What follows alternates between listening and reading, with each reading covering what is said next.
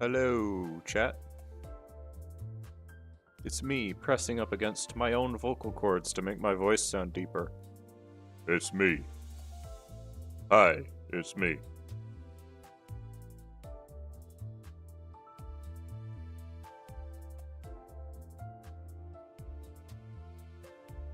Pop pop.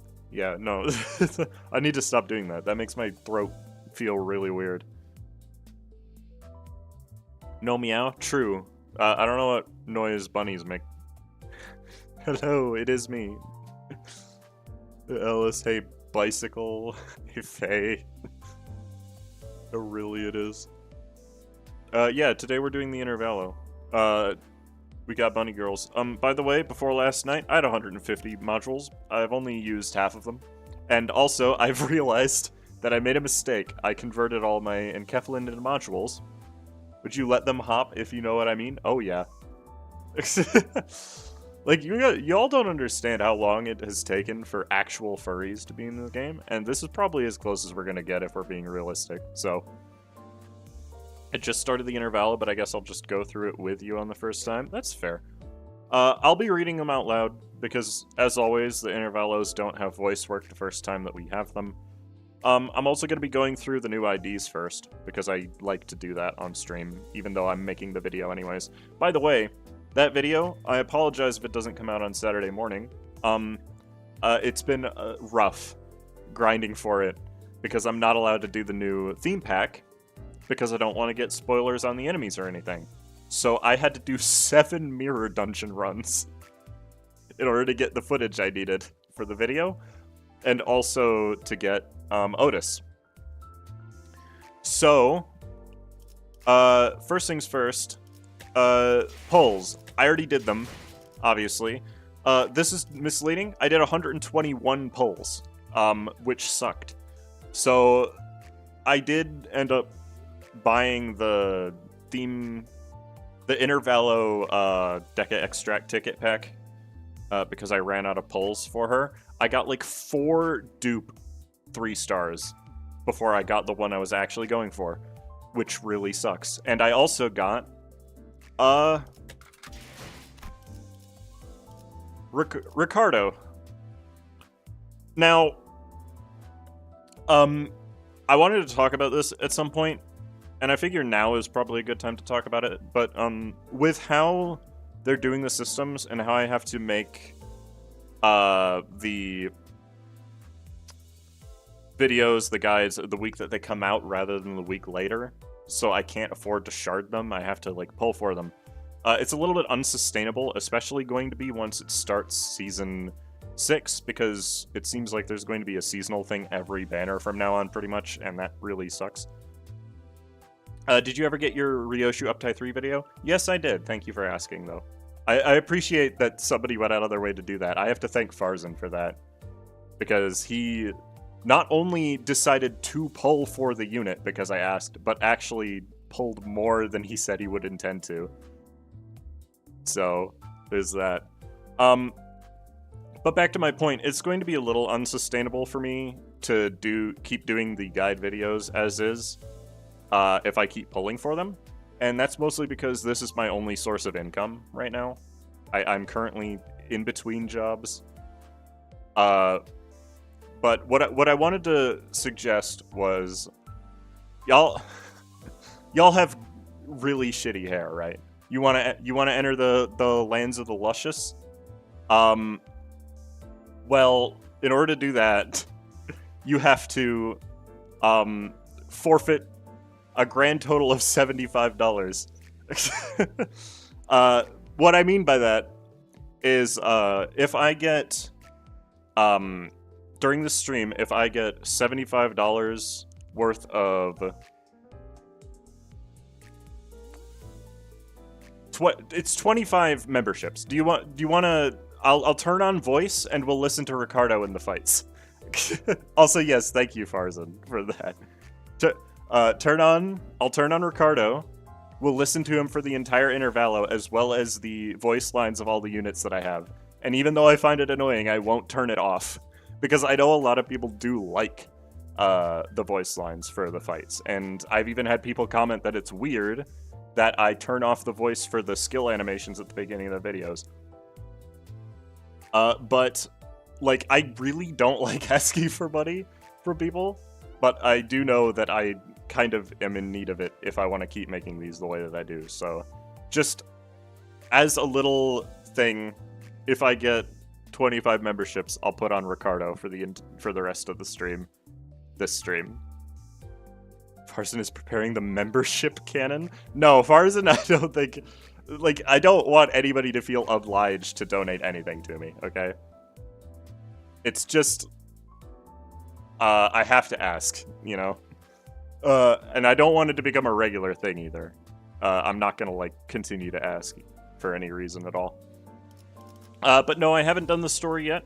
Now that that's out of the way, let us get out. I don't know how to get out of this menu. Let's go over the new IDs, because they're pretty cool. Starting with Haisho Pack Mao Branch Ryoshu. This is the Clasher, also the Hopper, and the Jumper. So the way that these IDs work is that all of their important conditionals are based on speed, and then they've also got a coin power conditional based on Rupture. Yeah, I know, right? I don't want to spend paid lunacy on them. But I got this one from pulling, so I mean, I have it. I might as well, right? You can't see her stats behind me because I am too big. And that's going to continue to be the case because I want to be on screen. Anyways, this ID is very, very powerful. For skills, first off, the way these want to work, they want to have 10 speed as often as possible. So to start a fight, if you don't have a skill 3 in the bottom slot, you use the counter every single time, so you can gain Strider. And whenever you don't have Strider, you try to get Strider, because Strider is 5 haste every turn. And that is an insane amount of haste for a clashable counter that rolls 5 to 13 by default. It's also Rupture Count Positive and Gluttony, which is really powerful. Skill 1, Blink Step, one of the most powerful skill 1s in the entire game. Without question, because of the reuse. This reuse at full conditionals rolls 21. Feels so good to be right on Deathrite. Listen, Ricky. Okay, we'll get to it in a second. I didn't know that this was how they were going to make it work. But yeah, you've got a coin power based on speed, a coin power based on Rupture, and it's on use, so even if you eat all of your Rupture count, you still get the coin power. A Rupture count on Clash Win, and another Rupture count on hit, and another Rupture count on the reuse hit. It's just kind of really easy to fulfill all these conditionals, even by herself. So it's like, yeah, this ID is cracked just by looking at this skill. Keep in mind, she's got more. Skill 2 is her worst skill. It's got a lot of damage conditionals, but doesn't reroll the coin. It also inflicts only a maximum of neutral Rupture count. And it does gain her 2 haste, so that 1 out of 4 chance that her speed is not 10 or up when at 5 haste becomes less of an issue. So that's nice. Yeah, double Gluttony defense in Rupture is insane, especially since they're clashable. And then skill 3, I'll gut you with a Curse Engraved Blade, is a 5 to 17 that can become a 5 to 26 thanks to its speed conditional giving up to 2 coin power. But the Rupture conditional is a lot harder to get. And the reason you don't get rid of this skill when you don't have Strider is because it also gives you Strider. It's also Rupture Count Positive by like 3. Because not only does you inflict 3 on like the first half, you also get Deathrite, and if you're at 10 plus speed, this just makes the skill neutral from then on. Guarantees a Gluttony burst when the reuse happens, and the reuse also resets Deathrite. Deathrite is like Echoes of the Manor. Whenever you inflict it, its stack becomes 3. It doesn't gain 3 like other ones. Yes, I would. Her skill 2 is her weakest skill, but it is Gluttony. That's true. Yes, I would, of course, smash. Why wouldn't I? It's funny. And that's like everything. These 2 IDs are so good that they are literally some of the best generalists in the game, and in Rupture, they just become even better. So, like, actually insane. They're really frail, though. I'll say that much. That's like their big downside. Their passives are also super boring. Ryoshu's gives her 5% damage if she has Strider, and 5% more damage if the target has Deathrite, and that's all it does. It's like some of the least text on a passive we've had in a very long time. And I honestly think there's enough on her skills that she doesn't need a passive at all. Her support passive is really good, but let's be honest, you're bringing her in the team if she's on the setup. So, yeah, the 5 haste by itself makes them insane everywhere just because they'll be able to clash constantly. Now, I will say, Ryoshu has no ego that are synergistic, except for Red Eyes, an ego that I typically just don't even bother looking at, because usually Blind Obsession is better, due to wanting poise or wanting charge or something like that. But there's always a chance that the enemy is also fast, so inflicting bind is nice, and it also gives you inflicting bind on Clash Win. And you can inflict plus coin drop, and since this ID is all slash fragility is good. So, like, you feel this pretty easily. You do need to have an ID that has an envy skill in the team, though. So there's that. Now, I would call Haisho Pack Ryoshu one of the strongest IDs in the game. Without question. Even if you're not running a Rupture team, I think it's one of the strongest IDs in the game. However, because of the complete lack of synergistic ego, I would call her the worst of the two from this update, which is saying a lot, because this ID is insane. So now we get to move on to Haisho Pack Mao Branch Outis, who, I might point out, you can kind of see it, she's tied for the lowest defense level on an ID in the entire game at 47. AKA -3. That's not common. You usually don't get worse than -2. But this ID is almost exactly the same. First off, the counter is literally exactly the same, except it has 1 less coin power by default, which, you know. Skill 1 has a higher base roll but a lower coin roll. But aside from that, is almost the same. It doesn't inflict any Rupture count, but it still has the coin reuse, so it's still very good. Skill 2 is better than Ryoshu's because it can go Rupture count positive on unopposed attack. It still gains you haste, so you can still deal with the small chance that it's a 9 instead of a 10 speed once you have Strider. But aside from that, this skill is pretty good overall, even if it's not got the reroll. And skill 3, Cursorit Butcher Blade, first off, great name. What's that thing on the bottom left? That's me. Hi.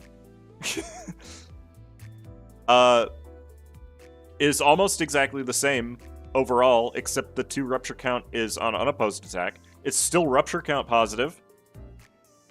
And the fact that she wants to go unopposed makes her functionally different from Ryoshu, even though their kits are incredibly similar.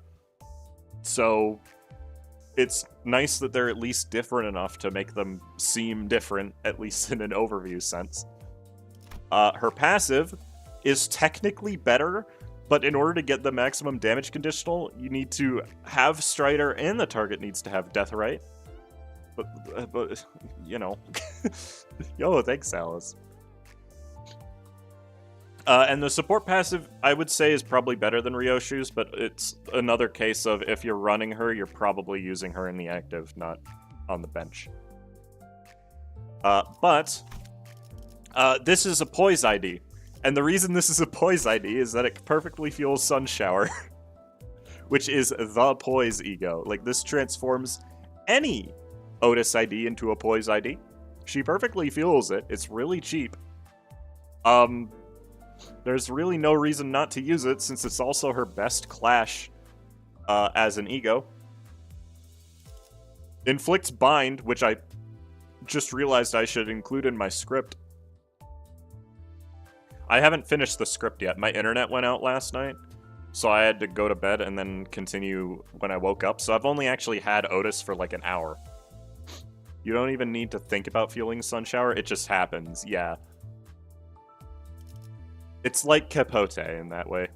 But also, Ebony Stem, oop, I don't want to unequip it, is a Rupture ego, rolls really high, 7 attack weight. The 2 new IDs combine to perfectly fuel it, because it's Gloom, Pride, Gluttony, Lust. The passive is crazy. That is every... You're reading that right. As long as you always hit heads, every skill is at least Rupture count positive, and also you inflict Bind. Most of her ego are Pierce, so the Pierce damage up still matters. And also, 2 Pathos Mathos is technically a Rupture ego. Yeah, it's not capped. That's Season 1 for you. Yeah, 2 Pathos Mathos is a Rupture skill.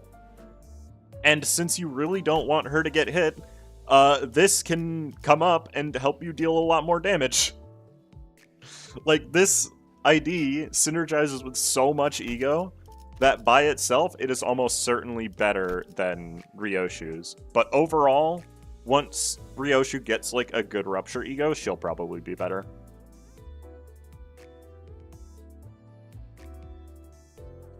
The Odyssey does have a purpose, it's true. Now, this is my Rupture team. This isn't a negotiable thing, chat. Okay? One thing that a Rupture team needs to be able to do is generate Wrath resources. Which means you have to run the Devyats. Or Heathcliff. But the reason you have to run them is because, with these new IDs, the strongest partner they have is W Corp Yi Sang. And the reason that W Corp Yi Sang is their strongest partner, and I just realized I don't have it equipped, is because of Crow's Eye View. The thing about the way Deathrite works, since you need to have 10 plus speed for it to do anything, the majority of Rupture units... No, I re-equipped it. The majority of Rupture units can't consistently get to 10 speed. Like, even the Devyats cap at like 10 or 11 most of the time, and that's not good enough to be able to take advantage of Deathrite. So, Crow's Eye View gives 3 haste to everybody,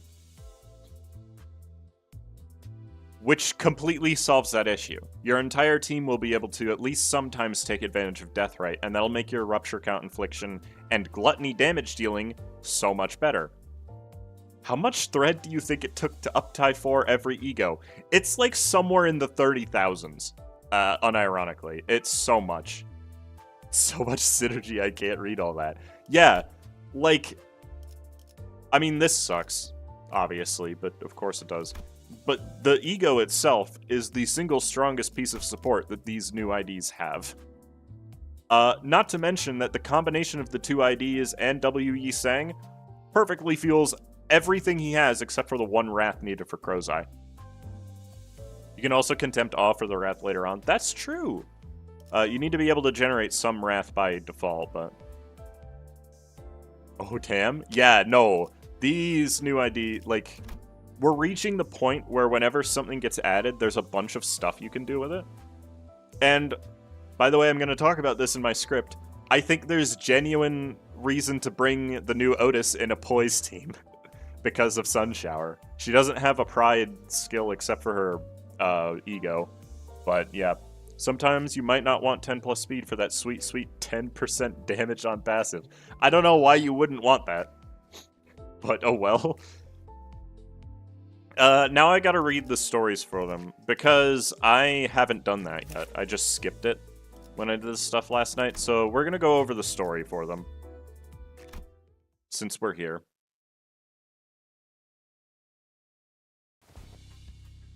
I will move over a little so that it is visible what they're saying.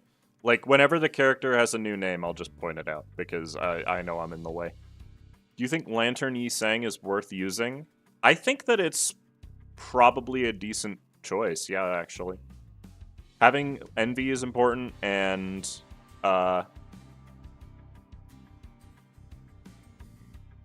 he's a Rupture ID, and he can bring Crow's Eye View, so yeah. Outis is more interesting. Well, I'll read her too. SHH. I doubt you're telling me to shush. Haven't I told you that your contractions are causing communication difficulties? I meant to say secret handover here. The child sighed deeply, frustrated at the other's lack of comprehension, and tossed a small piece of dried bamboo scroll at them. There was something scrawled on the scroll with a brush. Our next assignment, I see. Summarize it for me? I doubt there's anything more than another mindless slaughter. What's that? Perhaps the child's behavior was already infamous among them. The other beasts of the Heisho pack have never met this child before, but they don't seem at all surprised by this child's apparent extra-mission obsession with finding entertainment in assassinations. In fact, they appear rather fascinated as the child continues to draw something on her own bamboo scroll. None of your business. The Heisho goes back to reading the mission scroll without question, a silent accord. While the other one reads and summarizes the mission scroll, let's see what this child is writing. How unbelievably dull. It is somehow more entertaining to write a record about myself. No one will be reading this art, but one day, perhaps my future self shall read it to look back and reminisce. Let's describe the stage. I am surrounded by a mountain of bodies, everything around me marred and gory, scarred by cuts, drowned in guts. Yo, thanks for the $2, Coffee. I appreciate it. I can't like a donation after I heart it. It's weird. That rhymes. What? Nothing. I should make a record of this before my memories grow faint. Yes, suddenly one moment, I had become a beast. Excuse me? I thought that was Gregor. I'm certain there were moments lost to the fog that could have become radiant masterpieces, yet all have been burned away, to my chagrin. I have memories of having served a lord once, yet it was not like this, maybe. I don't care for my current lord, anyway. Well, like always, the only change is the hand that holds the leash. Only follow the tug of the leash and cut down whomever, whatever lies in the path. That was today, and, well, that mission scroll won't have anything new. My only joy scavenged from the ephemeral moments of Blossom, no more. Ah, yes, I remember testing my strength against a different beast of the Heisho as well. There are 11 more branches to Heisho packs other than us hares, after all. Pardon me? That's a lot. Perhaps my present lord was in conflict with another. Not that I'm complaining. I'd love for the lord to keep making new enemies like a little bitch. At least that will bring me a scintilla of joy. I wonder, what if my current lord feuds with my former lord? It would make for a tired old cliché, but experiencing it firsthand could also... Hey. You're intent on ruining my fun tonight. This better be important. The child glared at the other beast as though she was ready to stab them with her brush, but... they only returned her a cold glare, wagging the mission scroll in her face. Time to hop onto our next job, that's all. The child wished to record a scene of her fights, perhaps. As beasts of the Heisho pack have no need for unnecessary recollections, the memories can wither away at any moment. How many animals are part of the Chinese zodiac? Oh, it's 12, I think. I'm pretty sure it's 12 anyway. It might be 16. It's one of those two numbers. I took a couple Chinese classes when I was in school. But having the time to write anything at all was a luxury these missions could not provide. Beasts of the Heisho pack are here. They sent the Mao branch? But maybe we can get a first-hand account this time. Oh. Her eyes widened slightly, becoming oval-shaped. Then her lips curl upward, noticing something that caught her interest. You're wearing a nice fabric. Haven't I seen it somewhere before? Wait, you're... Me? I'm Ryo... Get your shit together. We're hares. We don't ask each other questions. We do not know where we each reside. But once called to a mission, we gather and become a husk of hares. Together, we complete the mission and scatter once more.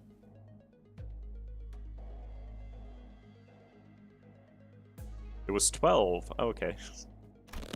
Damn it. If only I still had Heisho packs of my own. I shouldn't have made that stupid bet. I shouldn't have wagered my own beasts. The Mao branch was mine. Aha. The child lets out a brief cry of what sounded like joy, realizing that it was that has been tickling her mind this whole time. What it was. Sorry, I misread that. I remember now, from my passing memory. So maybe this one's one of my past lords. This cliché is playing a bit too safe. Wait, if we know each other. Huh, no she doesn't. The target crawled towards the child, about to bleed at her feet, but the other beast stepped in. They knew that this child wasn't stupid enough to jeopardize his mission, but a Heisho has a line they mustn't cross. We don't need to know, nor should we know, who you are. We are but beasts, our fur black as midnight. We do not remember the faces of those who must be forgotten. Yes, of course. Surprisingly, the child does not appear to be upset by this sudden interjection. In fact, she appears rather content by this turn of events. Yes, so that's what it's been building up to. We splatter before we scatter. She could see it already, the cliched scene rising to its climax for the one-liner for her to finish off this scene. Really? Okay. Never should have trusted a beast that is black of fur, right? And that is why she laughs with such joy.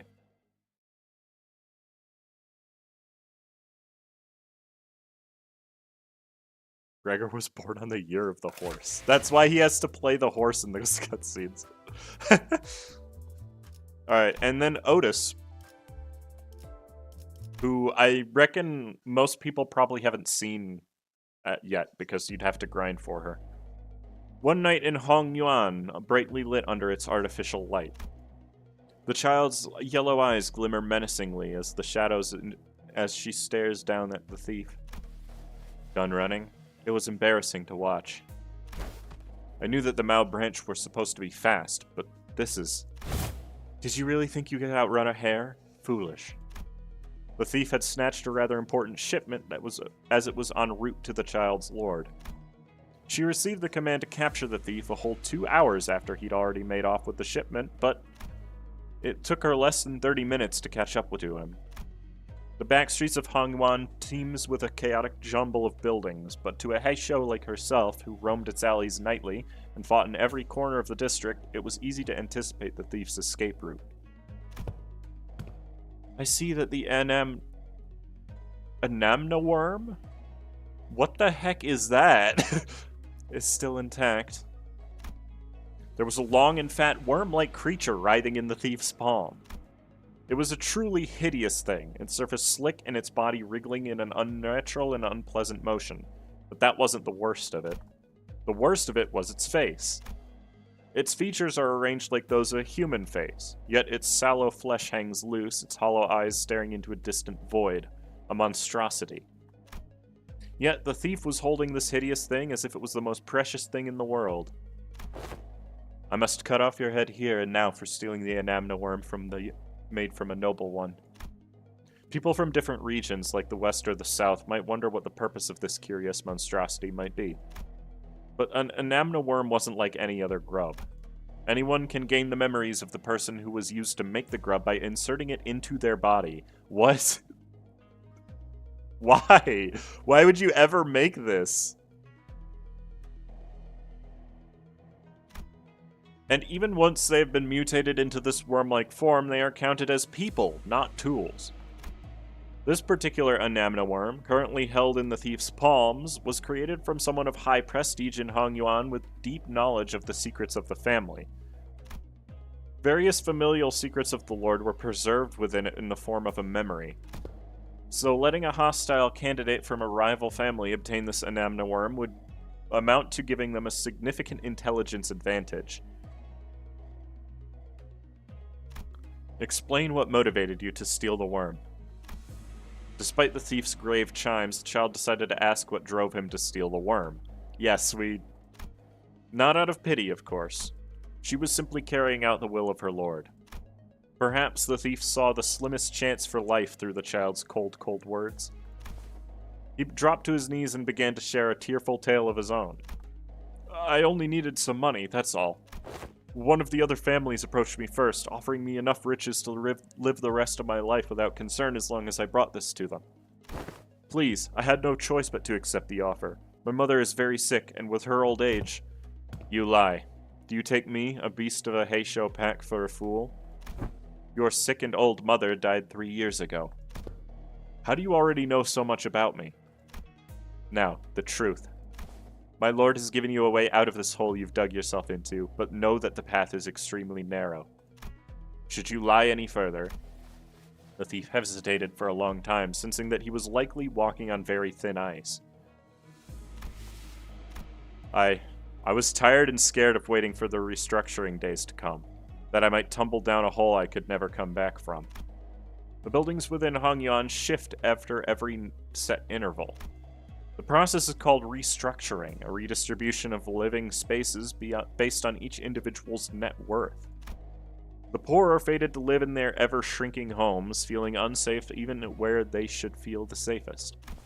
It is unfortunate, yes, but to the child, a beast of the Heisho pack, it mattered very little. So it was greed after all. If that's all there was to it, then we have nothing more to discuss. Take a single step, or if I see signs of your heels transforming, I'm inserting the anemone worm into my ear. You must have a death wish. Those memories aren't for the faint of heart. Besides... Wait, stop! No, we've talked enough. The sword hanging from the child's back began to shimmer with a sinister glow. The glyphs were inscribed onto the sword using Q-Corp's technology, and they activate and bestow power when a specific trigger is met. Okay. We're just getting information about a ton of stuff, huh? And for the mission, the condition was the Anamnoworm thief refusing her lord's mercy. Oh, so if he just gave it back and apologized, she would have let him live? Okay, great. The child unsheathes her sword, and her feet begin to crack and mutate into a hare's reverse-jointed legs. She prepares to rush towards the thief. At this point, he realizes that his efforts were most likely for nothing, but as a last-ditch effort, he leaped backward and... Ah, damn it! Hurriedly shoved the anemone worm into his ear. Ugh. You could try inserting the anemone worm into your body, but I can get it back fully intact as long as I cut you down immediately. You seem to have missed that part. The child, who leaped forward in an explosive burst of speed, had killed the thief before he even had a chance to let out his final cry. Normally, if one lingers too much after inserting the anemone worm into their body, the grub would assimilate with the host, unable to be removed until the conditions prescribed upon its creation were met. But the child managed to retrieve it without much trouble by killing the thief before the assimilation began. My next mission. The night is yet young for the child. There were more missions for her on the horizon. To live in Hongyuan is to be mired in a constant vortex of dark conspiracies and battles, and as a beast of the Heisho pack, the child would have no rest and continue to hop between mission after mission bestowed upon her by her lord. Alrighty then. Yeah, no, it's the first actual furries of the game, which is good, because they needed to do that eventually. Anyways. Let's go. I haven't seen anything from the event yet, so I am curious as to why Ricardo was the announcer they decided to give us. I'm supposing we'll find out. View the first event story stage to unlock? Huh? Okay.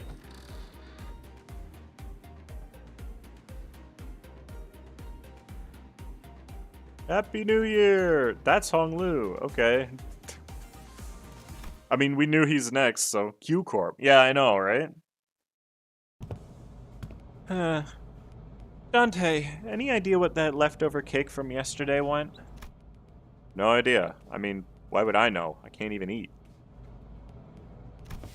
Darn, did Donkey already get her paws on him? Rhodia rubbed her tired eyes, muttered something about how we should have partied in her room instead, and stumbled into the back door.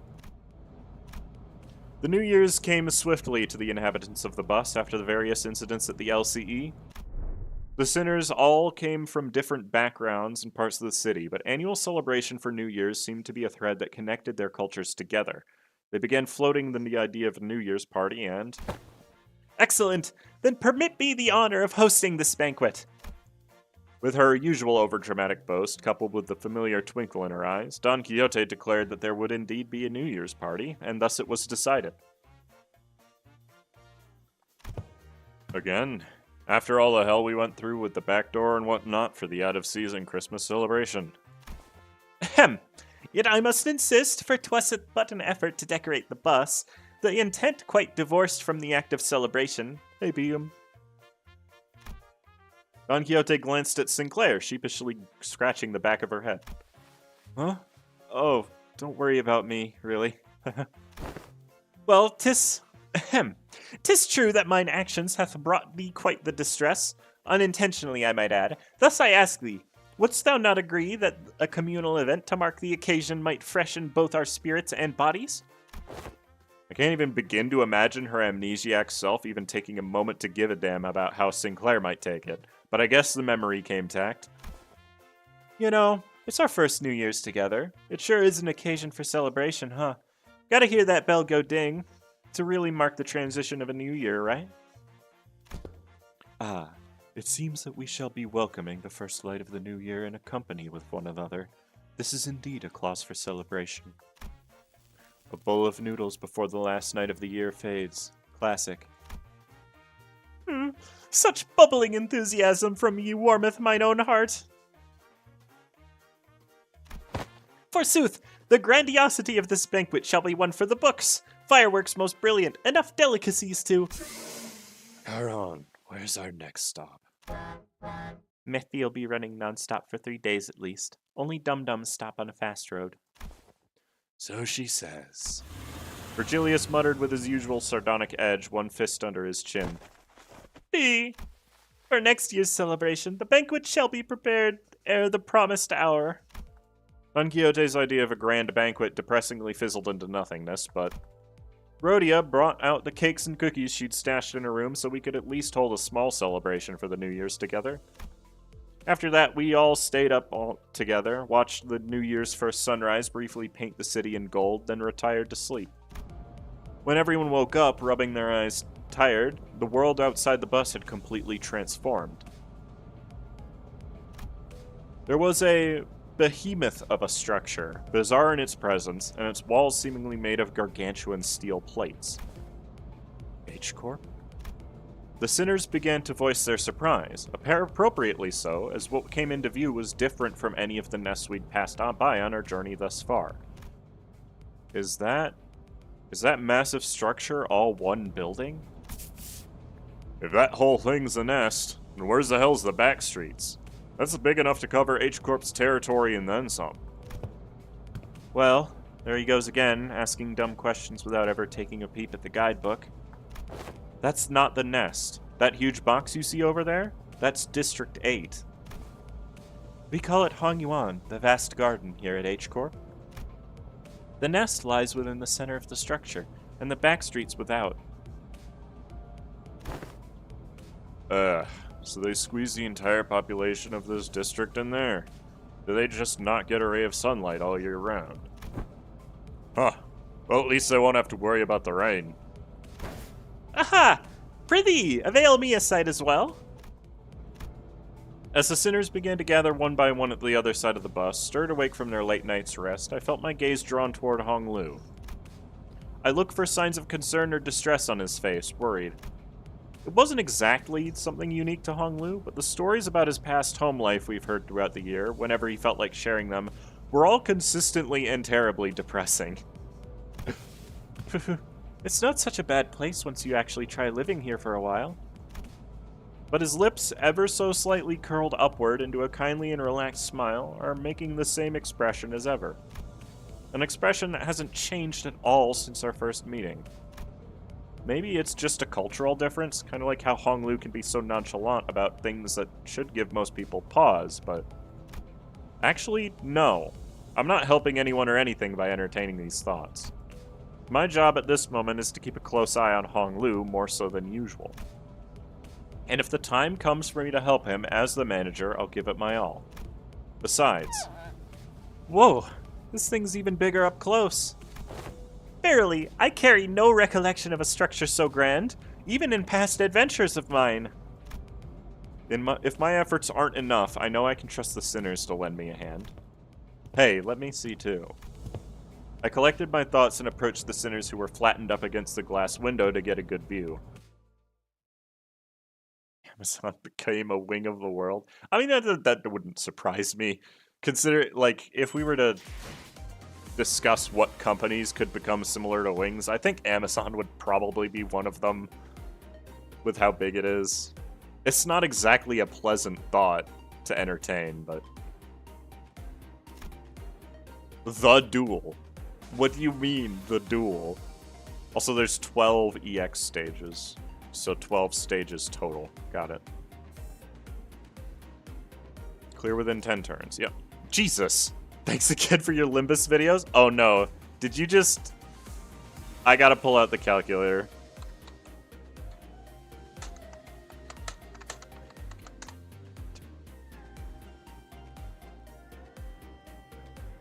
Thank you for the $50. Geronimo. Well. Hang on. You weren't even here for this part. But, you just fulfilled the conditions of my bribe earlier. One limbillion unknown currency. It's like $50. Devyat is like FedEx? That's true. Yu-Gi-Oh! Why did you just show Yu-Gi-Oh? Oh, because the duel. I appreciate it, though. Thank you very much, Geronimo. 1 second. I have a ping that I need to get rid of. There we go.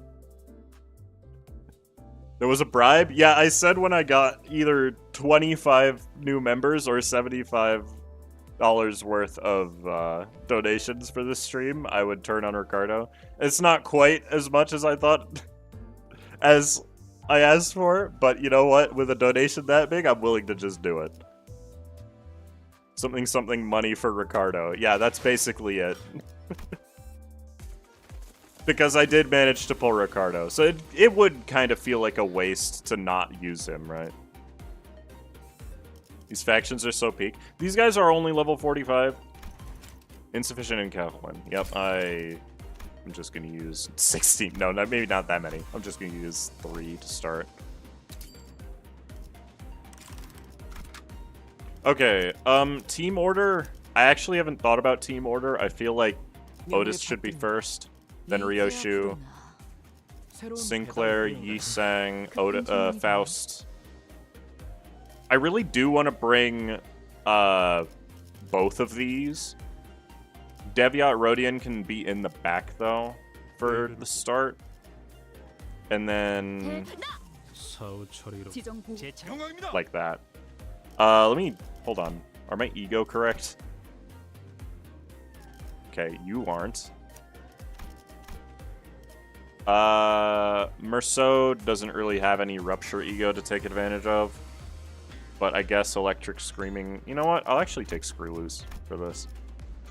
Lasso Effervescent, yeah. Lasso Fluid Sac, yeah.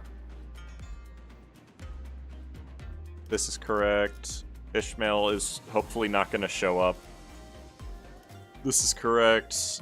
This is correct. And then this is always... Okay. We've got our ego set up now.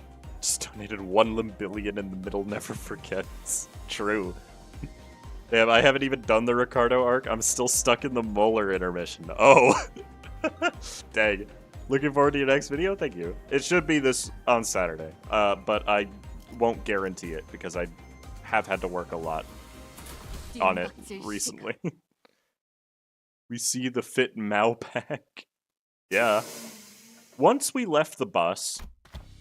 Oh man, can't believe we had to get off the bus here. We have to make a formal complaint against H-Corp for this crap. What the hell were they thinking, doing shoddy constructions work over at the entrance of the highway that leads straight to the nest? Any causes there may be to such construction projects yet. Perhaps an early warning sign ere our approach to the site would have been a sensible Were it not for young Huron's most violent drifting, I shudder to even imagine the terrible possibilities. It would have been a most awful end to an adventure. Do not pick Nocturnal Sweeping floor 6 and upper. You are going to have a very bad time. Well, I actually didn't pick it at all, and I don't play past floor 10 anymore since I got all the floor 6 plus achievements already. It's no surprise that the sinners all had a piece of their mind to speak. As we drove up to the entryway, we unexpectedly came across a mess of badly put-together steel plates blocking our path in the middle of the road. Middle? No. Karans quickly spun the bus around, which meant that everyone ended up being thrown around like ragdolls. Good thing there was another road off the highway that leads into the city, right? I bet Karan would have tried to reverse gear all the way back to the last interchange. I feel like that's...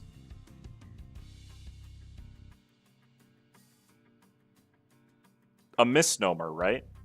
We were already in the city. It should say into the district, shouldn't it? But looks like we'll be going through all these winding alleyways to get to the nest.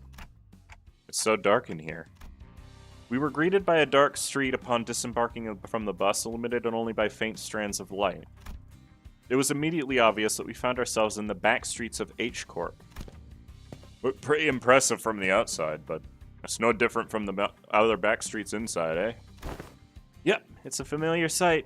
Gotta say, it's getting real old. Ryoshu and Bunny fit his peak. I agree.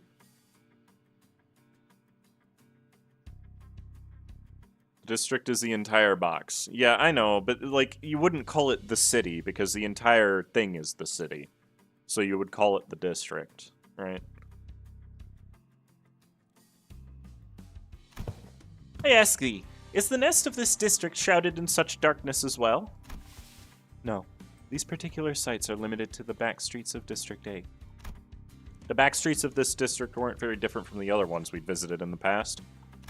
People hurrying through the streets as though they were being chased by something, people scowling and glaring at the ground with some sickness or discomfort, seems all too common in every corner of the city. How to know it's the backstreets? The place looks like shit, yeah. There was one thing about this place that stood out from the other districts, however. They're kind of reminding me of the former G-Corp soldiers back at District 4. What? What do you mean? You mean those fellows? The growths on their flesh appeared too organic to be prosthetics. Some of them had odd protrusions or nodules bulging from their skin as well. Not at all, Manager Bud. Look, they haven't at all mutated in the same pattern, like into an insectoid form, for example. Well, I guess I should commend you for not looking at them through a biased lens. You are observing the aftermath of District 8's distinctive method of treatment. Oh, so this is where the rumors about that bluish healing ointment came from, huh? Apparently they can cure any flesh wound after just one night dressed in bandages. That's... wait. Isn't K-Corp the doctors, though? It seems that certain misconceptions must be addressed. They are the variations of H-Corp's singularity, the bolus. The bolus?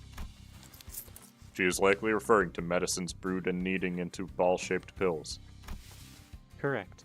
H-Corp, or the Hongyuan Bioengineering Group, mainly manufactures boluses that contain essence of treatments. The boluses may be taken orally, ground it with water or into a paste and applied directly to the affected area, or dissolved into water, soaked into bandages, and wrapped around the necessary area for treatment. Ah, I guess rumors transform as they travel. Oh, I see. I was just thinking about how they do things back at the K-Corp. The focus of K-Corp's technology is the reversal or recovery of one's conditions. Returning to the original state is the key word in their treatment. It is no rare sight to find unique techniques and technology developed independently by the inhabitants of the backstreets of District 8 using the manufactured boluses. The treatments are not individually customized from each patient. Instead, their focus is on selecting the appropriate technique from a myriad of choices to address the deficiencies in their statuses. Perhaps one could choose the words transformation or evolution as a more illustrative descriptor for their method of treatment. So, that's what counts as treated?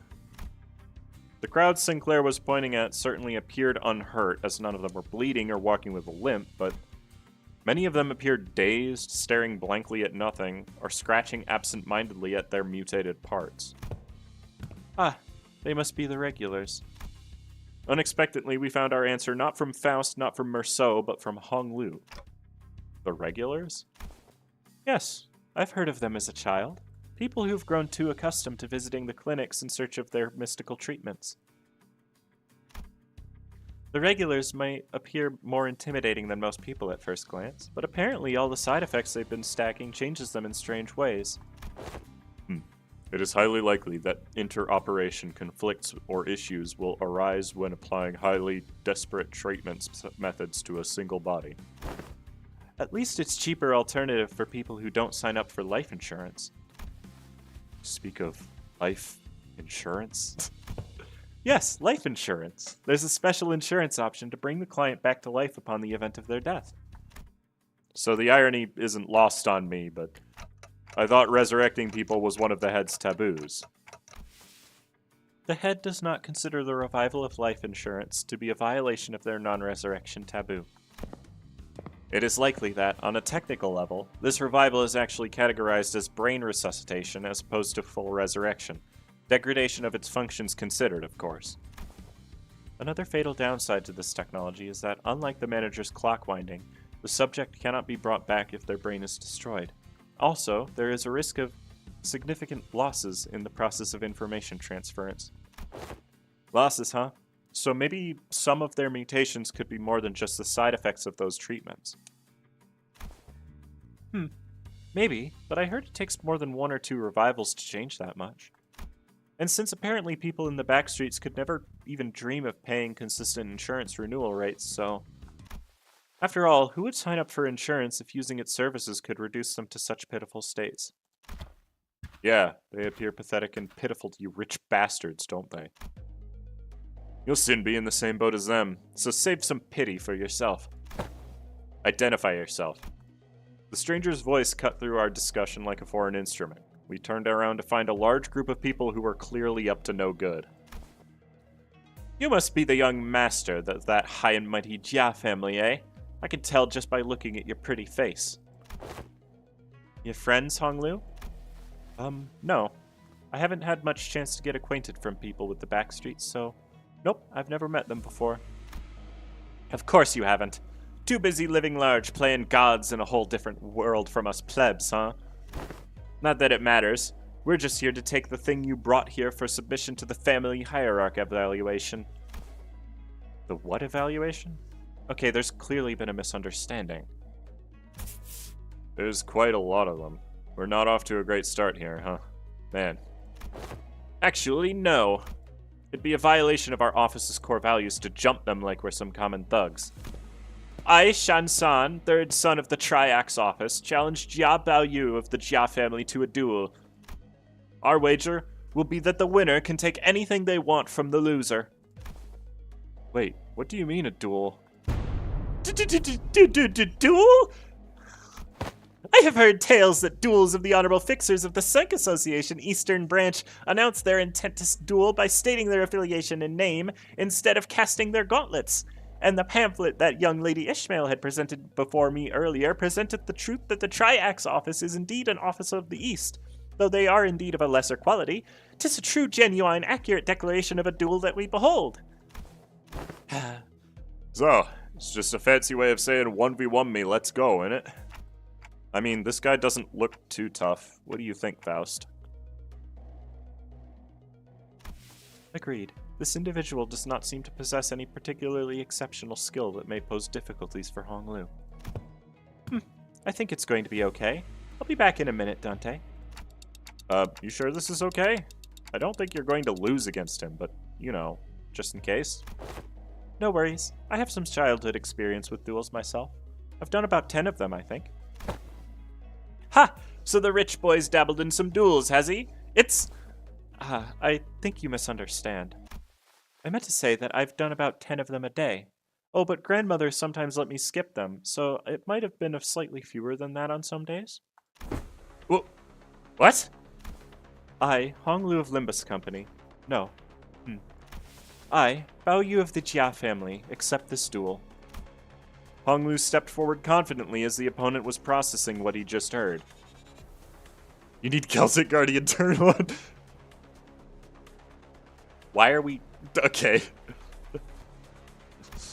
For a moment, Honglu stood there in a chance that did not express even a hint of aggression before curiously cocking his head to the side. Sorry, are we waiting for something? Oh, so I always let the opponent get the first 2 moves in a duels.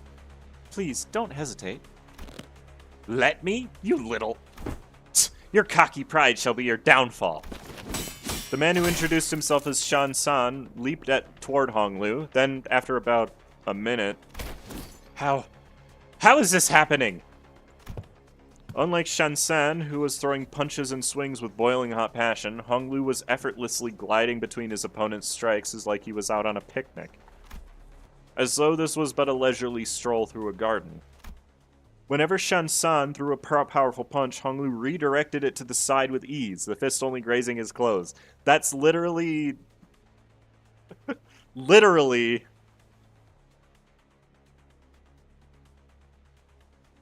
Kung Fu Hustle. They literally do that in that movie. Rat spotted. So true. The rat has red eyes. It's a blood fiend. We were mesmerized by the feathery light movements of his hands and feet that effortlessly glided through the air, until after one blink and you'll miss it moment, we realized that Shan-san was already face down on the ground, defeated. Oh, young Honglu, hast thou been concealing thy full strength in our presence? Oh, no, I wouldn't say that. I always put my all into every fight. Yet, to defeat this foe so soundly, to dance with such grace between your strikes is... 'Twas as though thou wert dueling someone whose skill was only measured against a child's. But most of our fights happen in environments with a lot of variables, and we usually fight against enemies with all kinds of unexpected weapons and powers.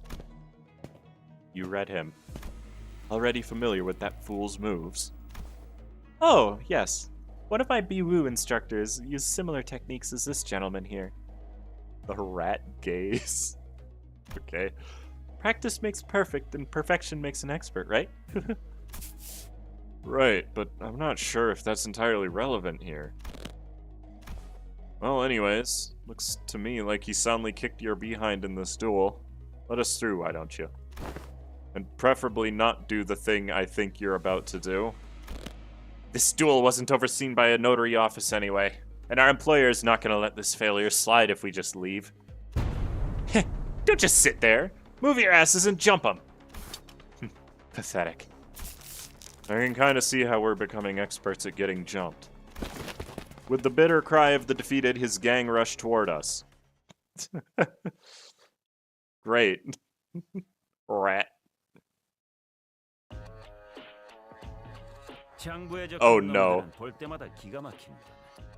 우리 중지가 엄지처럼 엄격한 것도 엄지처럼 이해할 수 없는 걸 요구하는 것도 아닌데 말이지. What? Is this hip-hop Eastern? Jeez. This is good music, though. Deceitful triacs and awkward triacs. They're bleed. Why are they bleed? Oh my goodness, that is a lot of effects. So don't lose a clash to them is what it looks like, really. Passives on clash win, gain 2... Oh, really don't lose a clash against them. Okay. Acceptable.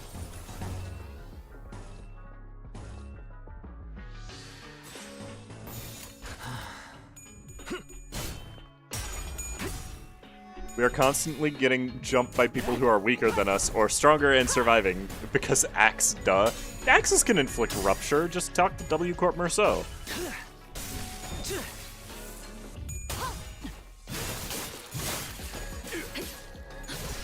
Also, if Shansan shows up in the fight and isn't on low HP, I'm gonna be very disappointed. Oh, there's the big moves. Okay. How much speed do you have? 10? Outis. God dang it. Means I can't use her skill 3. Because she's not at high enough speed to take full advantage of it. They're level 45, hard to lose the clash. That's true. That's an energy axe, it isn't the same. But you understand that Merceau uses a bat with nails in it and inflicts Rupture, right? So I don't think that it being an axe would make any difference, personally. Okay, now she's fast enough. Let's obliterate everything.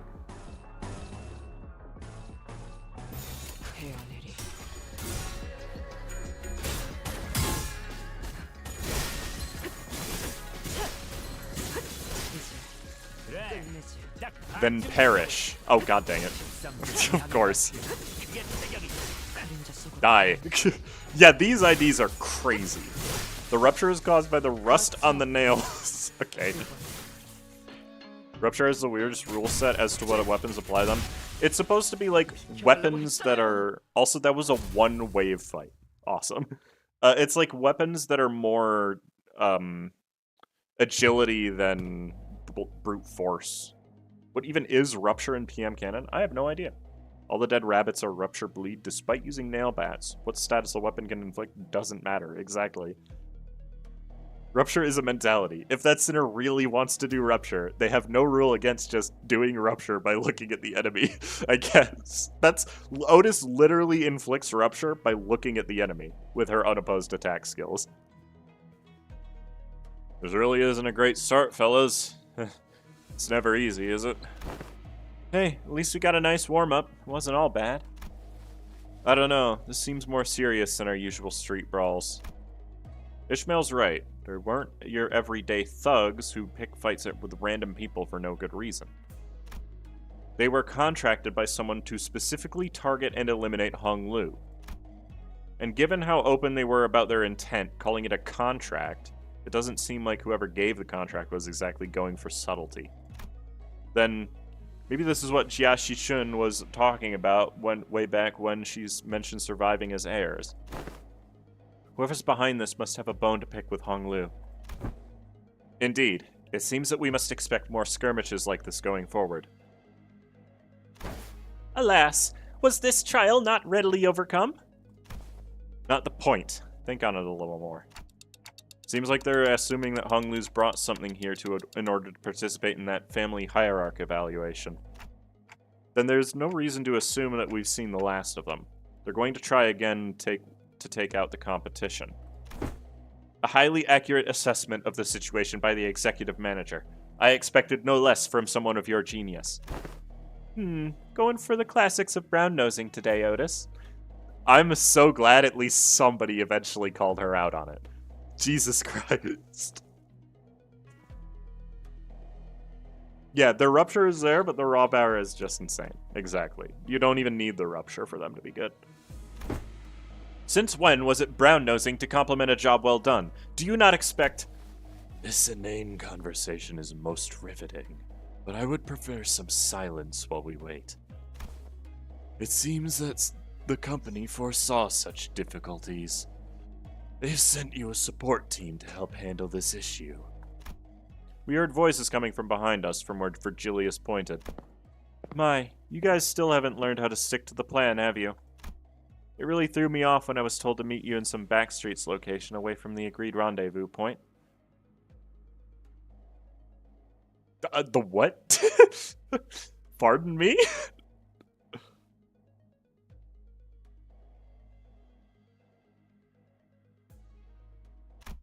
A familiar voice, a voice we could not forget. Been a while, everyone. Hi, I'm here too. We turned around to follow where the voice was coming from and recognized the two people we've been hoping to see again. I wasn't, but okay. How the heck is Sauda alive, by the way? 그림자가 그들을 덮었습니다. Also, wow, that's a lot of damage.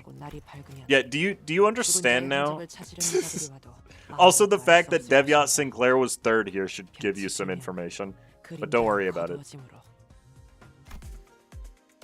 A guide.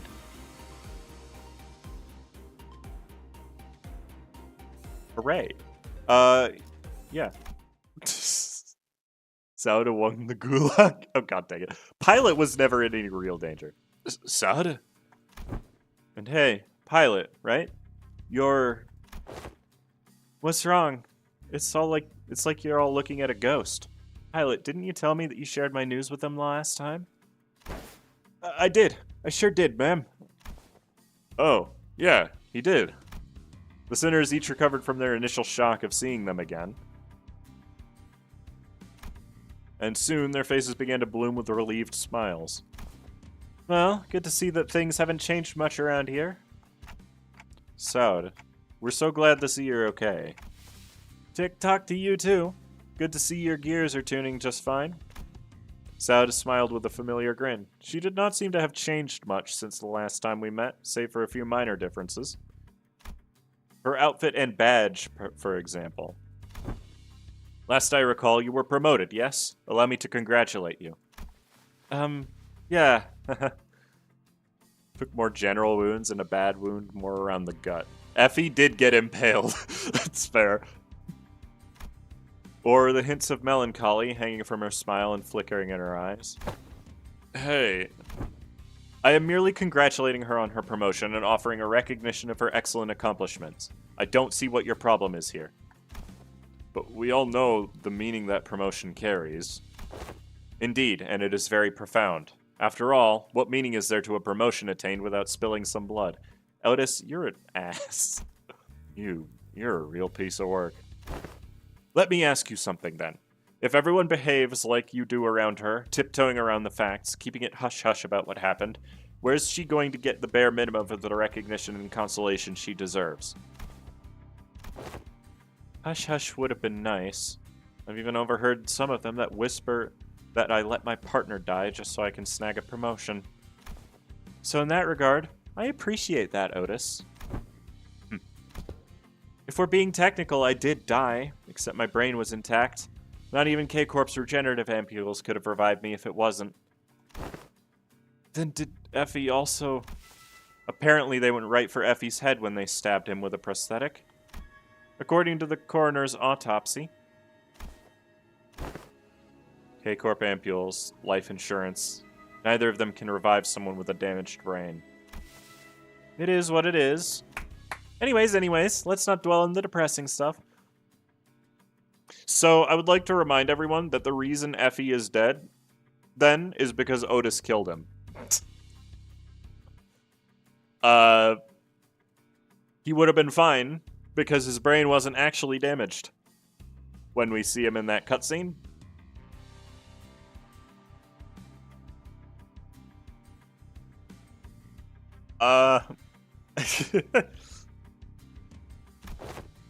We're here for work. Let's get some work done. So let's talk about work, okay? Pilot? Yes, ma'am. Well, let's see here. Coincidentally, I happen to make friends with a feller who has ties with the Jia family, so I brought him over. Hey, is that everything? Yes, sir. Briefing over. Just as everyone was reeling in stunned silence at the least informative, yet least helpful briefing we had ever had the displeasure of sitting through. Ishmael was the first to catch herself. She looked up at Saud. Saud, can we rely on you for some elaboration here? The briefing was a good demonstration of the necessity of educating the 5 W's and 1 H principle. Haha, looks like we'll have a lot to discuss once we get back, Pilot. Did I do something wrong? Shush. Pilot buddy, just stop. You're digging yourself a deeper hole with every word.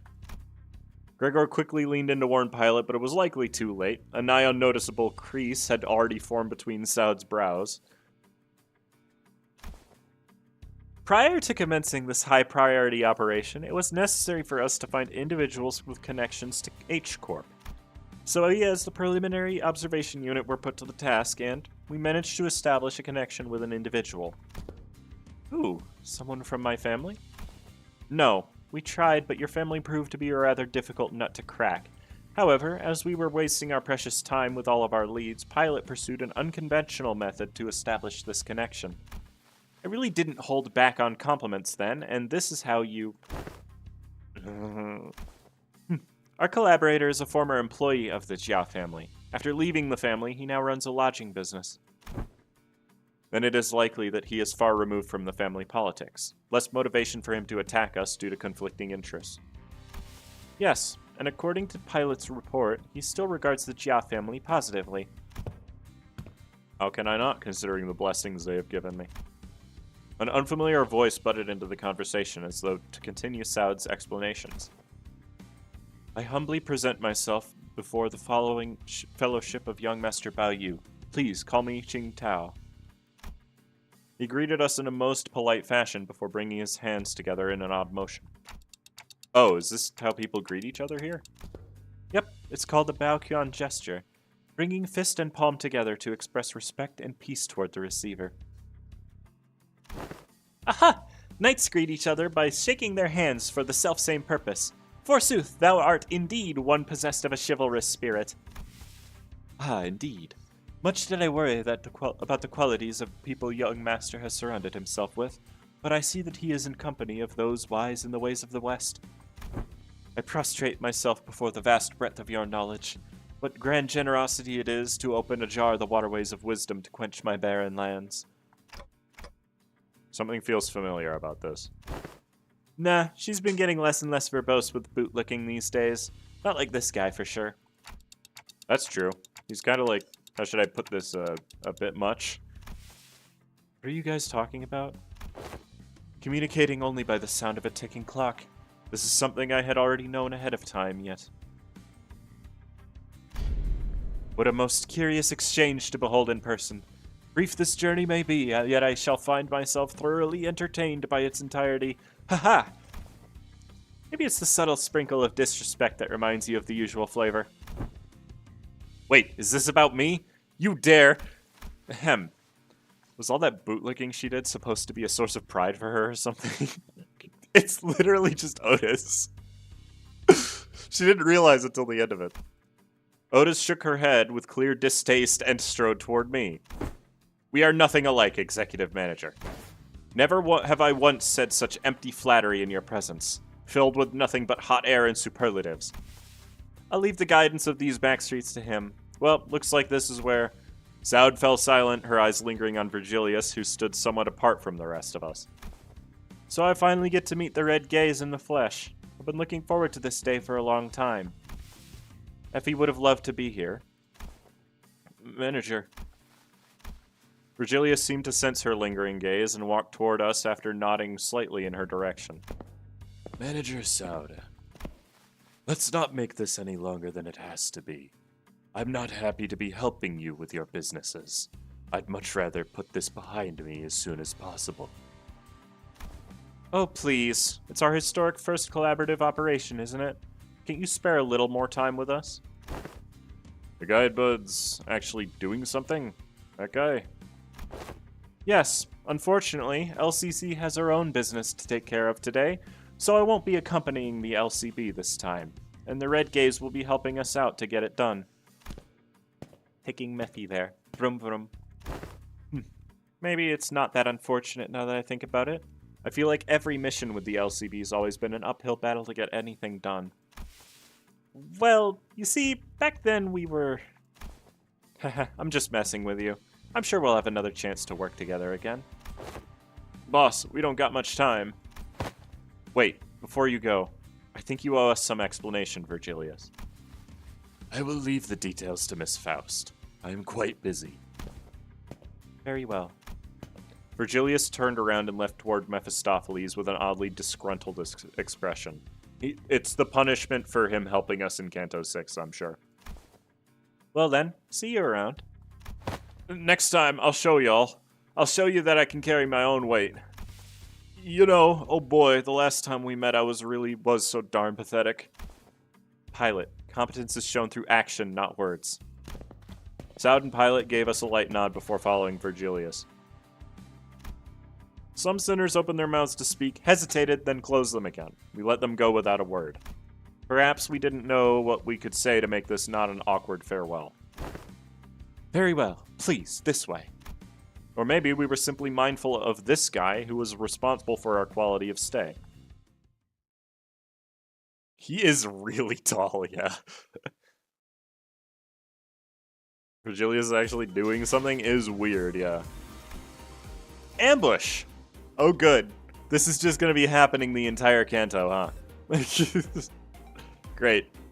Oh, and it's enemies we haven't seen before. Great. Cool.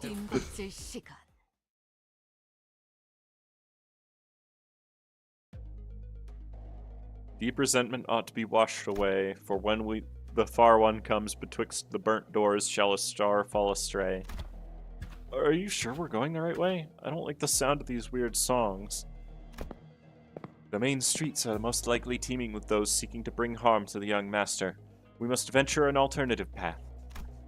And like you said, there weren't any skirmishes once we made it deeper into the dark alleyways. The look of foot traffic would normally be pretty unsettling, but I guess that's what we needed at this moment. As for the song, it's a song that's become rather popular in the backstreets in the recent months. The lyrics are pretty, ominous for a popular song. It is a song that spread through word of mouth. It sings of how the decimated Kong family... This is not a place to discuss such matters. I shall share the tale in a more appropriate setting later, should we come across it. Didn't know there was a song like that. Is this the first time you've heard of it too, Longlu? He's a posh git from a posh family. I doubt he's ever set his precious feet in the back streets, so it's no wonder he's never heard anything like it. I have been to the back streets before, but Heathcliff isn't wrong. I did spend most of my time in my room. That is precisely because you were the most treasured one of them all, young master. Much like how the jade of the greatest worth is to be cherished, prized, and hidden in the deepest depths of one's coffers where none shall reach. I'm like him. To a lesser degree, particularly as of late. So that guy used to work for the Jia family, huh? Do you know him, Longlu?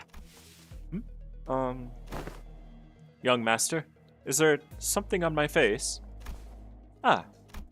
Honglu stopped himself as though a thought flashed in his head and glanced quietly in my direction. Then, it's nothing. Shall we continue walking down this road? So the answer is yes, but he doesn't want to tell us about it. She looks so disappointed in herself. Indeed, humble as I may be, I am very well versed in the roads of this area. Honglu shook his head at me as he casually changed the subject. It was as though he was trying to hide something we know from Qingtao. Should we be suspicious of something?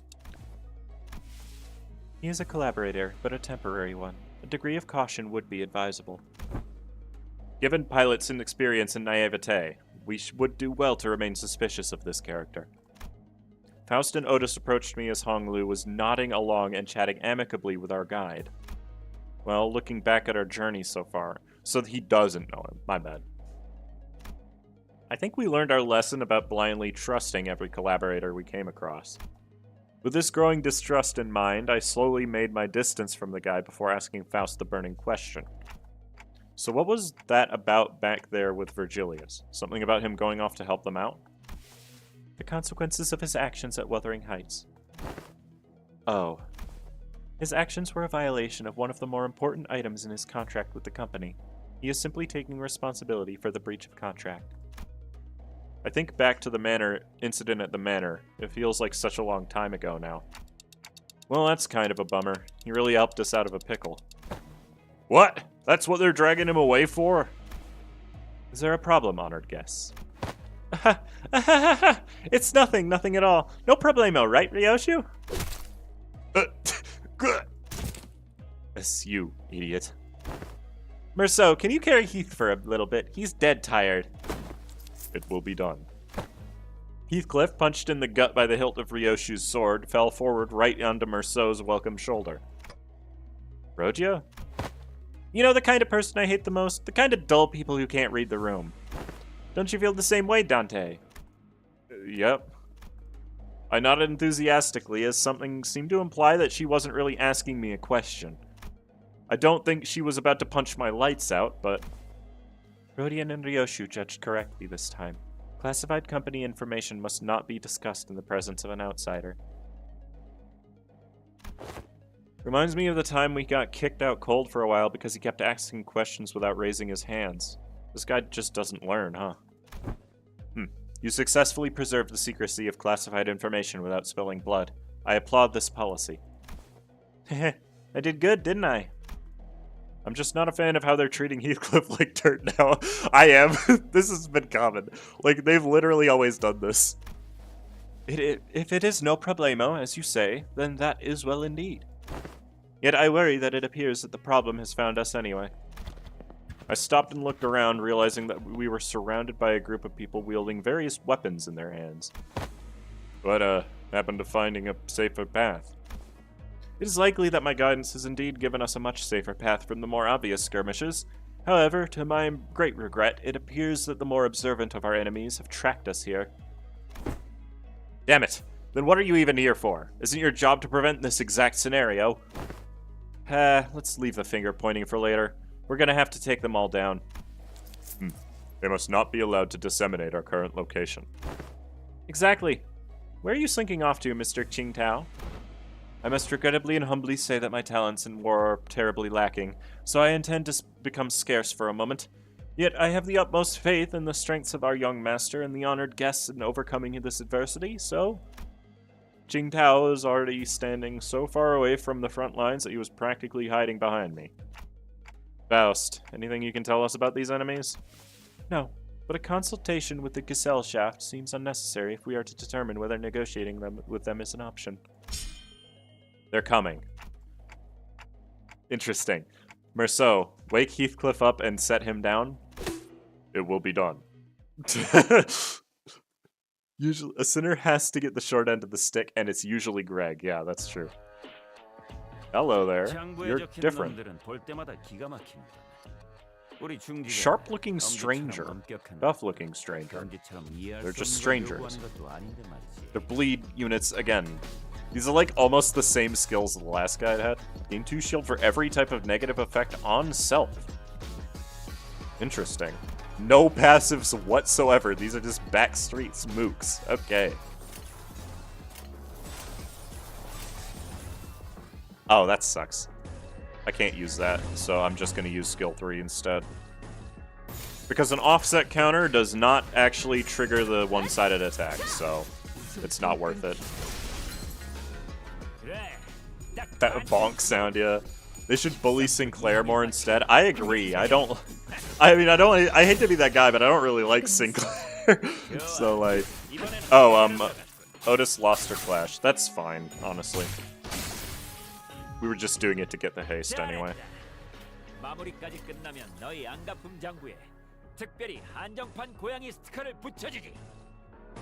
Boom. Get charged. You're not even clashing. Outis? Outis. Really? I guess all the coin power in the world doesn't matter if I don't hit heads, so... The heck is that sound? What am I listening to? Oh, it's Polonitsa. That's what it is. You're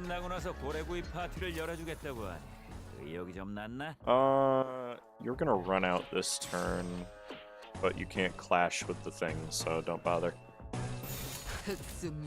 Limited edition kitty stickers. You gotta earn them. Okay, fair enough.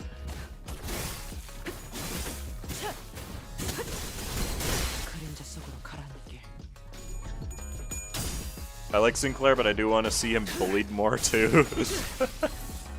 Bleed do be the effect that you can slap on pretty much anything. I know, but it's just like, you would expect there to be more variety in it. Since they started off with a completely different group of enemies, kinda.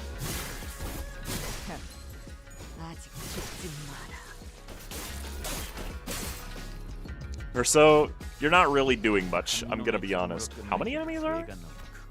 10, okay. That's not too bad.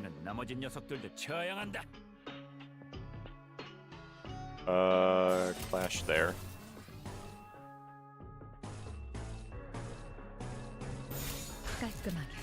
I'm a little low on skills at the moment, but I guess I didn't need to use that skill 3, but it's fine. Triax seems to be a gag enemy. Kinda... Oh, wait.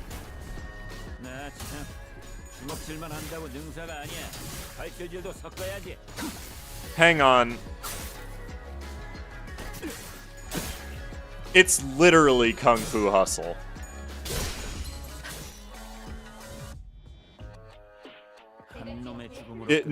I'm sure most people in chat haven't seen this movie because it's a pretty old movie. Kung Fu Hustle starts with the Axe Gang. And then I believe the next enemy encounter in the movie is against assassins. Like, I think it's literally parrying Kung Fu Hustle.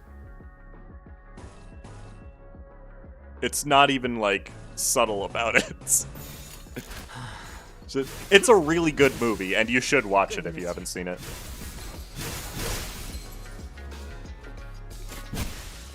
When's the frog guy showing up? Yeah, that's the question, right? Maybe next month. I don't think we're gonna see X-Gang in a Valpurgis Noct. We're a little bit past their difficulty ranking at the moment. I'm also just noticing that Merceau has yet to clash at all. He's just kind of not doing it. Which is, like, fine, but... When in Kung Fu Hustle do the lethal murder robots show up? Now that one, I admit, I don't think that's part of it. But sweepers aren't robots, so... Hostiles in the immediate vicinity have been eliminated. Our collaborator, who had been hiding far from the battle, quickly ran up to our side as soon as the fight ended. Are you unhurt, young master? Yep, I'm totally fine. Of course, our honored guest's martial skills were all exceptionally brilliant, but, young master, your light was the brightest even among the incandescent. This humble servant could not hold back his tears at this wondrous sight. To witness such excellent martial arts from none other than the young master himself. What an unexpected surprise.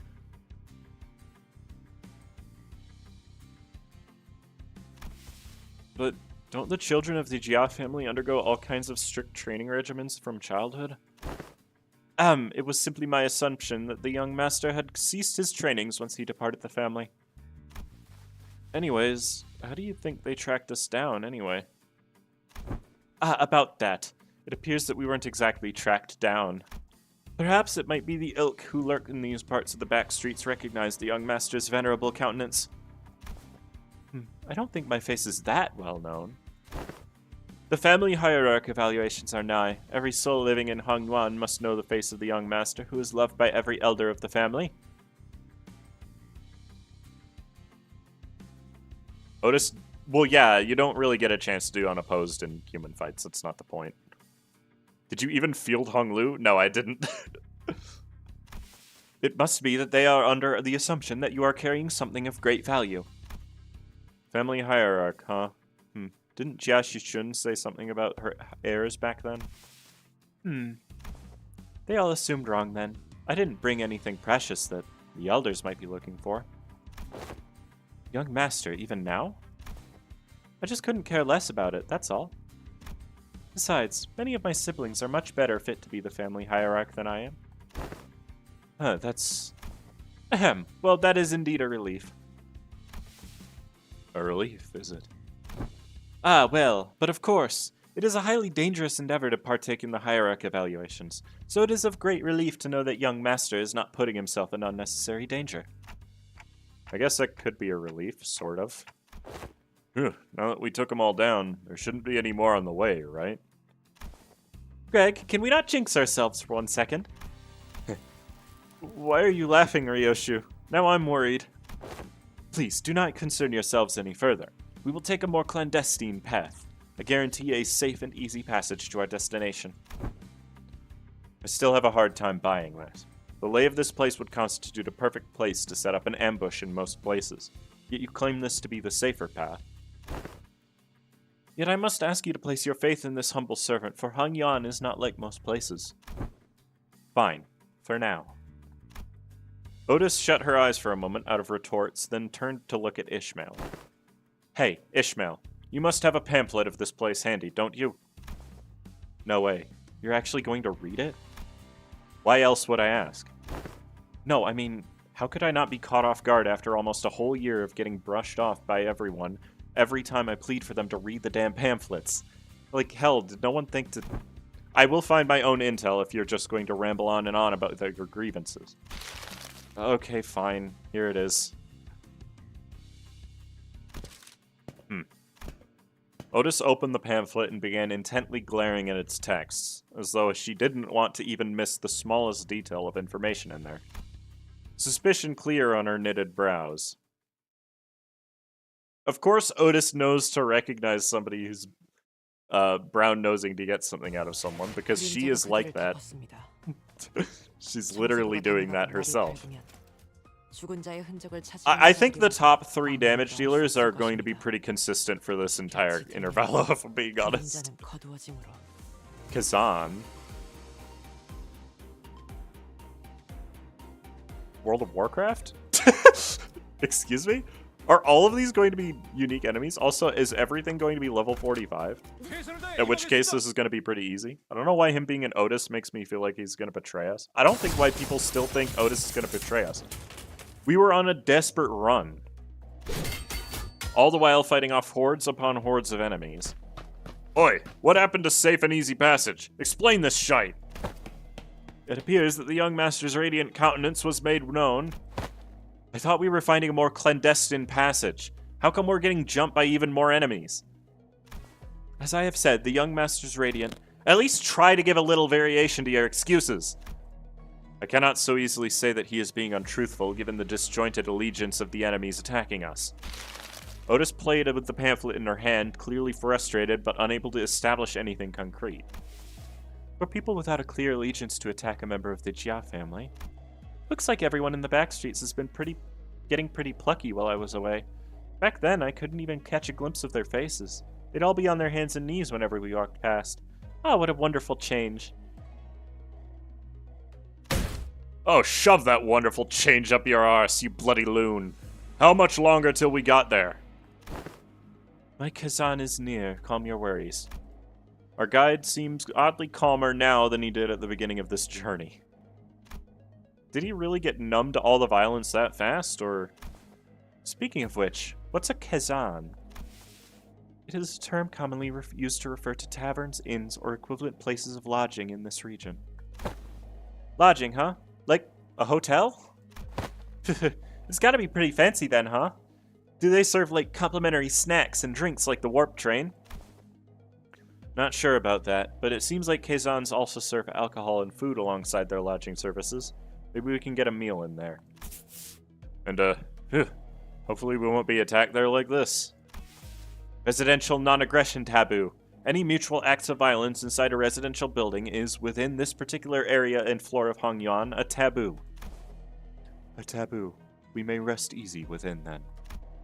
I saw Faust's eyebrows slightly twitch, as though she had just heard the most ridiculous thing, but I guess I'll ask her about it later. Phew, man. It is for some kind of family hierarch or family head selection contest. Why couldn't they save all this fighting until then? Because it would be too late.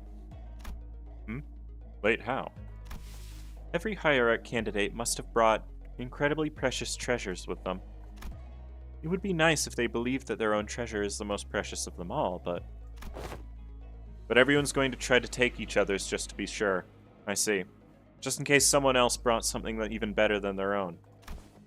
And might as well kill them too, for the sake of convenience.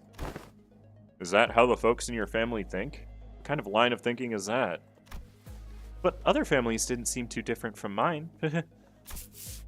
Damn. Deepest apologies for intruding upon this most enthralling conversation. However, we may be inviting even further trouble by dallying here. With that, the guide pulled out a watch to check the time.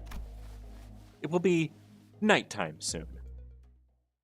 I love how the Chinese district started with a traffic accident to faulty construction, and the entire district is Kowloon Walled City. Real authentic stuff. Isn't China's the place where they have that 150-lane road that goes down to 2 lanes at the same interchange, right? I don't remember the city, but I know that's the country.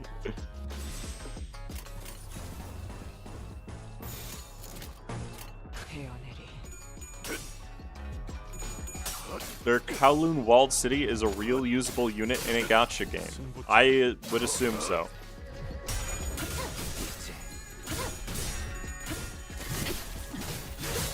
I believe it.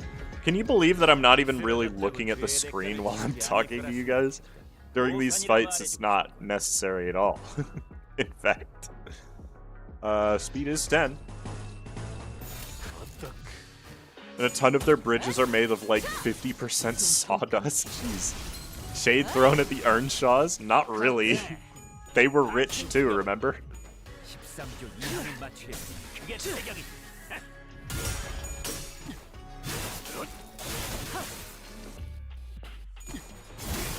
Oh. Sinclair losing a clash will not happen today. That's for sure. I'm thinking that maybe Deviat Rodian is probably better than Sync Merceau in this specific section, because these enemies are all weak to Slash, and he does Pierce. So it's probably better to have Rodian instead of Merceau.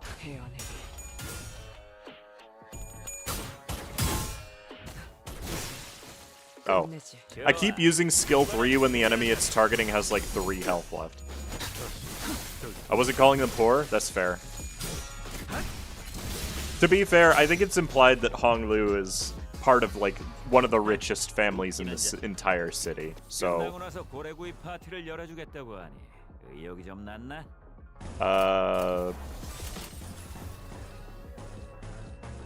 Oh, I'm about to hit these guys. Just love how our guide dude talks like a cultivation novel character. I actually genuinely don't know what cultivation novels are, to be fair. I've heard some people complain about them, like, it's kind of just like, every fight is hit the guy harder, and that's the solution, but... Just at Hindley jumping at the chance to kill Heathcliff? Oh, fair enough.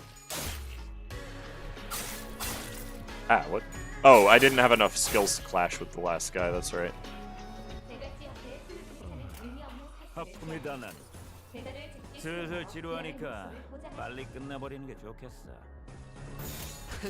I'm not even reading what Ricardo says most of the time, I'll be honest. I also like that the new IDs have special animations for their skill 3 when it gets ended prematurely. I love them. Some are really good, but others are hot garbage. It's a good time passer. Okay, fair enough. Enough Chinese web novel slop. I haven't read very many web novels at all, in fact. Now, here we are. Is this the place? After running through alleyway after alleyway, after turning corner after corner, we finally come across the site of several small buildings tightly built next to one another. At the center of them was a building lit with red lamps, adorned with a door plate with complicated-looking letters scribbled over it. This is shoddier than I expected. Hey, isn't this place a bit too trashy to house your precious young master? That is not our building. Please, look this way to see where our honored guests will be staying for the night. I knew it! I heard so much from Honglu about all the splendor, all the... Huh? We followed Qingtao's finger and arrived at a small warehouse of sorts, its exterior painted in black. That looks even smaller than Mephistopheles. Can we all even fit in there? Hey, this place looks trashy as heck, even for us, let alone your young master. This is the nearest Kazan we can afford to stay in, at least among the ones that I manage. Yet its location in the backstreets heavily limits the level of decency it can afford. My deepest and sincerest apologies, young master. Don't worry, we can't always sleep in decent places. It looks just fine for an overnight stay to me. Are you nuts? Can that thing even fit all of us in there? Much did I wish to guide the honored guests to the family mansion in Central Zone. However, at the time... Oh, the sweeping wave. Doesn't that start at 3:13 in the morning?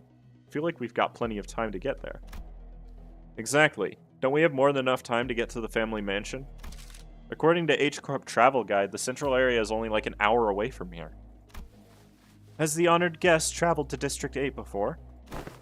Well, no. This is my first time here, but... Then one must ask how the honored guest could claim to have the full understanding of a place merely by flipping through a book when she hasn't had to contend with it in person. Innumerable unpredictable changes await in this teeming jungle of buildings.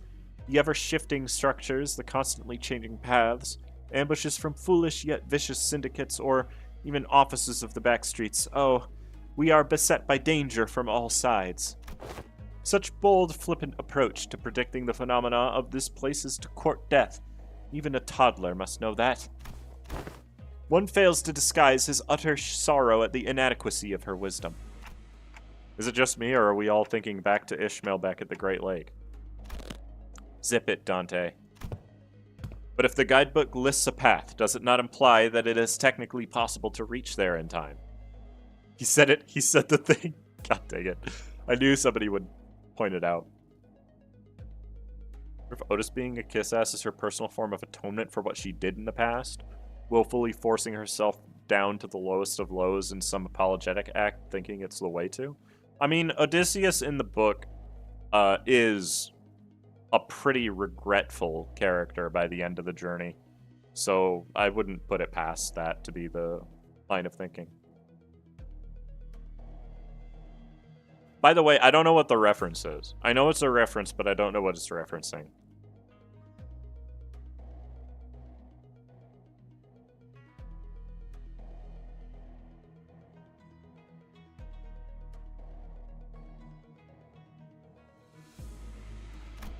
Outis suddenly took a step forward. In her hand was an H-Corp travel pamphlet that Ishmael was talking about.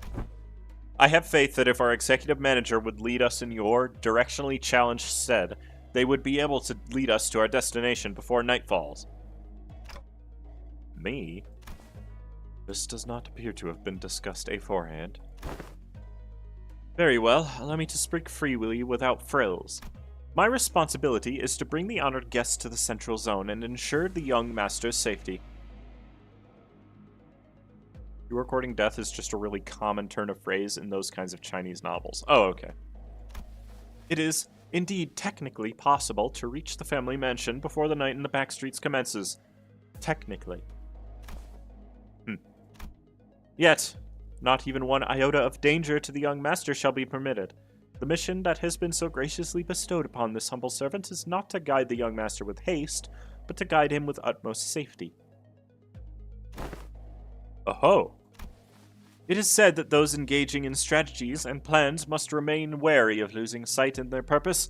To stubbornly forge on toward the family mansion in lieu of necessary intel to see when those mobs of assailants would end is to wrongly prioritize the journey over the destination. You. Oh, you. Wonderful. Truly impressive. You have all the qualities of someone I would trust with my life when devising a stratagem. This is the most fitting attitude for those who genuinely wish to be the best for those they serve. Really? You're just gonna start going along with him all of a sudden? I have misunderstood your intentions, truly. They sparked my ire by comparing some of your choice words with my very own. Yet now, my eyes have been opened to the honest loyalty that lies within your heart. Ha ha ha! This humble servant did not imagine even in his wildest dreams that there would be someone who understands the fathoms of his loyalty. It seems that young master has certainly gained an eye for allies and fellowships. This is a cause for much relief in my heart. Ha ha ha! Listen to him! This one knows how to jest! They're basically best buds now, huh? Ahem, I may have lost my cool for a moment there. Anyway, this man speaks true. It is highly likely that we would be exposed to attacks of similar nature were we to continue moving at this time. They do sound super passive-aggressive.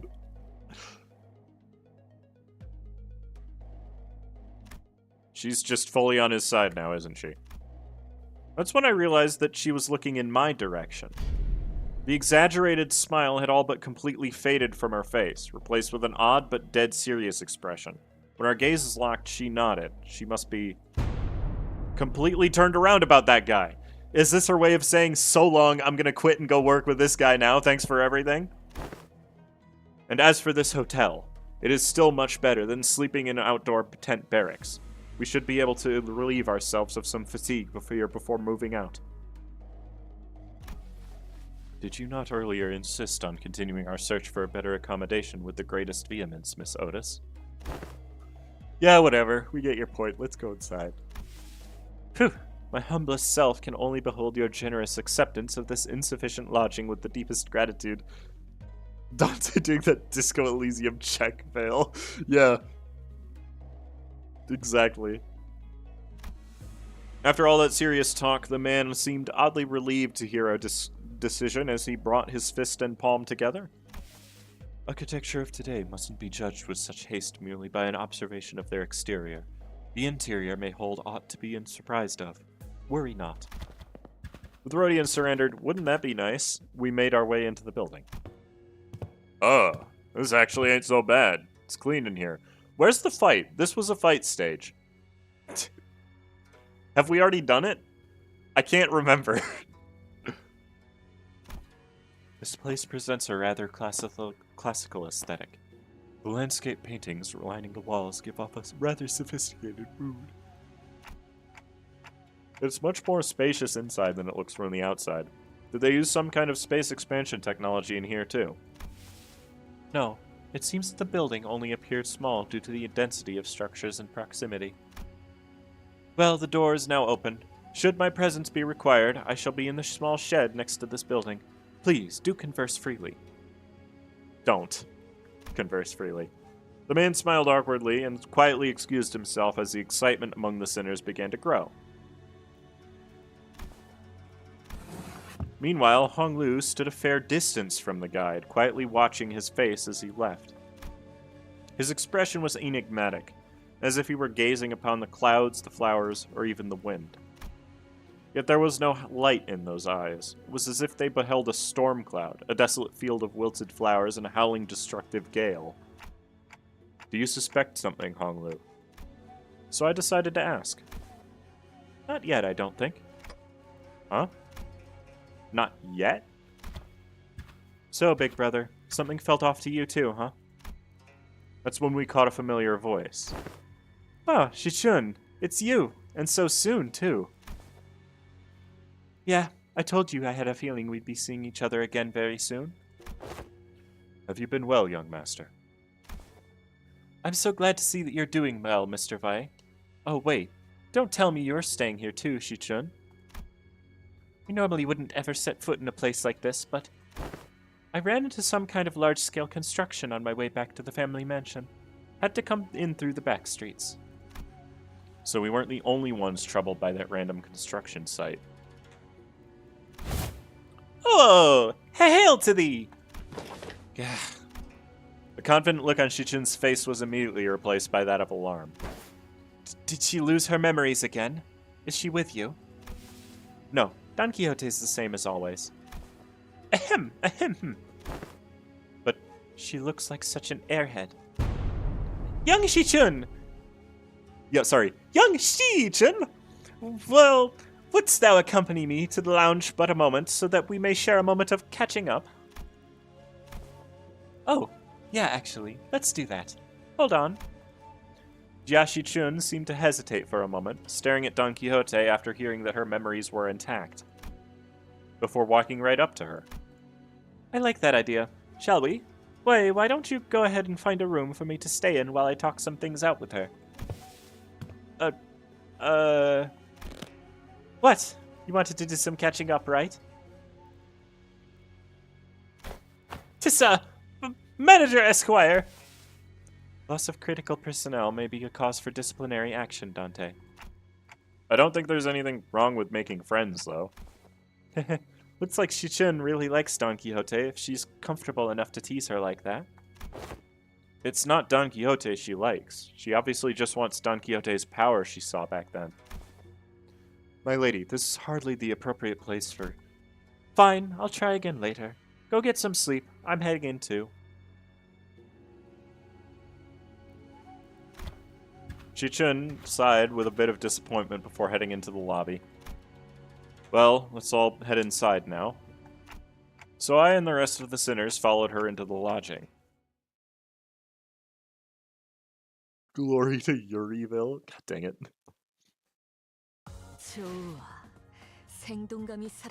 I don't ship anything, personally. Except Ryoshu with me. Sorry. No! He's not supposed to outdamage Sinclair by 1 point. That's unacceptable. He's supposed to be in the top 3 the entire stream. Okay, well. Suspicion. There are, like, not a lot of fights in this one so far. I'm not leaving Donclair agenda yet, but I'm writing it down in my book possibilities. Okay. What was that? Nothing. Everyone was busy looking around and commenting on various things in our lodging, but Sinclair appeared to be the most anxious of them all. Sinclair? Something in here stands out. Like, imagine an ideal picture... Did you call? God dang it. I missed that joke you sang. That's not what I was... I'm not... Anyway, am I the only one who feels like something stands out like a sore thumb from the whole picture? Oh yeah, glad you brought that up. I didn't say anything because I thought it was just me. Rogia. What's so off about this place? Isn't it obvious? Where'd all the complimentary snacks go? What's that weird mystery table at the center of this room?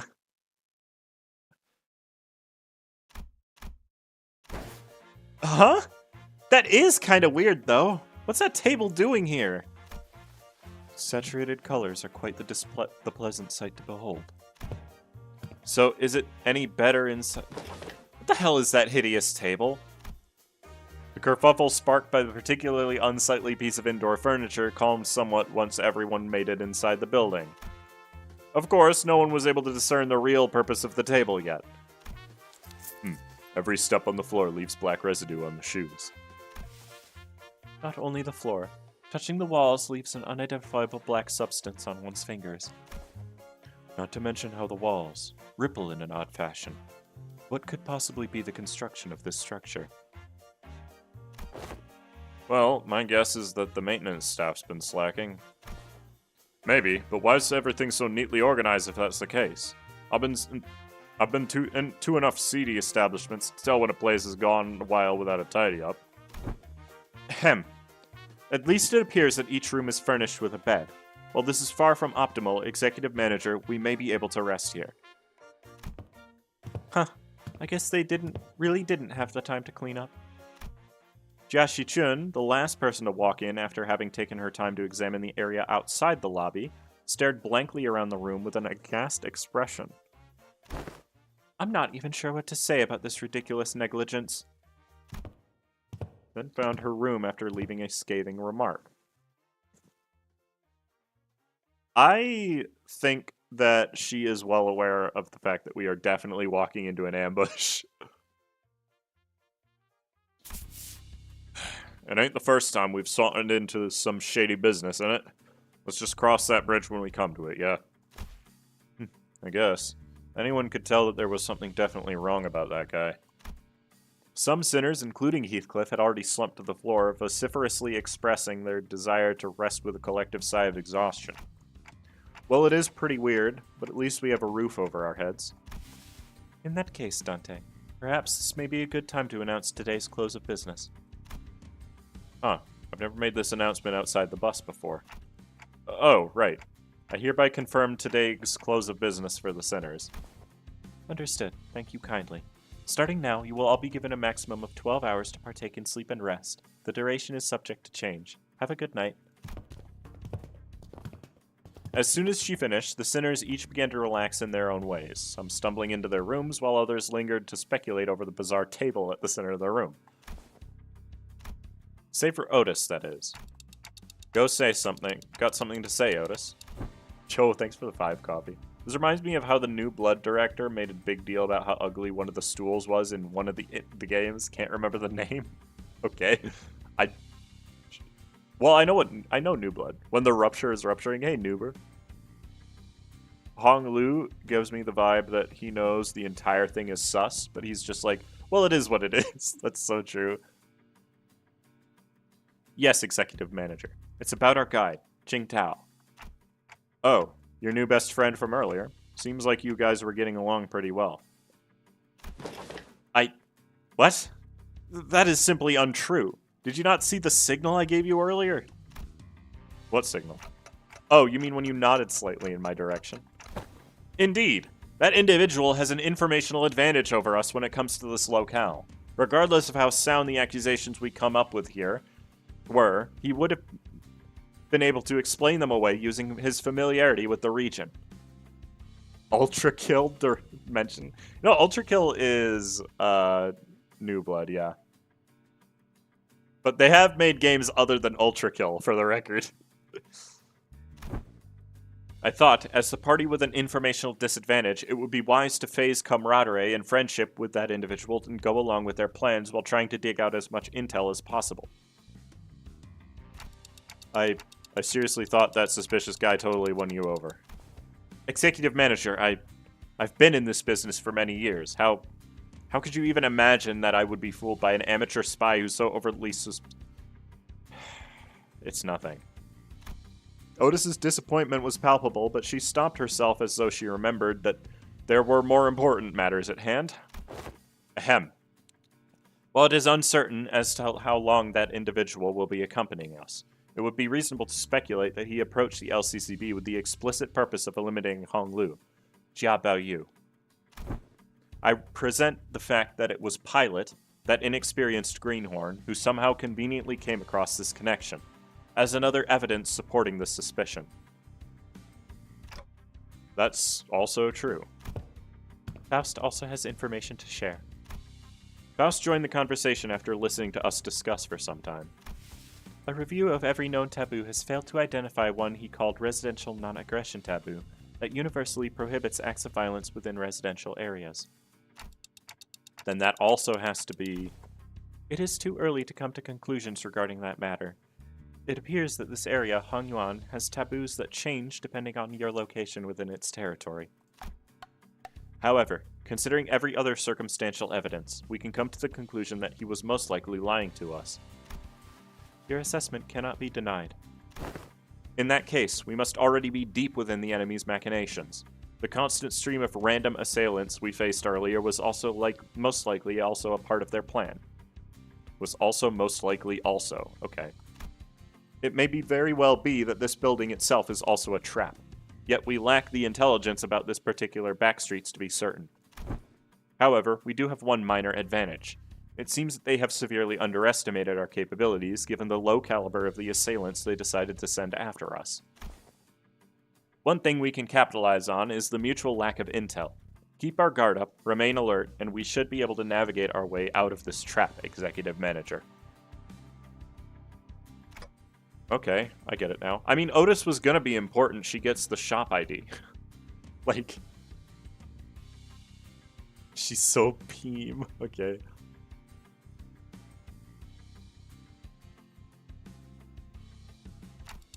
I'm sorry about the misunderstanding. Honestly, I didn't know who or what to trust. Then I would appreciate it if you could trust me fully next time. Outis bowed politely and returned to her room. Faust and I chatted a little more about Qingtao and his plans, but our discussion ended without bearing much fruit. No way, he lied to us? Yeah, exactly. I don't think Hong Lu is really the main center of this intervallo. It's just that he's the next Kanto. So of course they're going to be talking about him. Like how they talked about Heathcliff in To Claim Their Bones. I realized that Hong Lu was missing as I was spending time chatting with the sinners. I didn't notice him going into his room. So I walked to the exit, about to look for Hong Lu outside, and ran into Jia Shichun and Wei, who decided to stay in the room close to the door. It's getting late. Where are you going alone without a guard? Oh, just looking for Honglu. Right. I can't understand what you're saying. Oh, right. When it comes to conversing with without the sinners, I find that there are two types of people. The first type usually says whatever is on their mind without pausing for or caring to hear my reply. Given that this type of person isn't actually looking to communicate with me, that simplifies things a little on my end. However, it's also oddly insulting, as it seems as though they don't recognize me as a human, but rather a wall or a clock on the wall. And the other type is the one that reads me so well that they might as well be able to hear what I'm saying. Virgilius falls into the latter category. He recognizes the pitch of my tics and talks, reads my body language, or sometimes even claims to see my expressions like how Don Quixote does. And Jiachi-chun, who saw through me with that short exchange... Okay, let's see. Just looking to get some early morning air. Oh, Does your prosthetic head even have a respiratory function? Wouldn't have guessed from the way it looks. Did not belong in either category. No, not really. I'm just looking for Honglu because I haven't seen him in a while. You're shaking your head, so no. Then are you looking for something to eat? She's a new one, the type that tries to figure out what I'm saying without asking for help. My lady, would it not be wise to wake or find someone who may be able to translate? They wouldn't have done that themselves if it were something important. I'm kind of curious, though. What was that hand gesture you made when I first asked? You, brought your index fingers up to your cheeks. Well, Honglu's always smiling. So I thought maybe I could simulate his smile to convey that I'm looking for him. Perhaps it was an effort to express cuteness or beauty. What? No, I was just trying to express a smiling face. Hold on, this isn't going to be easy, is it? Huh. They're tick-tocking a lot more vigorously. Hey, I think you're onto something. This conversation was starting to veer into a completely unintended territory.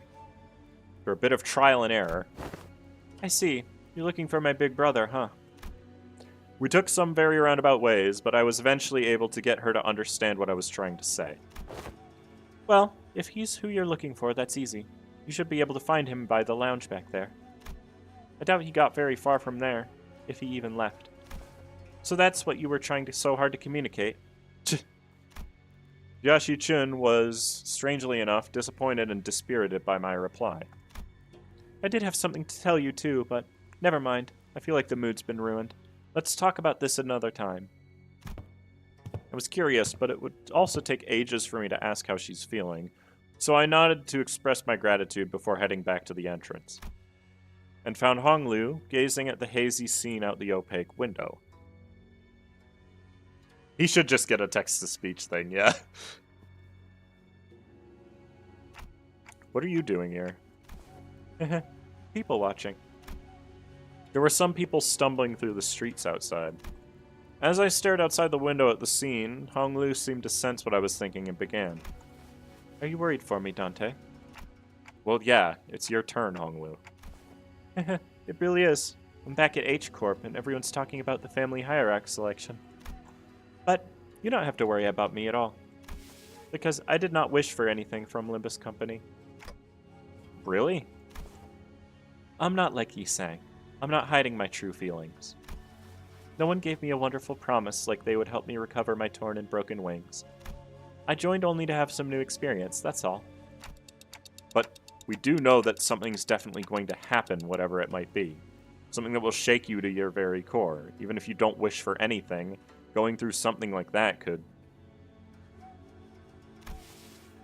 Probably yes, but it's okay. I'm used to being led by the will of others anyway. No matter what happens here, I can't do this like everyone else. Because that's how it's always been. Whatever happens to me or to those around me, I only... A loud, boisterous bellow suddenly cut Honglu off before he could finish his sentence. Oi, let go of me! Just listen to that sod talking and tell me I'm not supposed to get mad at that. Dang it, lower your voice. What are you guys doing back there? Gregor and Heathcliff, who were most likely hiding behind the entrance door, tumbled into view. I knew I shouldn't have come here with this guy. Couldn't you be patient for even a few minutes before bursting out of there? How long have you two been listening? From the very start, of course. I thought he was finally making some sense at first, but what's that? That you're used to following others' will? I didn't mean to irk you, Heathcliff. I'm only telling the truth. Bloody hell, I'm about to burst a vessel. What buggy bloke? Am I supposed to practice patience after listening to that drivel? I think I'm practicing plenty of patience despite you calling me buggy bloke out of nowhere, so yeah, you are. That's not what I... Finally, some silence. Anyways, sorry about listening in, fellas. I'll let you in on some big secret if you let this one slide, though. What's the secret? Gregor rubbed his arm awkwardly as I stared at him in silence, then pointed at a pillar in an exaggerated motion. Guess who's hiding behind that pillar, Manager Bud? With that, two familiar figures stumbled out of view from behind the pillar. How could you betray us like that, Gregor? BWAHA. Bad week and highly annoying. Good night, snooze fest, she says. Huh? Huh? Did I get that wrong? I never said GNS. When did you get a FU? Ryoshu looked at Sinclair with some interest before slicing open the ceiling above the entrance. And with an uncharacteristically wet noise from something cutting through a wall, a black ink-like substance dripped onto the floor, followed by Rhodia and Outis crashing down after it. GTFO. Didn't realize I had garnered such an audience for my story. Executive Manager, the sole reason I followed you out here was for the purpose of protection, as I was concerned for your safety. I am not like the others who have followed you merely to sate their curiosities. Me? I was just bored. Then shall we continue the conversation, Dante? Everyone back to your rooms now. FU seems like further understanding. Yeah, something like that. I know what GTFO stands for. You don't need to explain that one to me. The Hey Show pack. Oh, here we go. This one's gonna be fun. Oh. Oh, god dang it. Well, like, I can make Rupture out of this, I suppose. You know, I haven't used G-Corp Gregor in a long time. Let's do it. Actually, you know what? Jesus, it's not even enough. Okay.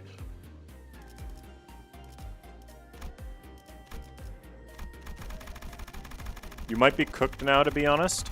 I really don't expect that to be the case, if I'm being honest.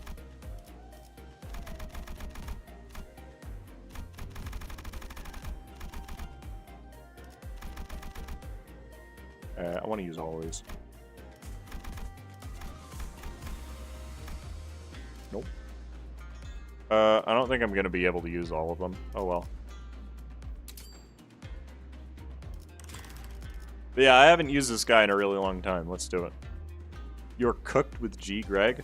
It got nerfed? Yeah, there was some nerfs, but I'm not really interested in those. Anyways, let's see. This is still a good Rupture, like a decent Rupture team, to be fair. You've got 4 of the best units and then Gregor. Pull out Firefist, it'd be funny? No. 야음을 틈타. Alright, if you beat this without a sinner dying, I'll go back on my word and start glazing Gregor or something. That's a complete antithesis to everything I stand for. Okay, well, sure. After that little kerfuffle, just as everyone was scattering to their rooms, Outis suddenly began to vehemently oppose leaving me all on my own. Are you absolutely certain, Executive Manager? Seriously, don't worry about it. I usually take the night watch on the bus anyway. That is true. However, we are currently in an uncharted territory for our team. We do not have much experience sleeping at a place where our safety isn't as an absolute guarantee. Hey, we're literally right next door to them. It'll take less than 5 seconds for us to come out if something happens. Do you not know that every second matters in emergencies? Now, babushka de camp. Let's get you out of here. An oddly familiar sequence of events and words played out, and they eventually left my room, gently closing the door behind them. Finally, some peace and quiet. I sit in the corner of my bed, surrounded by silence, and allow my shoulders to slump for once. I don't need to sleep like the sinners do, but the fatigue doesn't go away on its own. I need some time to relax and empty my thoughts every once in a while. While I've gotten somewhat used to the pain, it still hurts like hell when I remind the sinner's time. And the longer the journey got, the more frequent and severe the sinner's injuries became. They did get stronger, that's for sure, but so did our enemies, which means that my clock is always turning and turning without a moment's rest. So I think of the star. Before the great gates which I face with every revival, I witness its intricate engravings and feel its silent vibrations. Even after a whole year, I am still no closer to understanding what they were supposed to represent. But, by emptying my thoughts and just taking in the sights, I find myself calming down. Also, the wind is quite cool and crisp tonight. Wait, that's weird. Wind? What's this sudden chill? Something opened the window, but there's no way this gentle breeze could have unlatched and left my window wide open like that. And if it did, it would have made a pretty loud noise. Besides, the chill isn't coming from in front of me. I slowly turn around to look at where the window was supposed to be, only to see a melted wall and an intruder slinking through this newfound opening. Whoa, who are you? As though driven by some unknown survival instinct, I rolled off the bed. But there was already a blade right where my neck and head met, its steel a shearing cold. Just a little nudge, and I'd be dead even before I could even make a tick. I remembered how worried Outis was to leave me alone. I thought she was just being paranoid. I should have trusted her judgment. Just as I was getting ready for my final struggle, my final moments filled with regret about not listening to Outis's advice. What a pathetically thin blade. Too delicate to have the clock CIH, don't you think? Ryoshu leapt down from the ceiling and deflected the assailant's dagger away from me. Ryoshu! Snuck in thinking I was about to see something interesting, but you're just some beast with steel.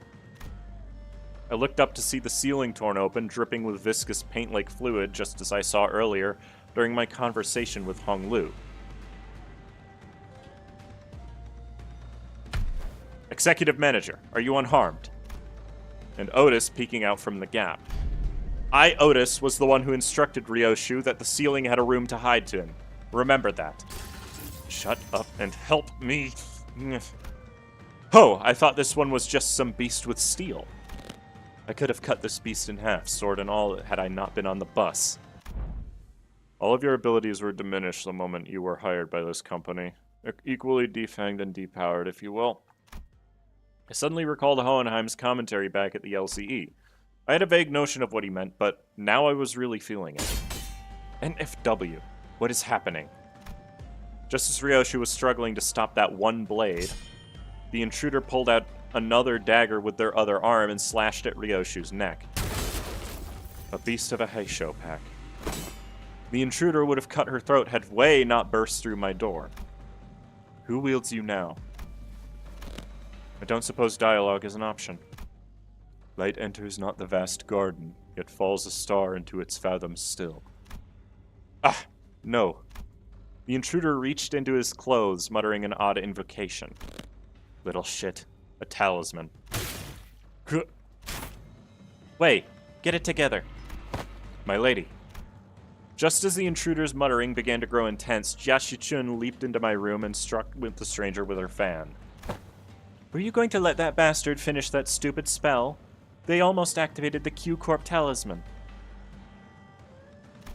Apologies, my lady. It seems that I still remain somewhat bound by that spell. Listen, you're no longer a Heishao. You serve me now, got that? You don't have to let those things control you anymore. Yes, my lady. Apologies. I fell limply to the bed with a sudden alleviation of stress and pressure. Hey, are you? I can't understand them anyway. I managed to stop the assassin before he laid a hand on them, fortunately. Got it. I don't think there was anyone else in here. Let's switch the lights on. Click. When the lights came on, we saw this one.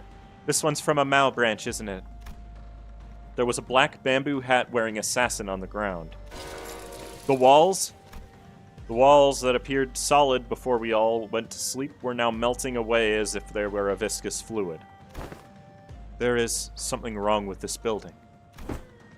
I knew that they must have done something to the building, but how is a Heishou here? This whole operation's got to be spearheaded by someone with real power. This isn't just an ambush from an overexcited family hierarch contestant. What I don't understand is, why the Mao branch? There are better Heishou branches to use if all they wanted was to cut off the clock's head. Then they must have had a different purpose, huh? Correct. This one is from the Mao branch of the Heishou packs, which means more of them must have infiltrated this building. Though not at the scale of the Z branch, the Mao branch always moves in groups. Therefore, their goal must be to kill every guest staying at this Kazan, including you, my lady. Then, we've got to get moving. We can't let them surround us if we have even a chance of surviving this. Dante! Sinners burst into my room, slamming the door open again. Thou'rt! Thank me later. If we don't move our asses, we're good as dead. Wait.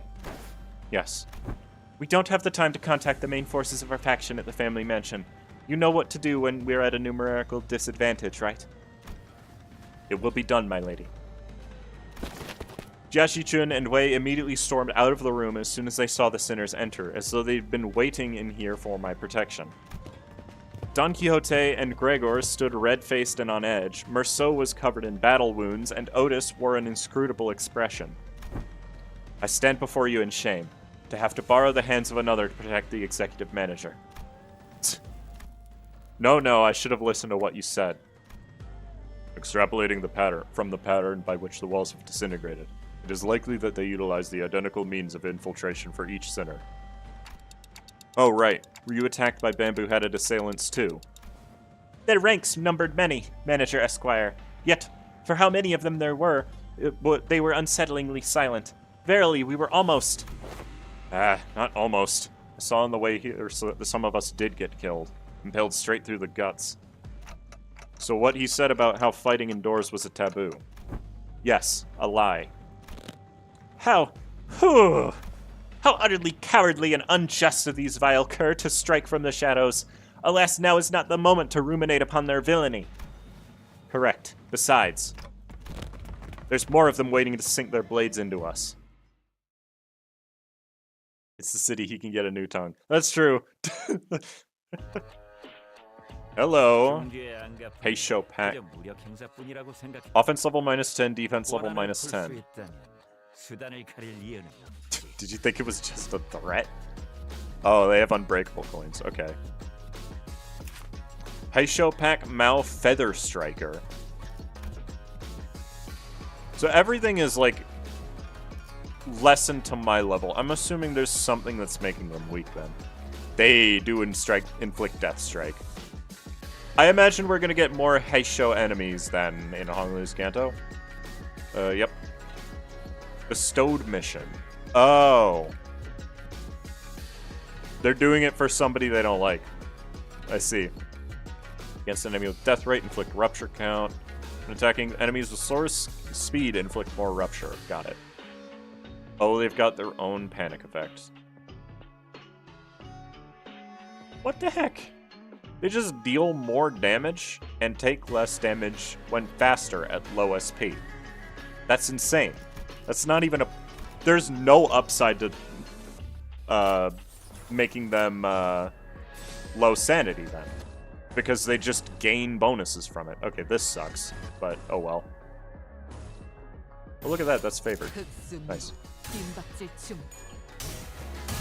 Mine are better. One of my favorites, falling under gray color palette, the red eyes descriptor is already dead. Okay, fair enough.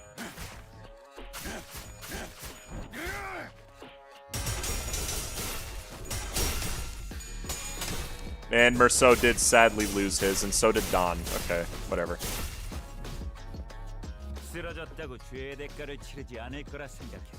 오산이라 말해주고 싶어. That counter is not going off, I've decided. It kind of stinks that Ryoshu's not got the right amount of speed, but she also doesn't have her skill 3, so it doesn't really matter.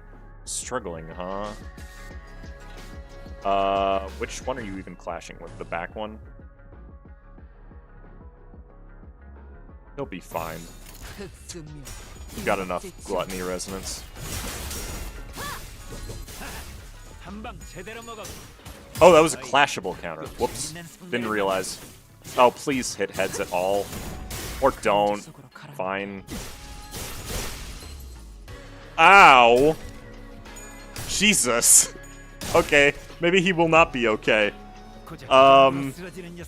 Cool.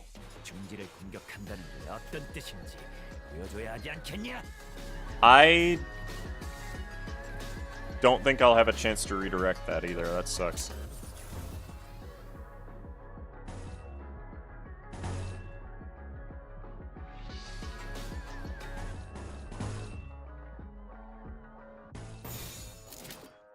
Maybe Merceau can stagger him if he wins this clash. Look. I hate the Heisho fights. These guys are kind of rough, huh? But also, yeah, he's dead.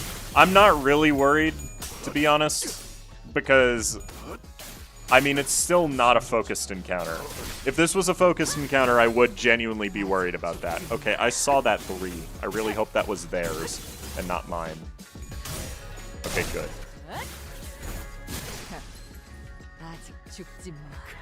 Unavoidable damage? No, it wasn't even that. It was he was staggered. The unavoidable damage literally didn't matter.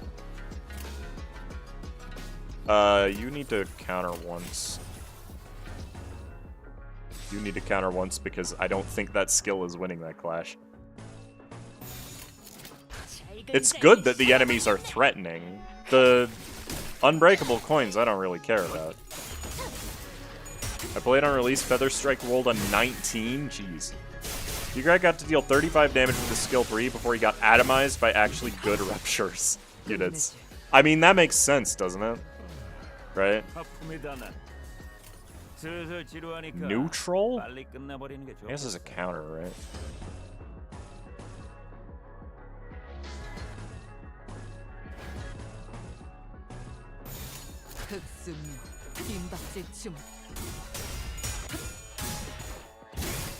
Hmm, 19. That's insanely high.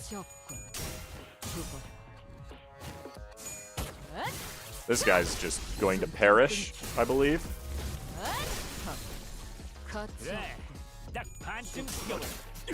Heisho IDs fighting the Heisho enemies is confusing my eyes. Fair enough, I suppose. That was not that bad, though.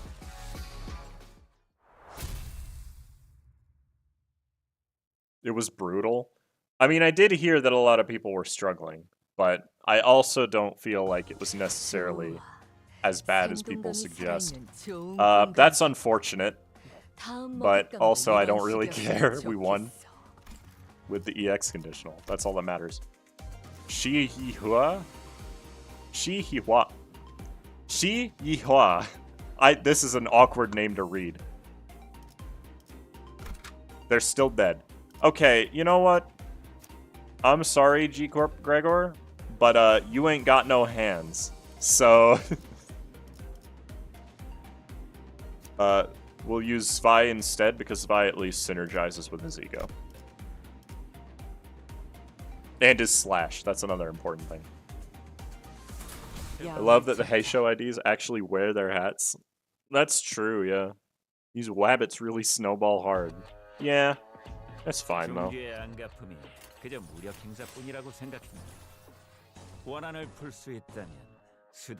okay.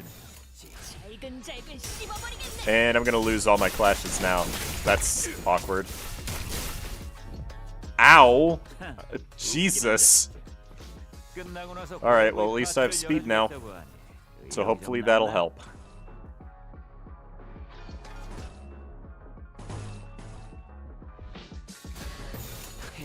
It's acceptable.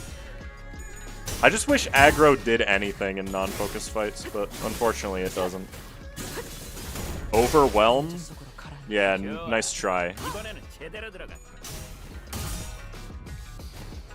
Spy is also slash fatal. Oh, 통통 that's true. But, it's fine. 그래. 딱 반. He died in the last fight and we were okay. 이항에 맞추려면 그게 제격이지. 잘했다. He didn't even do anything that turn. 끝나면 너희 안가품 장부에 특별히 한정판 고양이 스티커를 붙여주지.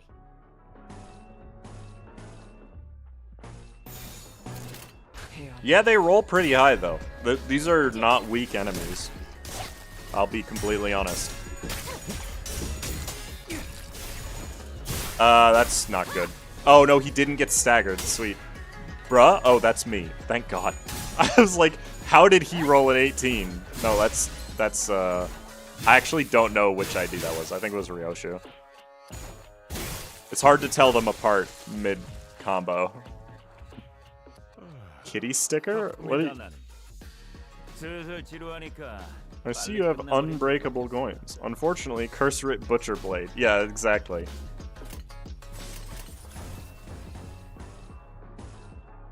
You are also running out, but that's unopposed, so there's no point in me using it. See, Gregor didn't even die this time. 가서 Y'all were worried about nothing. 죽어. 끝. God, these IDs are so cool. Hi, Wellvader. How's it going? Taking a break from editing? Yo, Hog. These dudes have hands. I don't think they're that difficult necessarily. Also, this is an amazing salute because now he gets to do it again. Rip that guy. Oh, that actually allowed me to win the fight this turn. Sweet. Hi. Hello.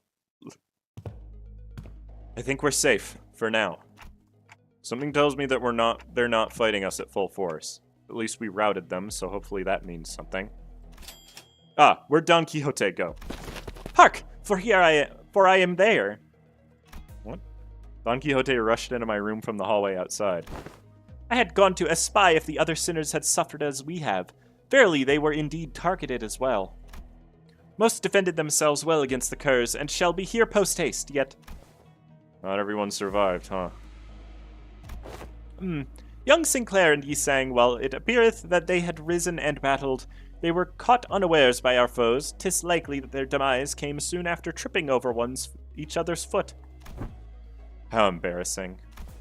And young Heathcliff, he... Isn't that fellow our resident mob fight expert? How'd they even get him? They didn't get me, mate. I'm good as new. Heathcliff. Huh? What's got you so gobsmacked, lass? I recall a blade piercing young Heathcliff in the back of his head. Didst thou turn the clock for him already, Manager Esquire? No, not yet anyway. Blimey, so that's what this funny itch on the back of my... Heathcliff reached up to rub the back of his head, then crumpled to the floor mid-sentence. Heathcliff's not breathing anymore. He's dead. How'd he even manage to walk all the way over here with a hole in his head? Young Heathcliff! The other sinners are starting to gather, Manager. As pathetic as this force may be, we cannot spare any hands at the moment, Executive Manager. We must also join the others as soon as possible and assist them. There are sounds of altercations coming from the lobby. Gotcha. The clock turns as it always does. Sometime later. Whoa, please hold on a moment. You? I can still see some people inside the lobby, which was also in the bizarre process of melting away. Phew. Among them, I noticed Jiachi Chun clashing against a figure wearing a bamboo hat. Going on the offensive already, huh? How come a big shot in control of a Heisho pack decided to come after small fries like us? And behind the black bamboo hat-wearing assassin stood... I see that you have tracked me down, so certain of your own safety, but my master has already prepared countermeasures. There stood Qingtao, our supposed collaborator who led us here, and Wei, who was threatening him with a sword. So you were behind this. Ah, it's you. I sussed out that you'd be planning something like this. but you lack the patience to pull it off. You're quite observant. I thought I had completely won you over. You must know that at H Corp, there is but one path to survival and riches. Choose a family hierarch candidate and serve them with utter loyalty. But who in their right mind would serve young Master Bao Yu?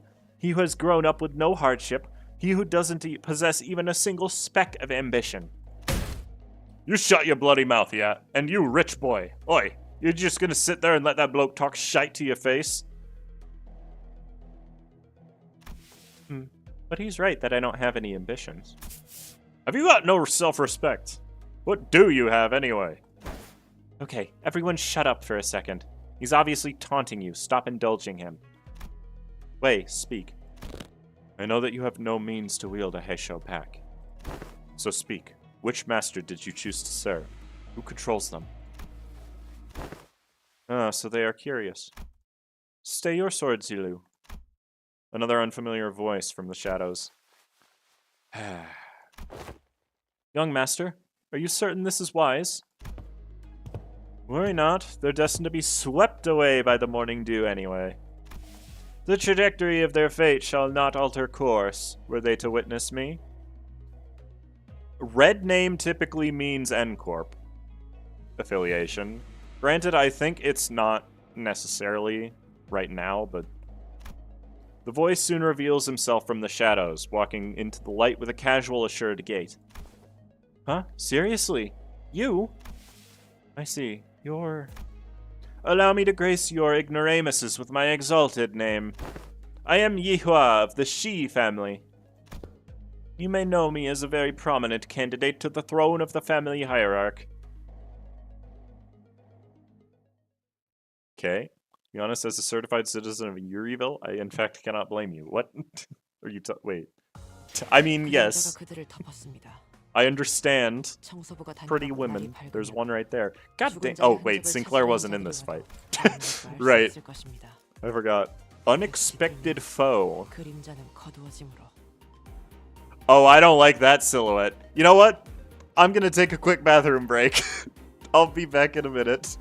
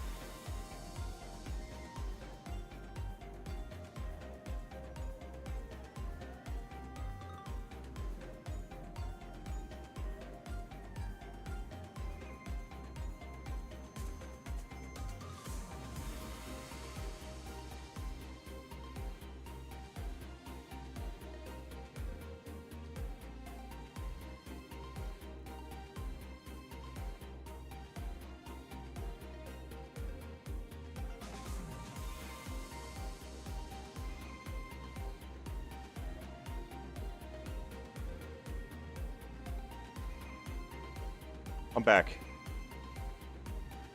Oh lord, he coming. It's so true. Yeah, I was not expecting... Well, I was expecting him to show up, to be fair. Because, you know, he's the announcer.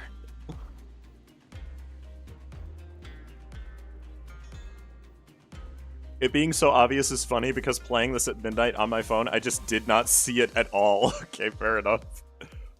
How many stages are... There's only 2 stages after this one.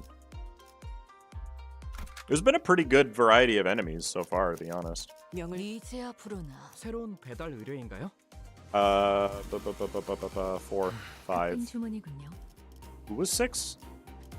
Well, I mean, it was in that order, to be fair. 나 훌륭한 미끼 될 수 있어. You are changing back to G Corp for the healing.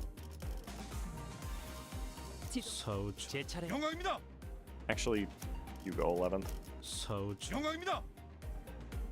had a feeling, but wasn't 100% sure what to expect. I don't know what to expect necessarily either, to be fair. I just see his silhouette. You know? 뒷박질 시간. But Sinclair should be good. Sweepers in the sweeping intervallo? I mean, that would be nice. We haven't seen it yet. Prominent? But of course, I claimed control of a branch of the Heisho packs.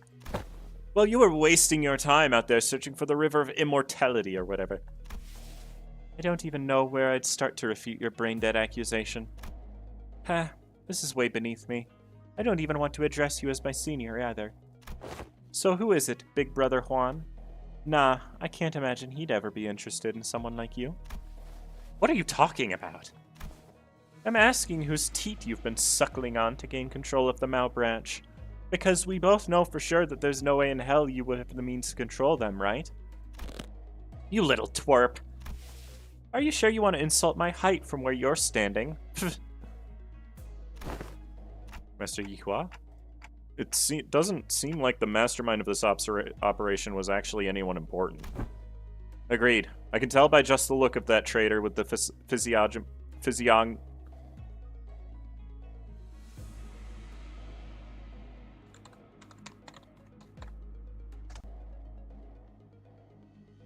physiognomy. I was literally looking up the pronunciation of a deceiver. This is a waste of time. Hey, Zilu, cut them all down! The mission was to assassinate them. To meet them in an open battle, to take the lives of hierarch candidates, was not what we agreed upon. What the fuck? Blah, blah, blah. Just shut up and do as you're told. I may fight to protect your life, yet I cannot do more. A Heisho needs no voices but that of the one who holds their leash.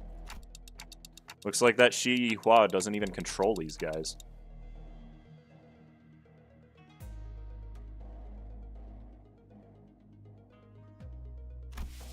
There is an apt saying, often invoked in my homeland. A fox may pretend to the throne, but only with the blessing of a tiger. Shut up over there! Damn it, the Heisho pack is useless. Can't even get a simple job done. Master Yihua, the Heisho pack was here merely as a backup plan. Our true strategy involves... true.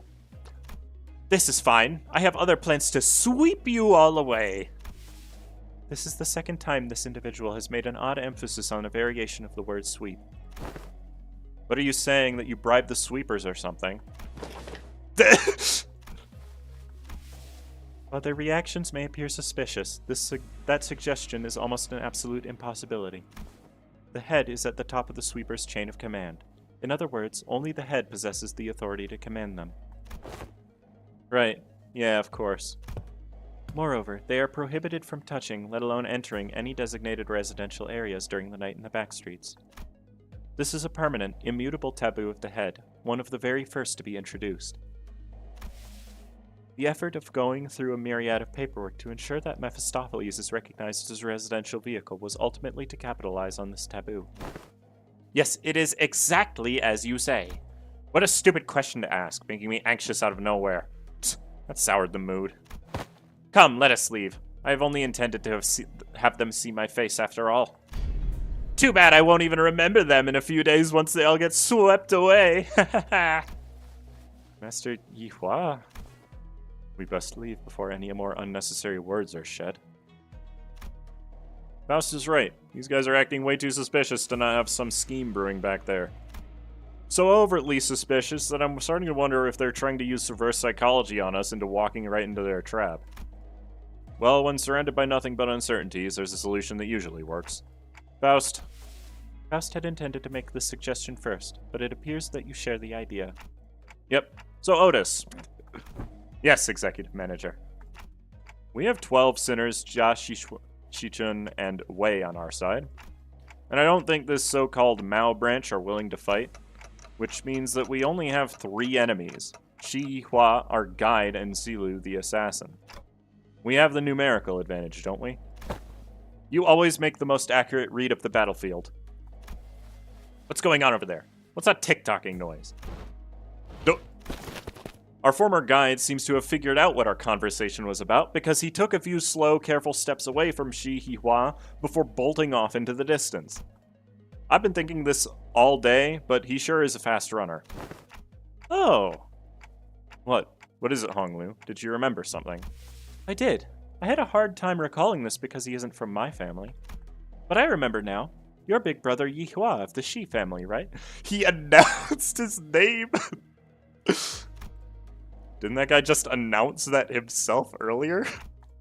Anyways, Honglu, I'm gonna get that guy and beat the motives out of him. Is that gonna be okay with you? He's not from my family, but I'm sure big brother Yihua will be happy to answer your questions. Great, another thing.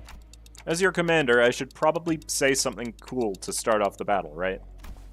Wow, that's going to be so cool. Like something straight out of a story.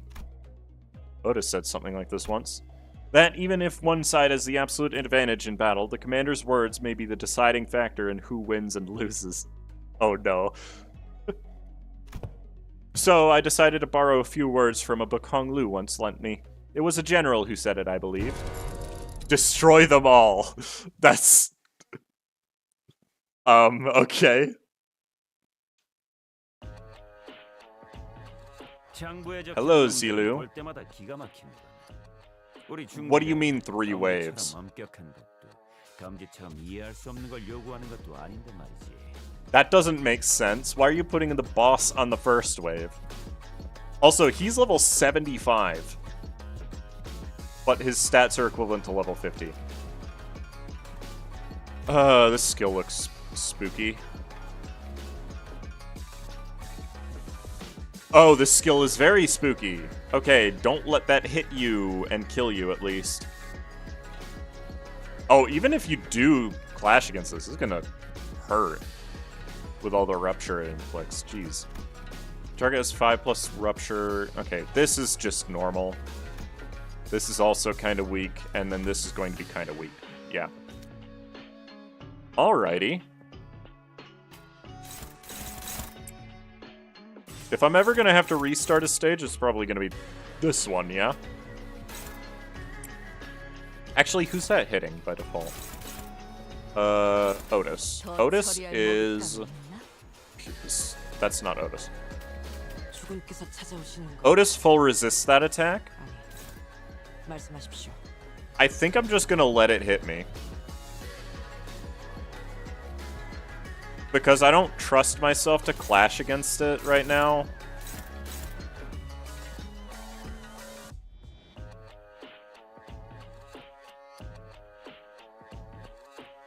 Also, yeah, I should read passives, huh? This unit's panic type doesn't change. Oh, it's fixed panic. On an enemy with death rate haste, inflict 2 rupture count. Oh, that's actually way worse than it looks. Attacking targets with slower speed, inflict more rupture. If this unit's speed is faster than the target by 2 or more, coin power +1. Ah. Very high stagger threshold, though. Very Kim-esque. You know what? I'll just clash against it. It's more SP. Right?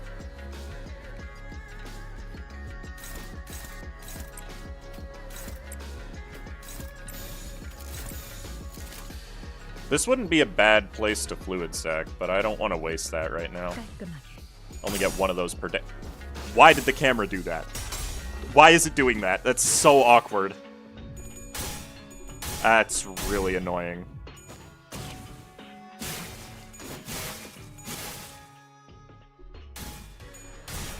Bro, stop. You have very powerful clashes. Like, he's got the Don Quixote clash speed animations. It's been a while since we got a fight nerfed after day 1. No, it hasn't. What are you referring to with that? Let's see. 9 freaking speed. That's rough. Target has death rate, inflict more rupture. This So wait, how much? He gets 1 free coin power, right? So these all roll 1 more on coin power. Okay, that's actually not as bad as I would have expected. This is a scary counter. But I have to clash with it no matter what. So, you, really? Okay.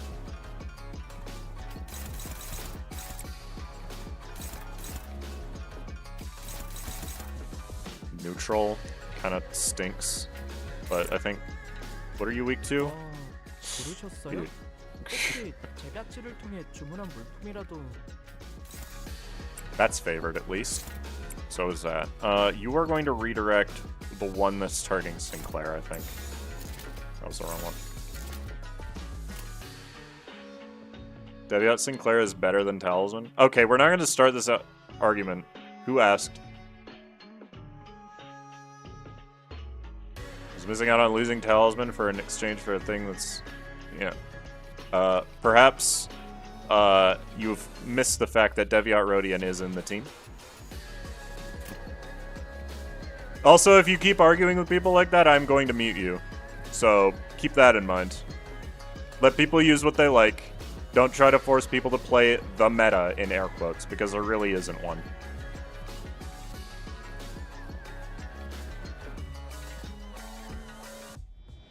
I like Deviat Sinclair better, and so I'm using him. It's as simple as that. It doesn't really need any argument.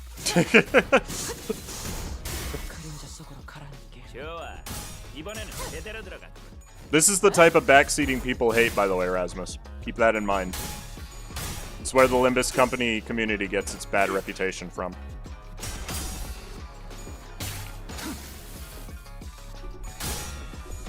I'm actually surprised that she won that clash, if I'm being honest. 비켜주시면 안 돼요? Alright, nice stagger. Let's see what we've got. You do Rupture count, right? I mean, this also does, so I'm losing 1 before the hit no matter what I do. This is Rupture count. Positive? So should that be... you sadly are not, but that's okay. You are definitely Rupture count positive, because I know how Courier Trunk works.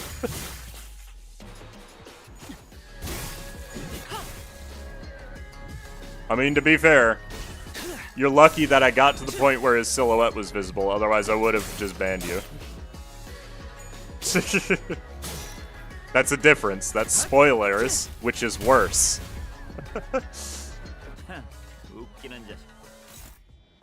Okay, I can probably get him to another stagger here.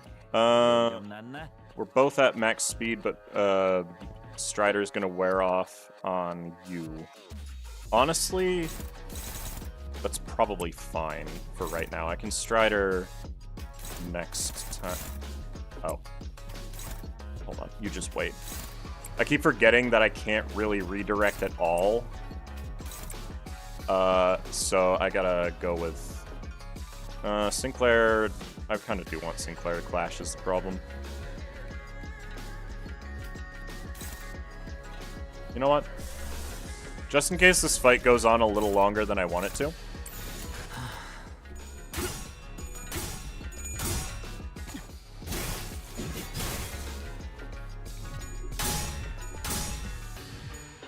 Might as well inflict a bunch of bind. It's an enemy that wants to go really fast, so slowing him down is a good idea.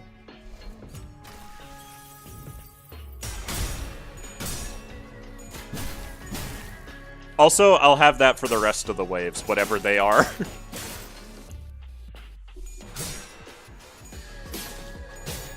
Tremor does not need more support. What are you talking about? Oh, that's actually so perfect. Oh, never mind. Ugh. Opinion on the new Mao ideas so far? They're very good. A strange tune crashes through the sound of this fierce battle. Is this electronic dance music? Something about it sounds familiar. Ha. Finally. Thanks to the merry chase you've led me on, I have slid ever so slightly further into the world of the bristly. Let's see. Title 2, Section 11. Row C. The punishment for those who dare to flee from the middle's retribution begins by tearing their legs apart from the groin. I will make sure you suffer for all of my time you wasted. What the fuck is that blighter doing here? The hell's wrong with you? You've been stalking us all along? Since when is chasing after a thief conflated with stalking? I'll have you know that I'm still banished from the world of the luscious thanks to you who dared to pinch my air coupons. What the hell? Where'd they come from? You guys are just pissing people off left and right, aren't you? Zilu, take him out! What an utterly insular fool. What did you say? Do you not know? That man. What's the middle doing here? Ricardo, a big brother of the middle. The man who slaughtered the sinners like they were nothing. The man who almost forced me to self-destruct. Faust, don't tell me I have to get ready for that again. No, not yet. According to the evaluation data at the LCE, the sinners' powers have grown since their last time at the Great Lake. Our chance of victory against this individual has risen to a meaningful degree to forfeit the battle before it even begins. By how much? Enough to put our faith in the uncertainties. Alrighty then. Enough with the background noise. I don't know what your business is with these thieves, but I've personally traveled all the way into the eastern part of the city because I simply must exact my vengeance against him with my own two hands.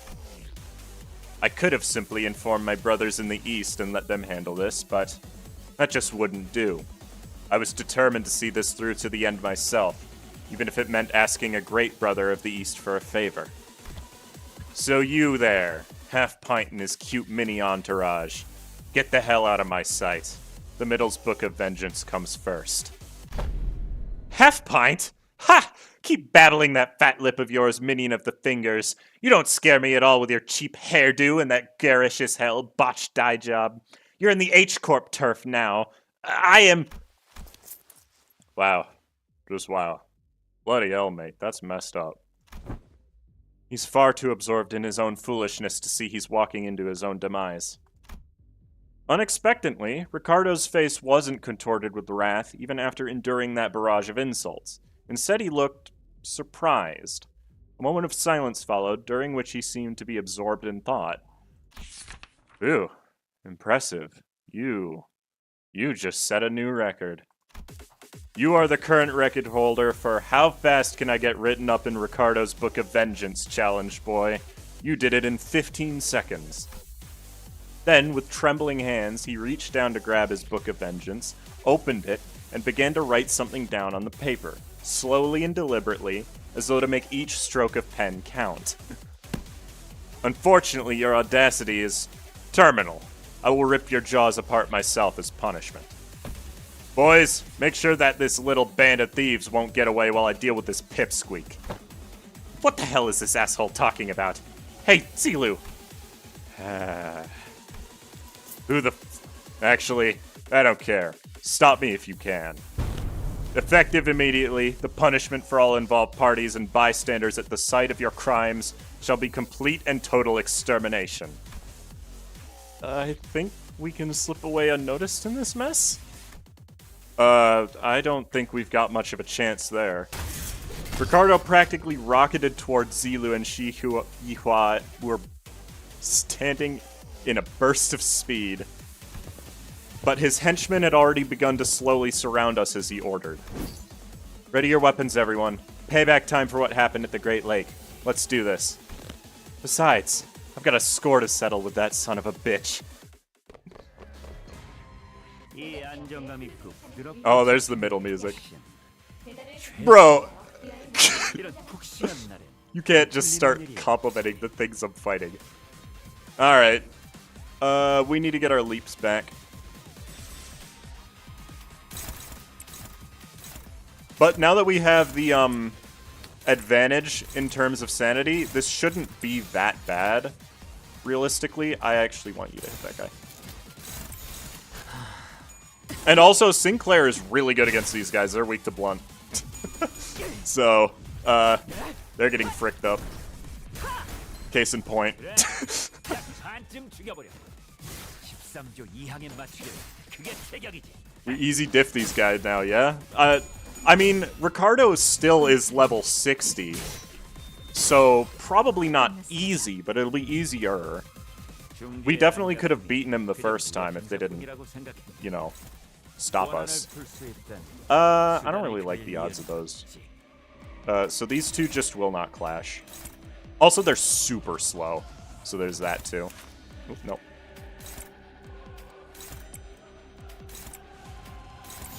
There we go. Then perish. They're still level 40? Oh, is that why I'm doing so well against them? That makes a lot of sense, actually. 비켜주시면 안 돼요? Can't wait for the sinners to start saying slurs next Kano. How can he be so cool yet so goofy at the same time? Ricardo is a good character. I don't really like how they initially introduced him, but he's grown on me, definitely. 얻을 정보는 없군요. Oh, that's not good. Oh, he's about to get staggered, it don't matter. 빨리 끝나버리는 게 좋겠어.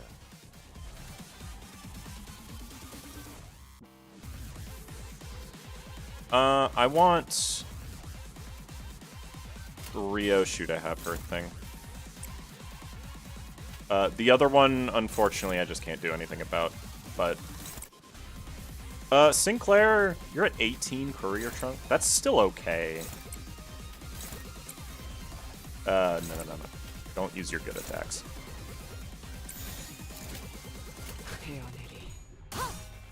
Yeah, vengeance this, idiot. That counter, by the way, that he just used is probably the most powerful counter in the entire game. But it just was never gonna hit me, is the thing. There was an explosive noise from a distance, and moments later, Ricardo landed before us with a boom. I heard that the Heisho of the East were a tough bunch, but that lady was something else. So why'd a woman like that suddenly split from a fight? Not my problem, I guess. She's getting written down in the book, too. Time to take care of what I really came here for. Get ready for a beatdown, coupon thieves. Who is that? What? He's new. He's on half health. Who are you, Werner?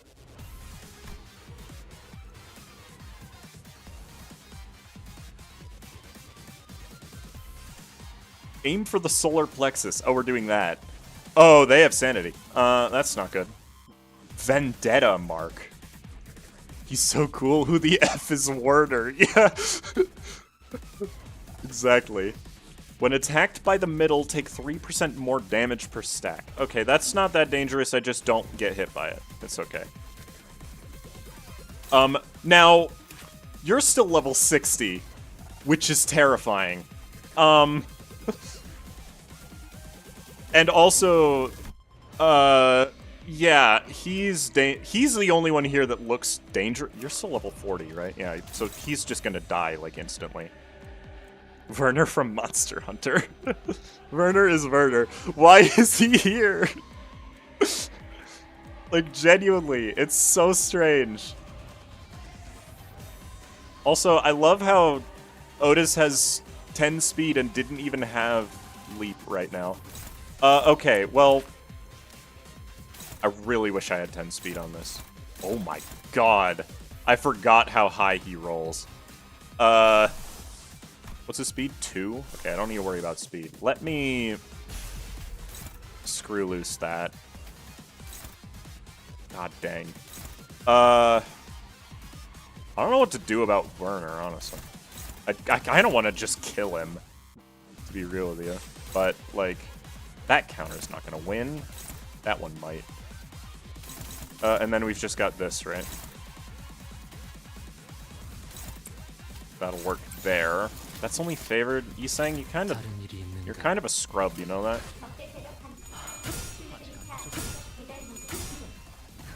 Okay. I feel like Werner was supposed to be in the cutscene, but they didn't know how to include him without crowding it. Okay, fair enough. Whoa! What happened there? Am I stupid? Did he just beat Ryoshu in a clash? 대상을 제거합니다. You don't know Werner from Secret 4th Project Moon game Ruin a Corporation? Only accessible. Okay. Like, I actually don't know what happened. Did I just forget about Werner's other attack? Oh, his counter. Okay, yeah. Fair enough. This is... I for some reason, I thought Werner was the one that did it. Okay, we're now past the point of self-destruct. Bro.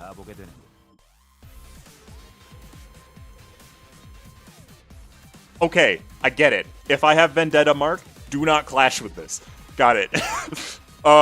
Okay. That's hopeless. Got it. I need an ego to clash with this. Yisang is the only one who has one that will roll high enough, I believe. I mean, we can check this. That's neutral, yep. I'm just gonna have to trust Yisang will roll heads, because none of these three can even clash with it.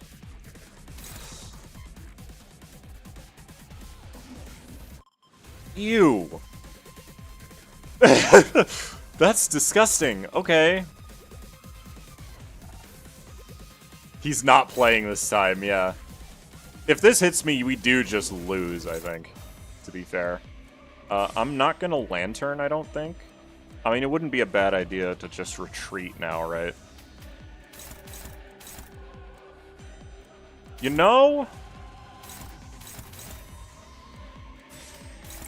I think I know what we're doing this turn.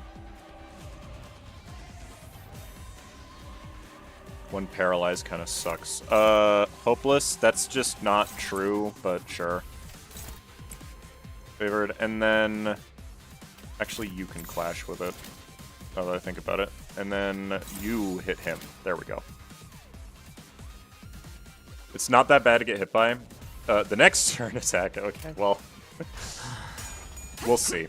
See, that one paralyzed wasn't even gonna matter. Can we please kill this guy? I just don't want him here. He's eating a skill spot from me. Okay, wasted Merceau's skill, that's fine.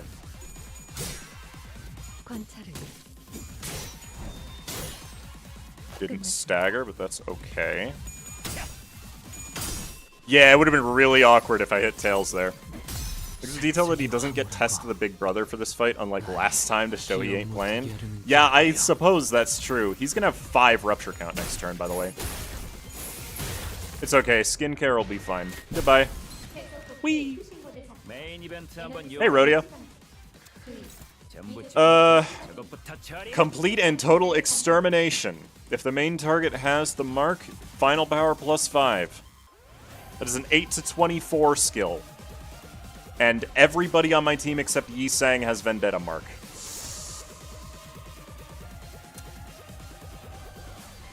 I'm gonna have to stagger him. I don't see any other way I'm surviving this turn. So... Outis might take a lot of damage here, sadly. And I can't even blink step with either of them. That sucks. Oh my god. I really don't have a choice here. Yeah, Yisang is a no-no anyway. So, like, we just have to stagger him before he does something. I almost want a 4th match Flame so I can get one fragile. Oh, that's next turn. Never mind, it doesn't even matter. This is blunt, so I'll use it.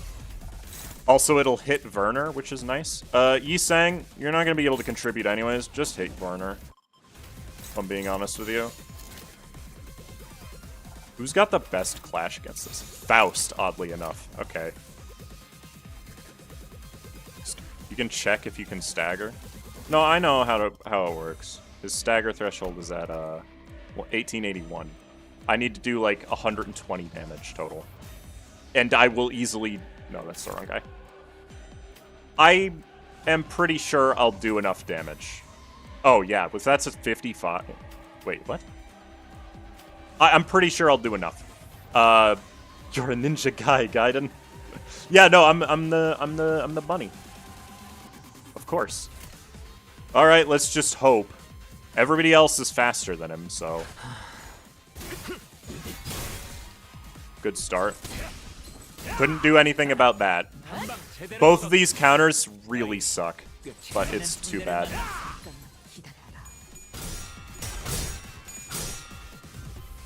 You gotta hit heads, Faust. This is insane. Like, it's okay. I think we're still gonna do enough. But, man. Oh, come on, Rodian. Thank God. It was literally the last hit that staggered him. Good lord, that is a rough attack.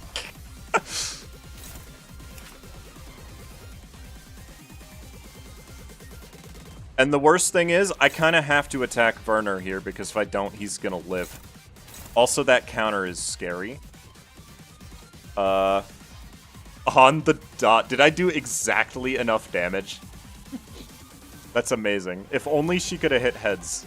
Like, if she hit tails on any of those coins, I think I instant lost, right? He's got enough Rupture. I think this kills if it hits, What? Oh, that's fine. It kind of stinks, but it'll be okay. Actually, 1 career trunk, gain 2 additional, 1 career trunk, gain 1 additional. Okay, good. We're in a predicament, because I'm not going to even get him close to staggering here. Oh, come on. Is that really necessary? Did you have to let him live? I even won the clash, too. That's really annoying. Okay, we're back to this now. Don't you have a passive that make... Oh. I see. Gain 1 plus coin boost next turn. I mean, I'm not going to be able to avoid that anyways. Jesus Christ, he has so many passives.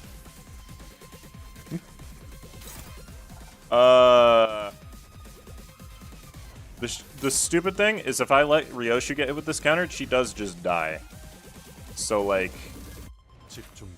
ideally I have somebody who's not fatal to blunt, and every member of my team is fatal to blunt. Alrighty. So, Ryoshu, your job is to finish this guy off. Everybody else is going to have to deal with Ricardo, because what else am I going to do, you know? I have to go for the favorites, yeah. Okay. Do I have any ego I can... It's just on Ryoshu. Who's this targeting? I don't want to let Outis die either. That's the problem. He has 10 offense level. Jesus. I might have to let Ryoshu clash the other one. Because honestly, I don't see a way otherwise that I'm beating it. And to be fair, it will kill Werner as well. So, like, there's that. He's got 45 SP, by the way. This is kind of crazy for a fight, to be real with you. Okay, whatever. Offense level doesn't matter on evades. I know. But he's still 20 levels higher than me, keep in mind. Rip Ryoshu. Really sucks, but there was no way of getting around that. Oh, no. Oh, yeah. You're supposed to be a good ID. The heck? Yeah, enough games, whatever. Oh, and of course he gains another skill. No! You can't do this to me. You can't do this to me. That's not okay.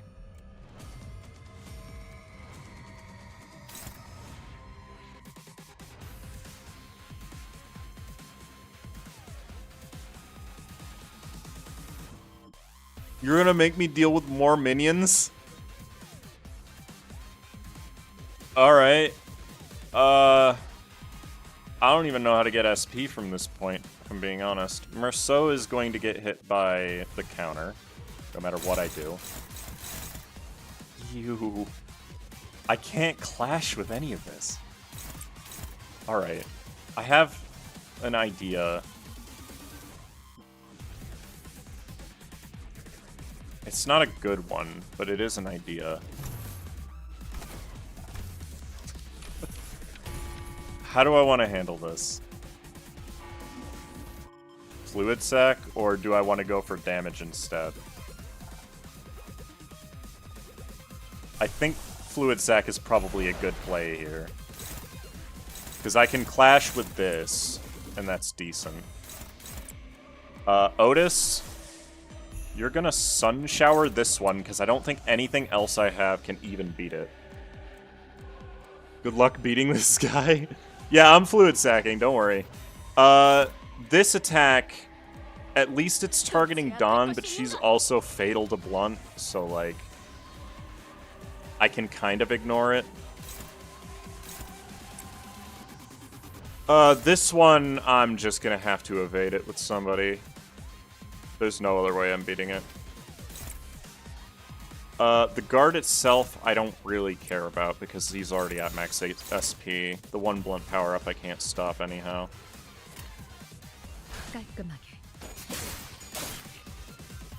This is gonna hurt. Yeah, that does a lot of damage.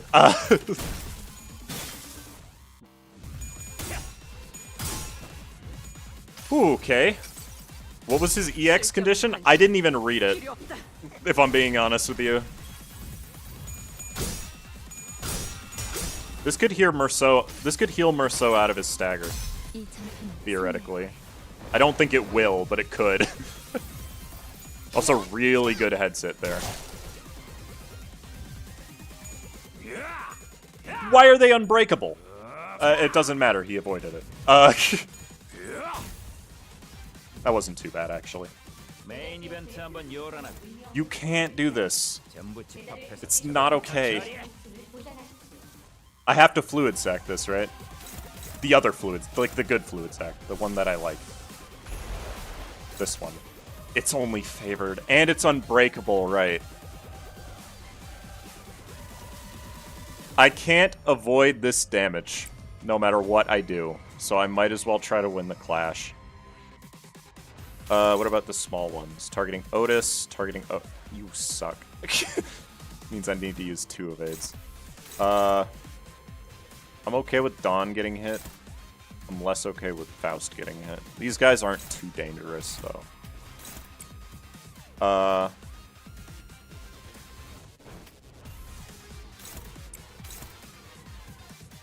Really wish I had Merceau right now.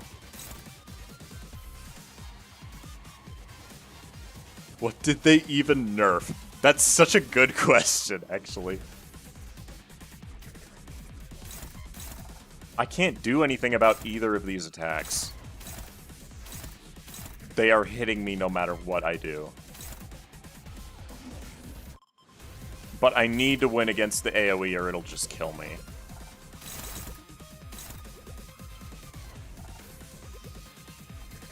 Who would take the counter?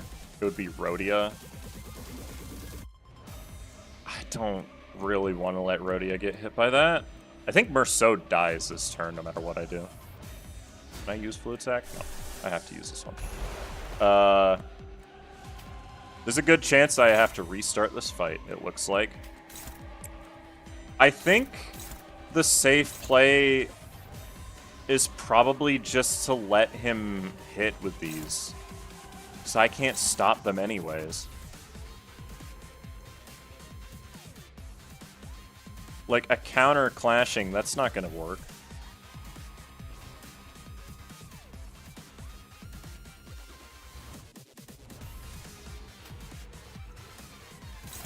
I'll just try to kill one of the minions, because Outis is dead for sure. Dawn might die. Merceau is taking 40 extra damage from the AoE, but might actually survive, because he's not being targeted by anything else. Aside from that, I can't really do anything about these attacks right now.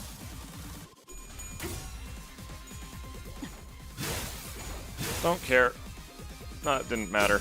The only thing that really matters is Fluid Sac beating the AoE. Thank God. Okay. 이것도 받아보시게나. Staggered something. It wasn't Ricardo, though, so, rip.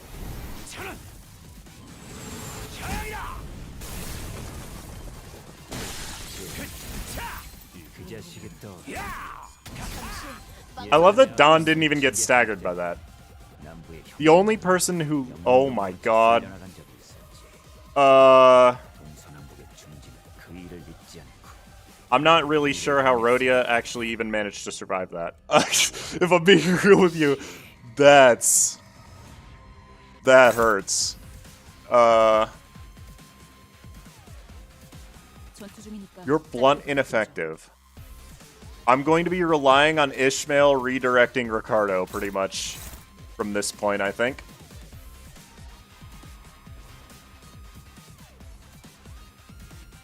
Rhodia tanked that? She had so much HP, though, to be fair. Favored? Really? Okay.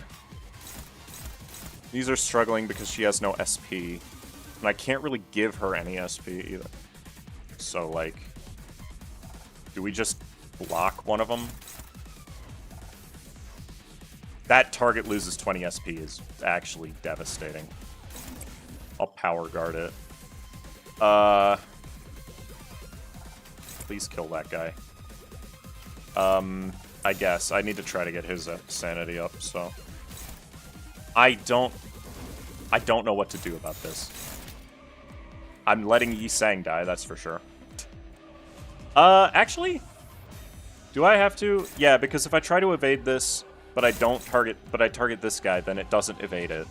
Because of how evades work. Oh my God, she did it. Wow. This is gonna hurt, though.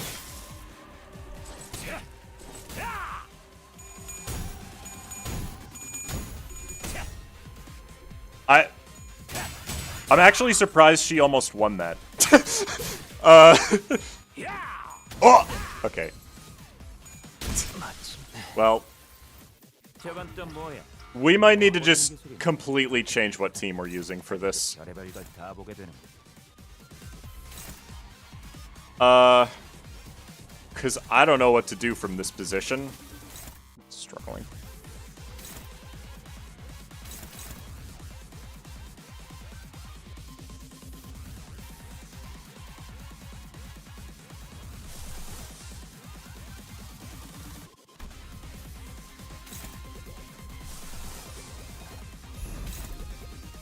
Maybe? Hold on. Who is this targeting? 2 allies. That's not worth it. That's hopeless. You have oh, you have paralyze, right?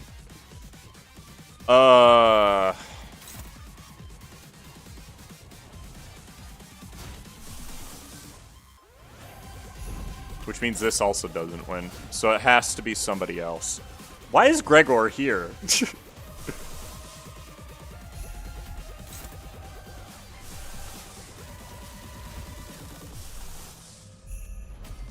Lantern actually rolls lower.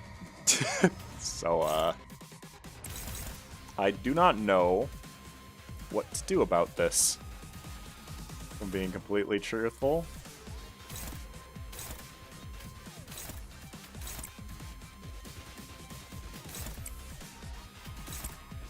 And I'm fairly certain this is not a force loss battle. So, like, I can try to stagger him. I don't think I'll be able to. Like, genuinely, this is the most likely thing to win this clash. Paralyzing the boss into a clash win with the other guy. You know, actually, that makes so much more sense than it should. Hold on. I have to redo everything, though. So that I hit all of the minions, at the very least. This counter's gonna hurt him, but, like, you know, that is such a good idea, Farson. I have to use an ego against it, though. There's no way getting around that. Do you have paralysis? No, you don't. In fact, you don't even have Vengeance Mark. I'll take the 25% chance to corrode. Never mind, you can't redirect it. Okay.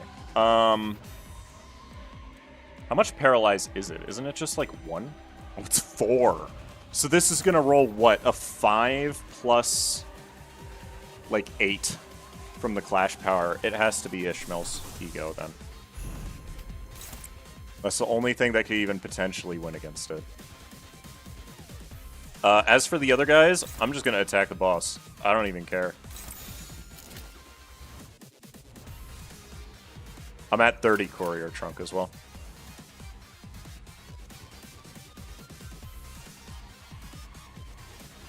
Oh, it's Ishmael, of course it is. Well, yeah, that's the point, right? She's blunt resistant, so it's like she can tank for me, which is good. I'm gonna have to retreat Rhodium, though. Or maybe I should just let her die, because that way Sinclair comes back in without having to get hit, right? Alright, well, here's the determining factor, I suppose. Ishmael? She did it. And I got a Tremor Burst, too. It's just paralyzed? It doesn't matter, so is he. I'm probably going to have to rely on Gregor Legerdemain spam if I'm going to get through this. Oh. Oh, we won. Oh! That fight is brutal.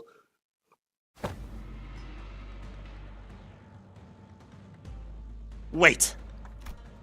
A shout cuts across the battlefield just as the sudden appearance of Ricardo was making things incredibly more difficult for us. Huh? Didn't that guy split? What's he doing here, laughing his butt off? You finally lost the plot, eh? Failed plan after failed plan takes a toll, I suppose. Oh, yeah, that was too much. But I mean, how could I not laugh, right? When after all that, everything comes together perfectly according to my plan. You hear this too, don't you? The sound of the city. The sound of the backstreets. Do you hear the sound of crashing waves? Waves? When the sound of battle came to a stop with Shi Hua's sudden shout, we all suddenly began to notice the low, crawling sound of omen that had been swirling under the commotion. Something's melting, regurgitating, or perhaps boiling over. If not, it's seeping, it's siphoning, it's a trace that was at once living and dead. Crashing and breaking, devoid of any recognizable stops, the lines between where it begins and ends blurred. Yes, like the waves. Current time is 0321 hours. Then it's too late. The night in the back streets. We've never been outside the bus at this hour, have we? It was past 4 in the morning when we briefly set foot in the outskirts, so no, we have. This would be our second time. Though it must be noted that the time of day was not a matter of concern then, as we were in the outskirts. They're finally getting all swept away like trash. Oh, how I've lived for this moment. What's he on about? You can't possibly be thinking that the sweepers will somehow break the taboo to help you. Still missing the point, botched purple dye job. Zilu, let us leave to the promised location. Huh? Did he actually scamper all the way here just to gloat at us and run away? Indeed, Shi Hua gloated at us with a confident boast as though he was finally ready to face us, only to turn tail again with an unmistakable look of relief. I don't get it. Does he actually believe the sweepers will help him? Faust. Indeed, sweepers do not invade residential areas. However... What if where we're standing isn't actually a residential area? What are you talking about? Look, this place has got walls, beds, beddings, and... I guess the walls felt weirdly mushy and... melty? It wasn't just Rhodia who realized what was going on. The other sinners all began to look around in confusion as well. I appreciate that we still don't even stand a chance against Ricardo, though, if I'm being honest. Yeah, it's not a real house. The walls of the Kazan had all but melted away, leaving nothing behind. As though the place we slept the night in was but a house in a painting. Our realization came too late, as the wave-like noise from earlier had already encroached right up to where we were. And unlike the other times, when they'd simply part around the bus, they were cutting straight into the remnants of our lodging. 3 3 3 3 3 3 3 4 5 1 2 4 1 1 1 1 5 5 5 2 3 2 2 0 0 3 3 3 5 1 1 4 9 5 4 1 7 2 3. What's going on? Why? There. This is ludicrous. Or ridiculous. They mean the same thing. Who cares? Sweepers! How dare they break the taboo so brazenly? Looks like I'll be facing the waves tonight. Why do you sound so excited about this? I mean, we've got to. Let's make some things clear. It's clear that if we do nothing but stand around, they'll sweep us all away. 415-1919. 772. Damn it. We have to make our stand here.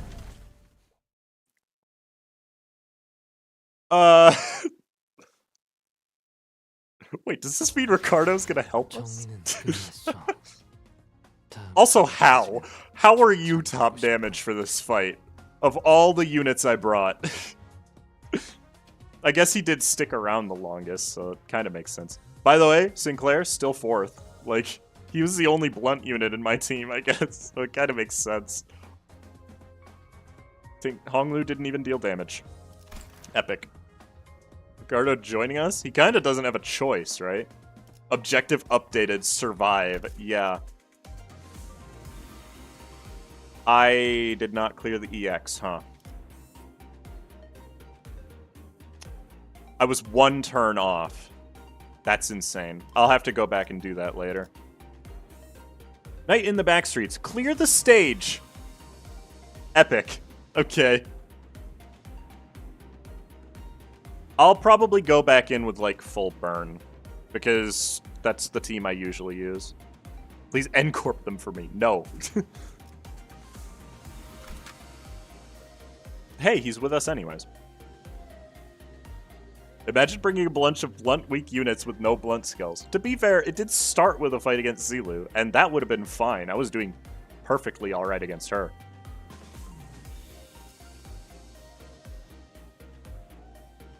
Night in the backstreets time is true. They're metal, N-corp them. They're not prosthetics. They're made of goo. Oh, dear.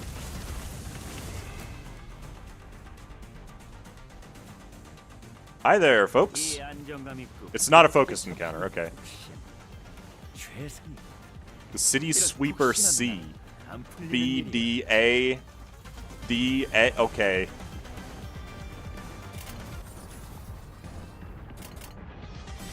Oh, not you.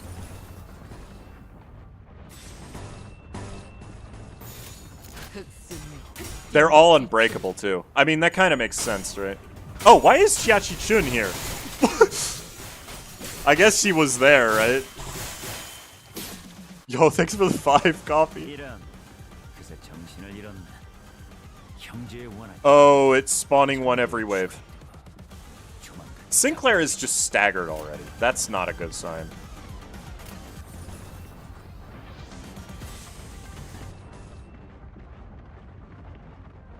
Actually, this might still clash win.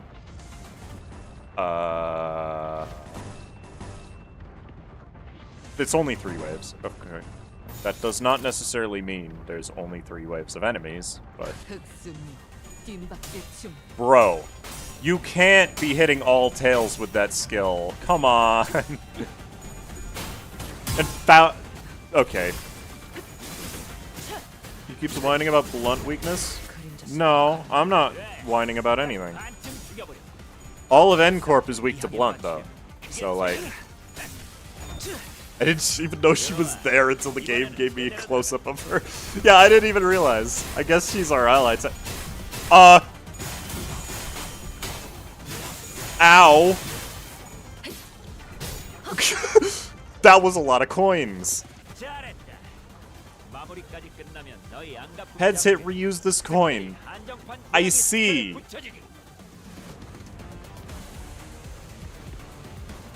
Werner isn't even in the background. He's... Oh, yeah, he is. Okay. I didn't see him at first. This is, nuts. If I do say so myself. And I used my Durante... Oh, wait, I can use it again?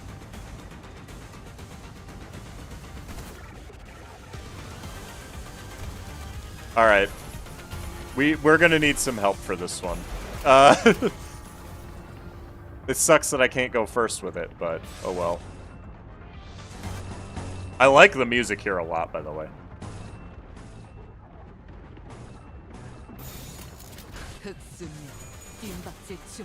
This place is nuts, yeah.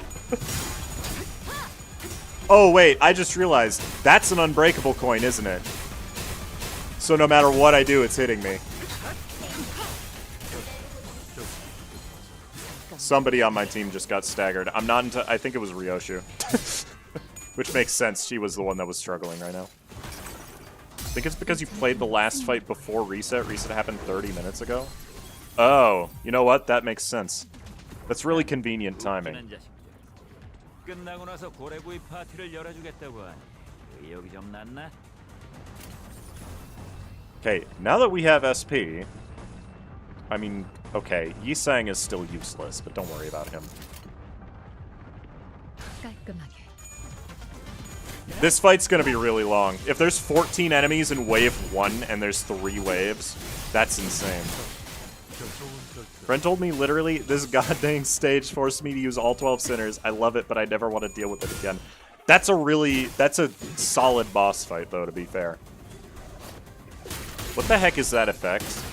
I didn't even realize they had a special effect. They're actually dying pretty quickly. The first wave ends after 1 turn. That's not ominous.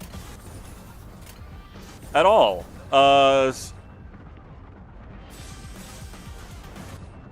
Actually, this would clash better, wouldn't it?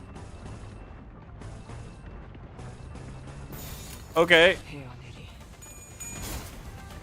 You don't have to kill them. That's what it seems, yeah. I just read the buff, and it seems like you are just holding out until the end. Which makes sense.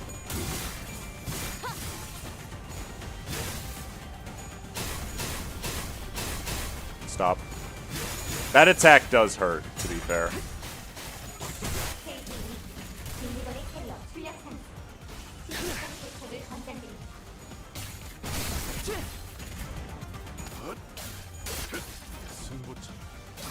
This is a pretty awesome set piece for not even a main Kanto. How good is the new Ryoshu? Insanely good. Maybe not for this stage specifically, though.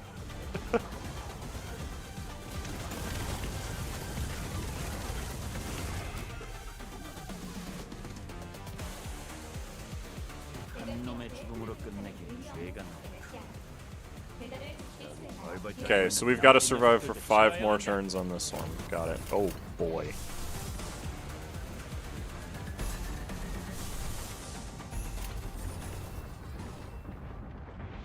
They have so much SP.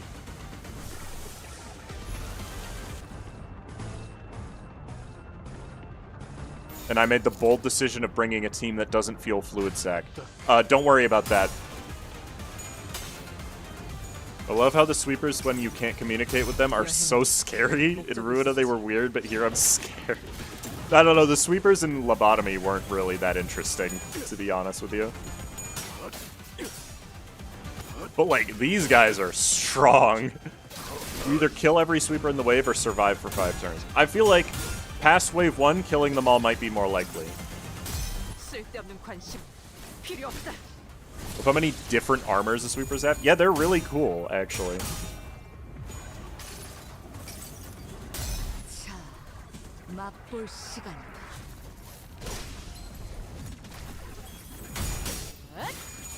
Yeah, I imagine playing Bleed would go well here. Mostly because they're also Bleed, so if you ever get hit, it's free Blood Feast.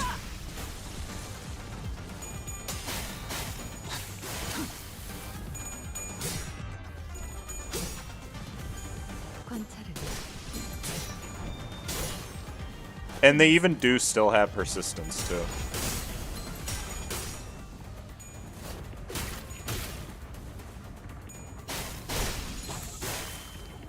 Oh, Jiashi-chun got staggered. That's fine. I don't care about her at all, really. Let's see. They're both at 9 speed? Are you kidding me?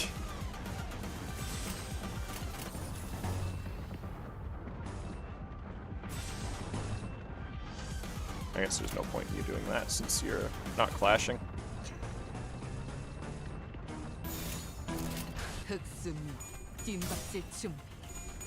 Bloodfiend team also has like 2 units with AoE attacks. That's true, yeah.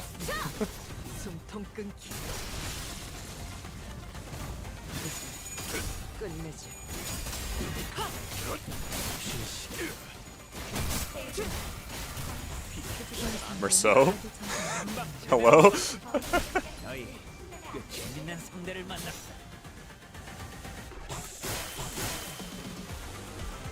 Bro?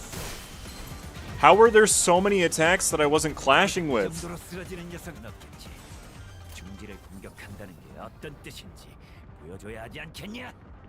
Look, she has 12 speed anyways. She's not she doesn't even have Strider. That's hilarious. Yeah. There's so many. We always encountered sweepers in controlled situations. That's true.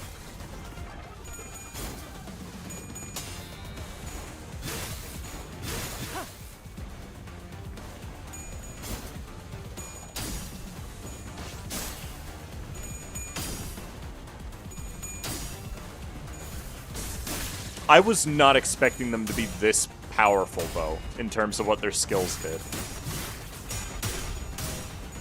Yeah, it gives 5 haste before it goes away, but she only had 2 haste. Or something.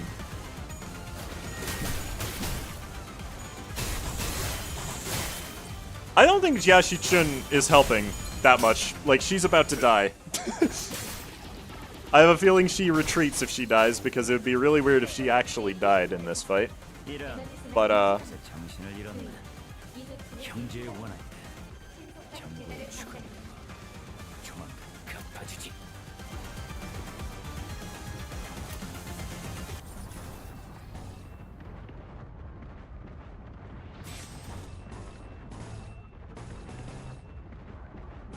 Rodia, you gotta get caught up. Good start. Okay. Millions of them, yeah. Fang Hunt Hong Lu is really fun in here because healing down status just straight up blocks them from the death regen. I would... Oh my lord. Okay, Merceau died. That... I kind of expected that, to be honest. Oh my goodness, I am taking a lot of damage, huh? That's... really, really bad. Like half of my units just got staggered and killed. Blind Obsession at the very least I'm gonna use. And Jiashi-chun died. Yep, she's just gone.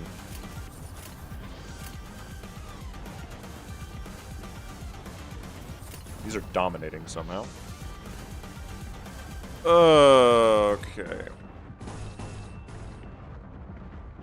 Bro. I almost want to. They're mostly like Pierce, aren't they? Pierce and Slash. Yeah, that's not good for Ishmael at all. Sorry, Rodia. See, that was the one I was really hoping I would actually win. But that's okay. Bro. This is insane now. I'm not winning any clashes now that everybody's at low SP. Oh, that's not what I wanted to do.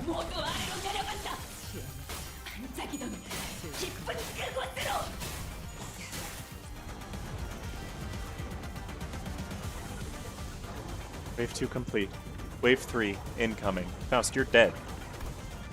The battle was long and grueling. Even Ricardo and his henchmen appeared visibly exhausted after the second wave. Big bro, we messed up. We never should have put you through this trouble in the first place. Don't worry about it, kid. You've taken a brother who came all the way from the south and guided him safely through the labyrinth that is H-Corp. I'd say you've done more than enough. No one could have expected that we'd be fighting the sweepers of all things. If we're able to withstand the sweepers, enemies that could give even the middle trouble. Practice makes perfect, and perfection makes an expert, huh? I guess Honglu wasn't too off the mark. Man, we would have been long swept away by the Horde if we were still new at this. Ishmael, who was taking this brief downtime to check the sharpness of her harpoon, was right. We've been through something like this before. Fighting against an endless horde of enemies, long battles of attrition. It wasn't new. And that very experience was definitely an edge we had against these enemies. Of course. Can we even handle a third wave at this rate? There is no choice but to withstand it. Nothing was certain just yet. We still had the third wave to survive. Well, carry out your sentences as soon as we survive the third wave. Even when we're all basically in the same boat, that guy just can't help but have it out for us, huh? Why would I ever... The third wave begins, and with it, the buildings suddenly began to shift violently. What? Hold on. What's going on? The buildings are shifting. What's happening? I remember asking all of you guys to read the damn pamphlets. Buildings inside H-Corp shift every once in a while. I didn't know it would be like this, but still. Fortunately, it doesn't seem that the building we're in is shifting by much, Executive Manager. As soon as Outis finished, an errant building suddenly jutted violently from the ground, rising in a diagonal burst, and struck Ricardo square in the chest, sending him blasting off into the skyline. Damn you! Mark my words, this is all going in the books! Ricardo wasn't the only one that got practically punched by a building. Big bro! The henchmen of the middle, who had formed a defensive square to withstand the waves, were blasting off in all directions. Or maybe they were falling? I wasn't sure anymore. What is happening? The movement of the buildings has significantly reduced the enemy population in this area, Dante. This is an opportunity. Huh. Now that those irritating bastards are off our backs. I think this is definitely more doable now. I don't know, I feel like they probably were helping a little bit. I can feel the spirit rising among the sinners. Come on, let's do this. We've done this kind of fight 1,000 times. Not really?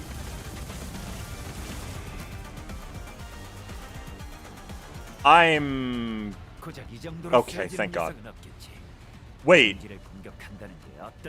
Why is Outis here? I thought she was dead.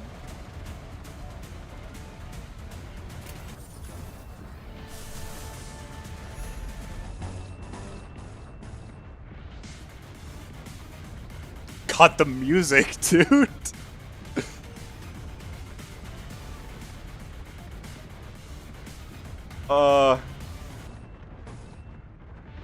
See, I have to actually be really careful about my ego use right now. Due to how low my HP is. Actually, I'd rather clash here.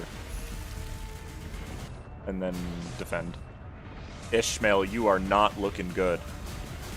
Just double block. I love that Honglu shows up and immediately favored. Land of Illusion. 운이 따라준다면 좋겠네요.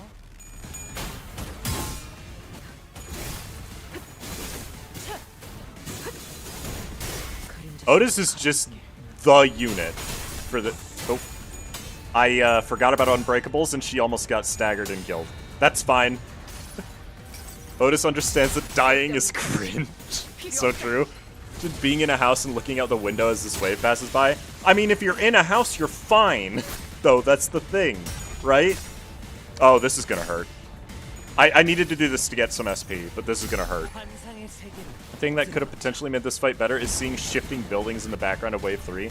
I think that would have been pretty hard on phones, if I'm being honest. Like, that sounds like something that maybe wouldn't work very well on mobile.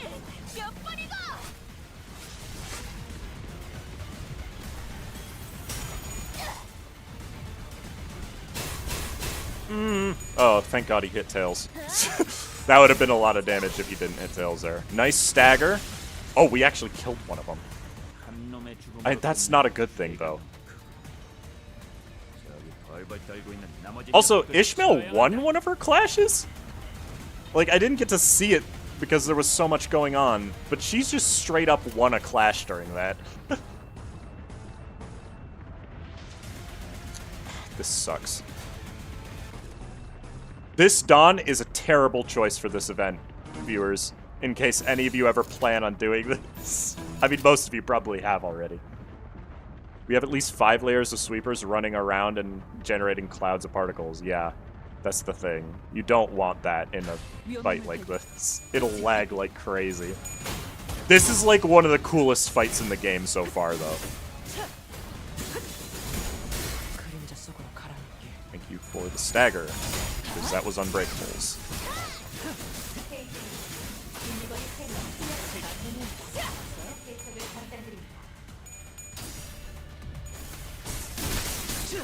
And, like, this is how a fight like this should feel. It should feel overwhelming. Also, I love that I'm getting a Mutilate reuse in the middle of all of this. Because that's funny. Hey, it's one more Gluttony resource. I'll take it.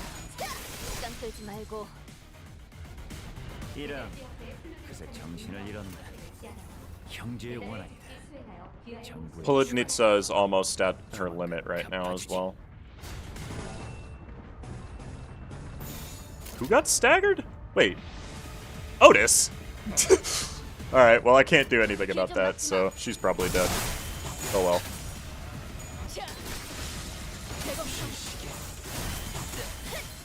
It got nerfed an hour after release. Is that what that update was? Because I was grinding during that update. They do feel really overwhelming, though. Oh, when did Honglu get staggered? That's weird. Look, the goal is just to survive. So...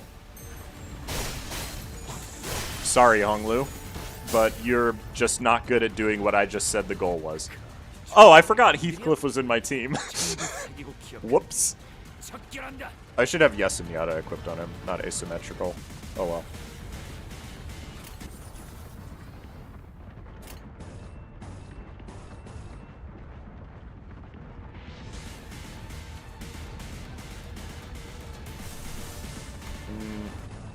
Okay, there we go. Neutral, huh? Let's fix that.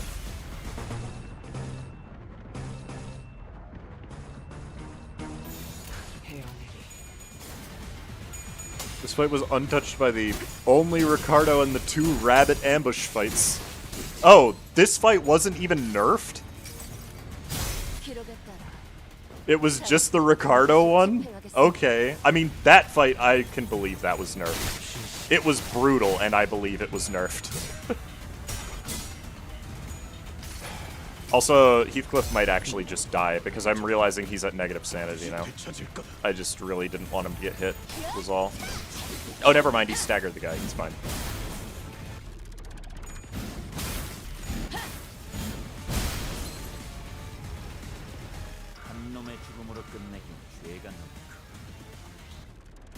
I think I'm winning by killing them here. 16 speed! How did you even get that fast? Okay.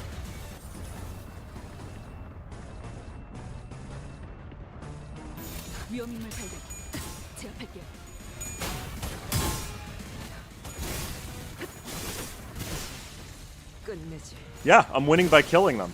I didn't even survive until the end of the wave.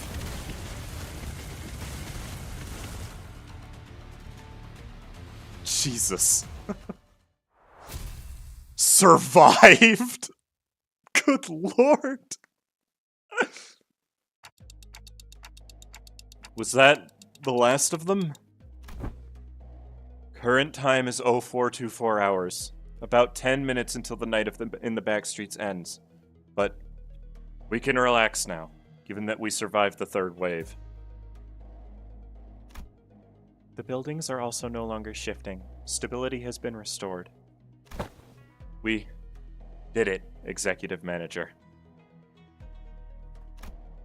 Bloody hell, finally.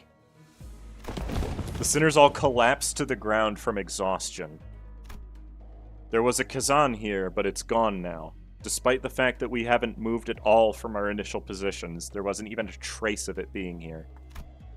We realized that we'd been relocated on top of a roof, as though we had all just awakened from the dream of sleeping in a building that had never existed. That was one hell of a battle, man. I thought I was done for. This is killing me. I don't know if we could have survived that if that hair-obsessed loon wasn't here to draw some of them away. I guess we got something to thank him for. So that's all they've got in a head-on battle. Art thou acquainted with these foes, young Ryoshu? OFC. I've heard of them. The scent of blood, 'twas faint, but it cannot be. No. 'Twould be best to not linger over long on this thought. Why not? Dig deeper. Letting ephemeral inspiration slip through your fingers is the death of creativity. I said I won't linger on it. Don't rush me. Whatever. How uninspiring. Guys, now's not the time to bicker. Ryoshu and Don Quixote's words were indeed unnerving, but we'd have plenty of time to discuss that once we return to the bus. If we can return in one piece. Shi Yi Hua. I'll be frank, that was impressive. I thought for sure you'd have been long swept away by now. Shi Yi Hua must have been waiting somewhere nearby to watch us die, because it did not take long for him to reappear before us. Perhaps they agreed upon a new deal while we were fending off the waves of sweepers, and the Mao branch and Zilu were both approaching us in an intimidating gait that contrasted with their earlier passivity. Damn it. Executive Manager, we've had too many high-risk, high-fatigue battles in succession. I hate to offer such disloyal advice, but it may be wise to avoid this battle at all costs. That don't seem like an option to me. I look around. Most of the sinners were either dead, trampled and chopped to small, unrecognizable pieces. They were barely holding on at best. I can bring them back, I always do.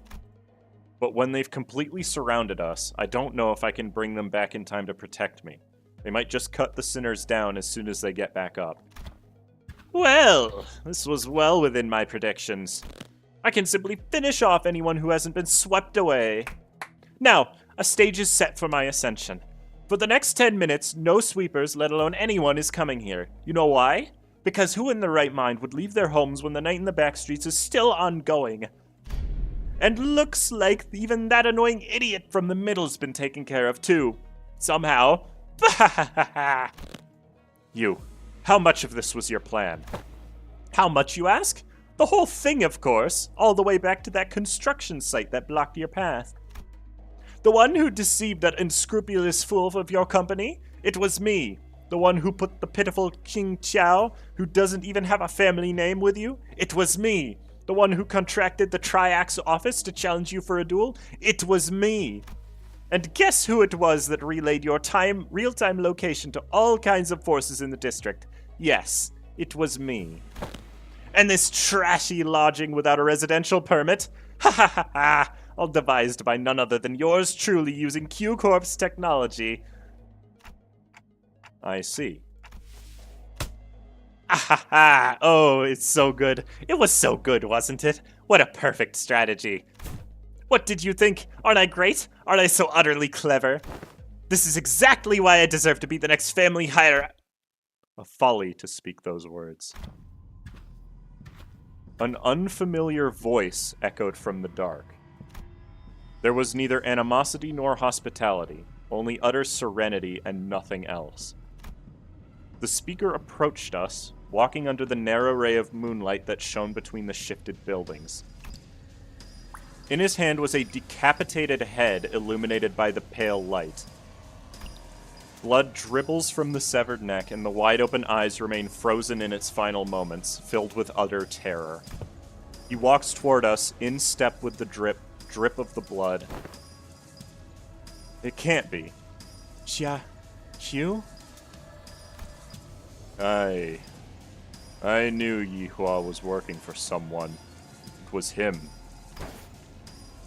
Why do you have King Xiao's head?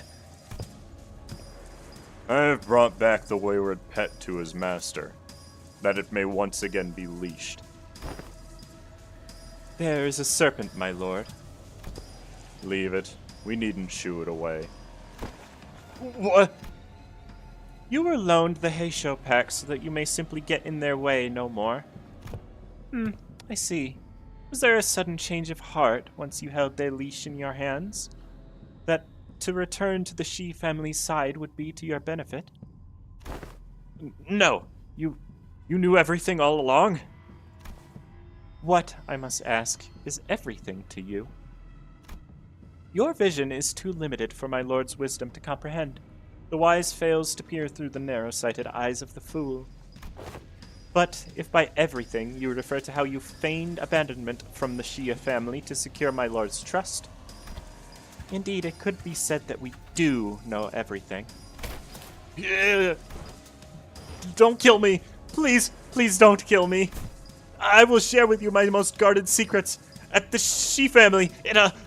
Right, the 10 Blades of the East. Yes, the thought... But Shi Yihua could speak no more. For a serpentine blade struck from the umbra and separated his head from his torso with ease. Little Yihua, have I not warned you time and again to guard your tongue against the creeping desperation? I believe that we have gathered the intelligence we had hoped to collect, my lord. You needn't pursue this serpent, Zilu. His voice boomed as he commanded those who appeared to be his officers. The tall, built man took a ponderous step from the shadows and stood before us. With an enigmatic expression, he wordlessly looked at Yihua's decapitated head, now lying on the ground, then at us. It was as though he was gazing upon the clouds or blades of grass. I shall take them with me. He picked up Yihua's decapitated head before gesturing at his officer with a nod. Ah, here it is, my lord. Wrap their heads with stasis wraps and decomposition won't set in any time soon. And with those bandages, he begins to wrap them up in a practiced motion. He does not pay us any heed, as though we weren't even worth the attention. Return to me once you are finished here. Yes, my lord. Hold on. You can't just step in out of nowhere and... He did not reply, his eyes gazing, yet reflecting nothing but hollow emptiness. And just as he had emerged from the darkness, he vanished into the shadows, carrying 2 decapitated heads. I think we literally have a Zilu ID. No Confucius? Well, his birth name is Kongju. That man is Confucius. Yeah. Yeah.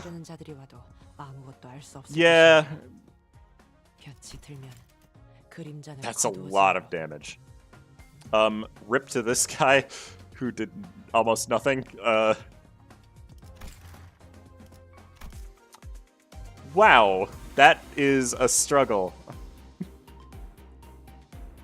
That might genuinely be one of my favorite fights in this game.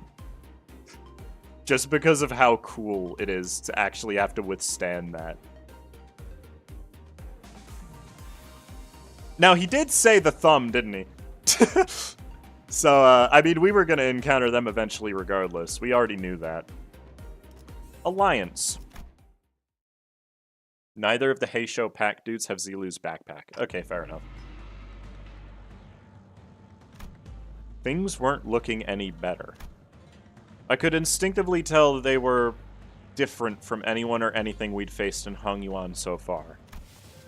I don't suppose our lord left them alive only for us to slay them. Then perhaps it would be apt that I introduce myself, as it is common courtesy to do so.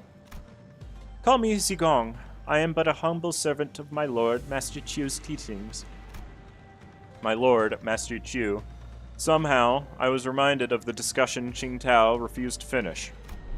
For when the far one comes, betwixt the burnt doors shall a star fall astray. As for the song, it's a song that's become rather popular in the backstreets in the recent months.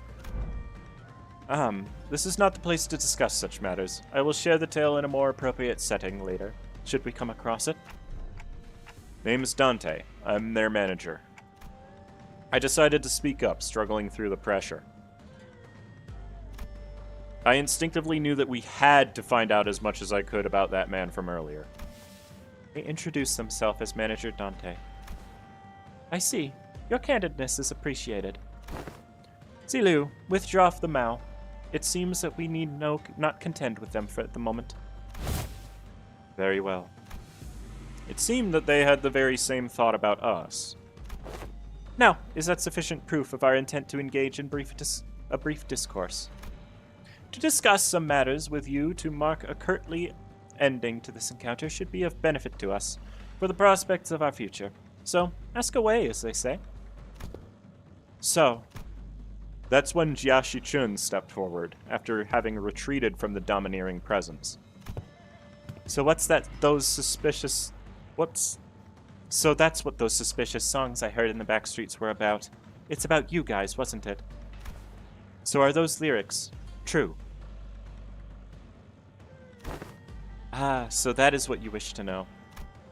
Shichun of the Jia family. It is said that you possess talent in rhetoric, yet walk a path beclouded by concern and anxiety.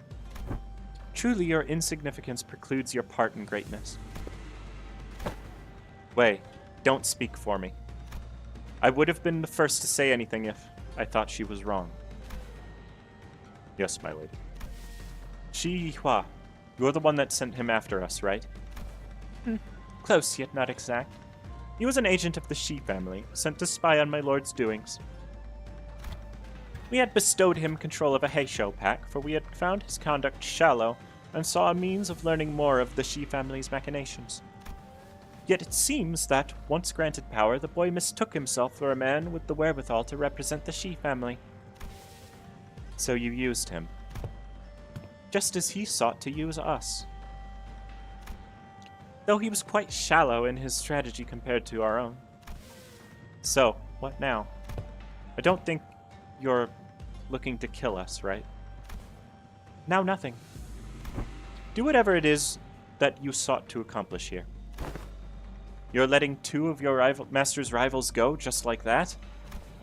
What a strange thing to say. Look around as I might, I fail to see any rivals here. Then, why did you order Yihua to attack us? You said it yourself, we're not even your rivals. The manager inquires why you commanded Yihua to carry out an assault against Limbus Company. They fear, yet they seek to gain understanding through that fear. Yet they remain wanting in a certain perspicacity. My lord has always said that if one learns not from a plight, then no discourse with them shall bear fruit. Instead of giving me a straight answer, Zigong left me with only a puzzling comment before she brushed past us. I have given you a courtesy enough. This is a good enough time for us to depart. Now, do stay nicely within your borders, as you have remained there thus far. I would greatly despise an odd splash of ink marring the great painting. With that, Zigong walked into the shadows cast beneath the forest of buildings.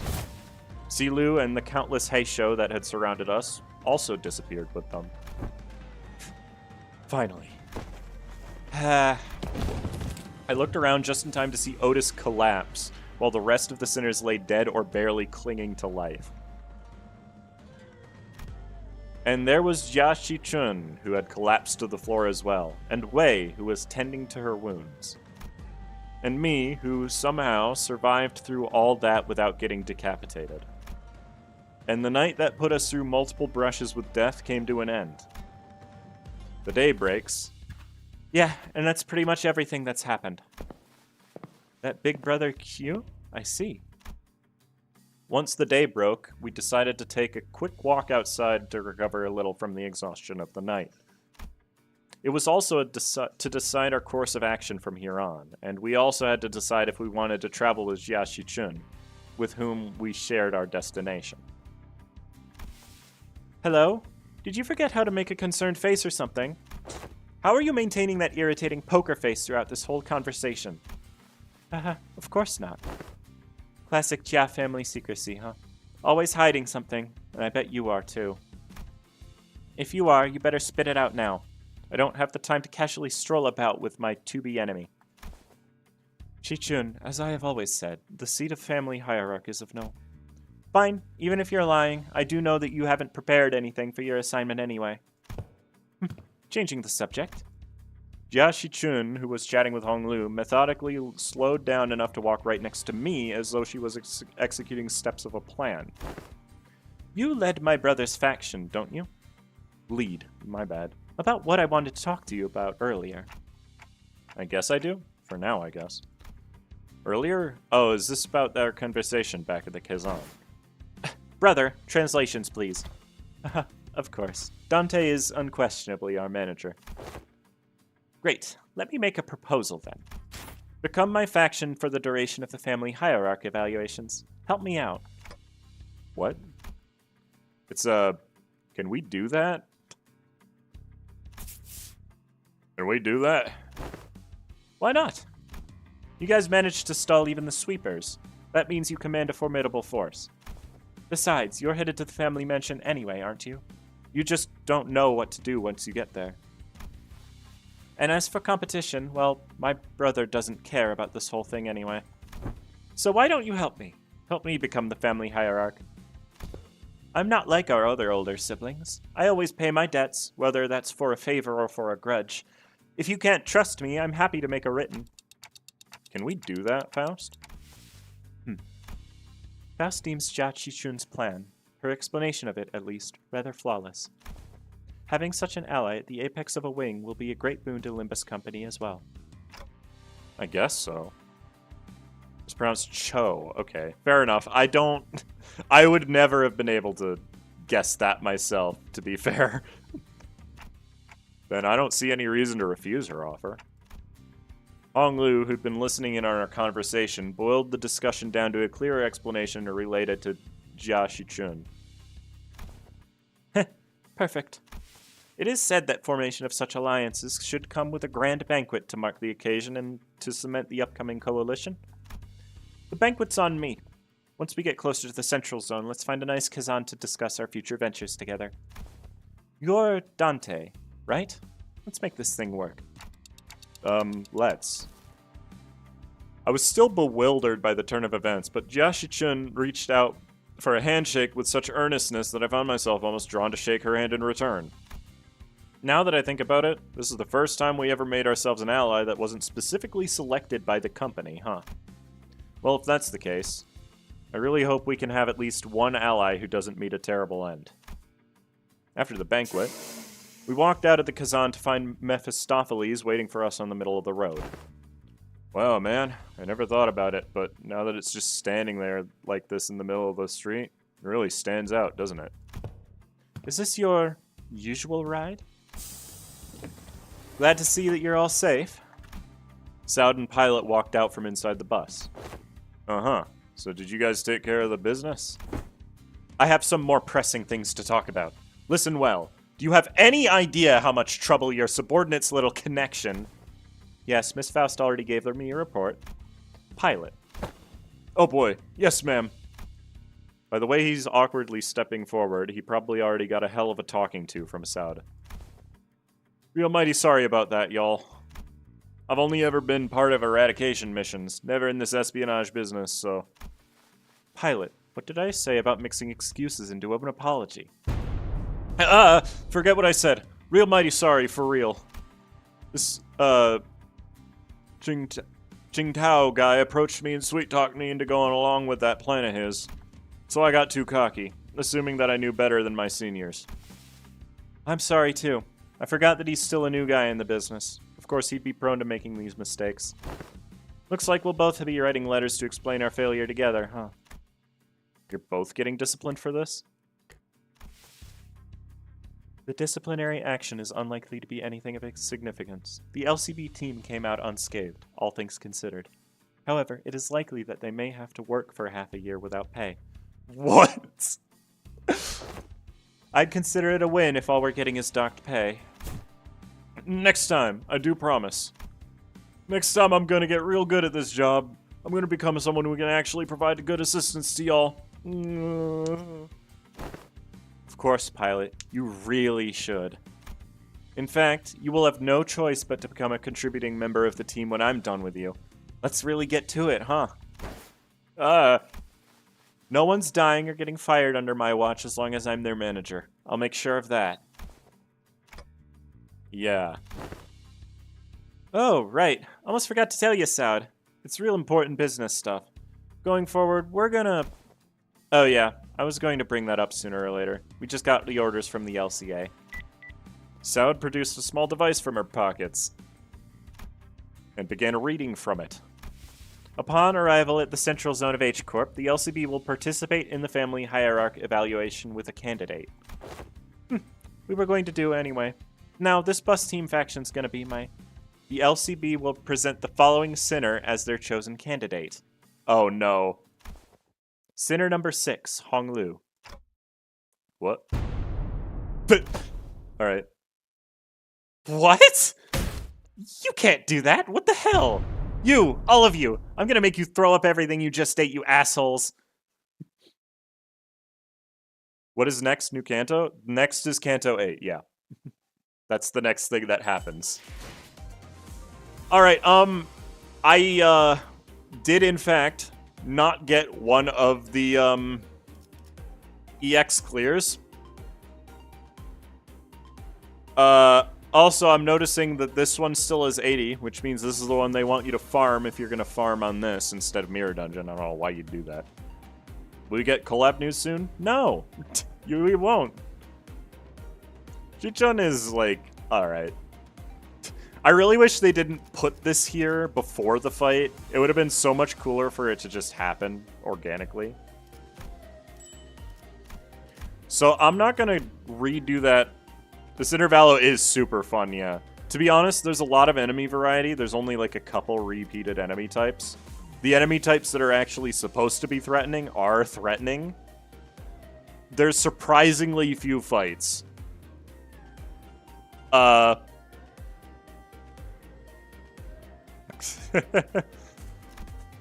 There's like 6 fights total in this intervallo. Let's see, 1, 2, 3. Okay, there's 8. Close enough. This is one of the coolest this is probably the coolest stage that the entire game has produced. Like, genuinely, I don't know how they're gonna top this one.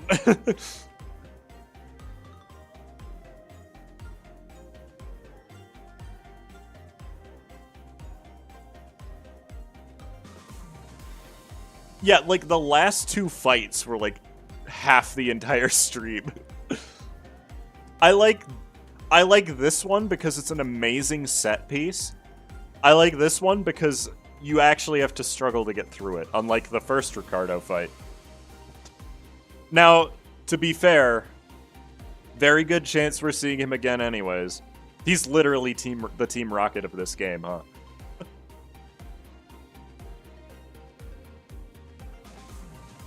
Probably gonna do something similar with Waves and Honglu's Kanto. I mean, maybe. Are you fighting Jiasho in Kanto 8? Almost certainly. Because they just introduced him. What rewards can I get? I always get these last because I don't really care about them. This is the most important reward for me.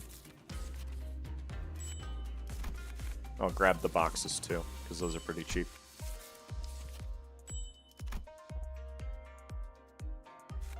These are not that expensive. I'll grab those. Give me my level up tickets, baby. Alright, I'll have to grind for most of this stuff, but that's okay.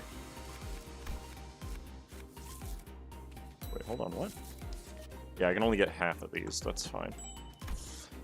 This is a really good intervallo. My guess is that when we get to the next Kanto, we might get Haisho IDs for most of it, because those seem like the grunts of the actual corpse for this time. XP tickets are super important, yeah, but I prefer to get the pulls. I'm gonna get everything anyways, so it's not like it matters too much. But, yeah, that is an amazing intervallo. Mao Branch. I like them too. Like, genuinely, even though it is a little bit sillier, the ending of this is insane.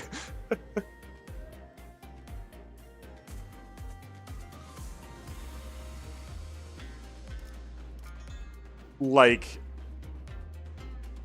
wow.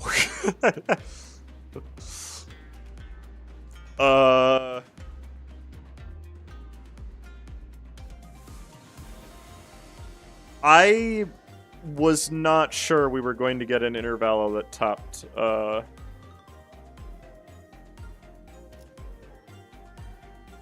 Warp Express. But I do get that they like foreshadowing the next Kanto in the second intervallo of the season. This is awesome. More stuff like this. I don't want to call Ricardo a joke villain because he's actually a threat and competent, but he's definitely on the more comical side. Okay, so for anyone who hasn't put the pieces together yet, Ricardo is at the level cap for Ryoshu's Kanto. Which is 60. Which means we're going to be fighting we're going to be fighting a big brother in the middle in Kanto 9. But that's okay. I'm, very hungry. Let me do my dailies, I suppose. Also, yeah, I played through the entire thing with Rupture. So, keep that in mind. I'm going to redo Ricardo on my own time, so I can get the EX clear. Because I was one turn off somehow. I don't know what team I'm gonna use. Probably, like, Burn or Bleed. It will be a fair fight and we'll kick his ass. I don't know, his skills roll insanely high, even without the offense level bonus.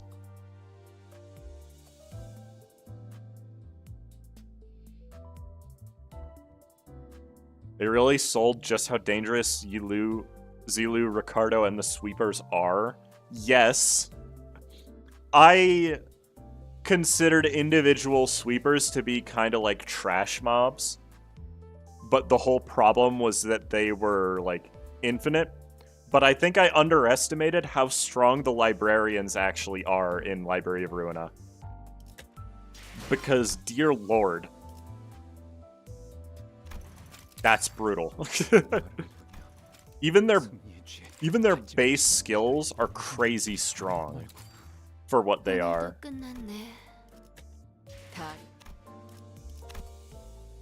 What? I guess I haven't done that yet today.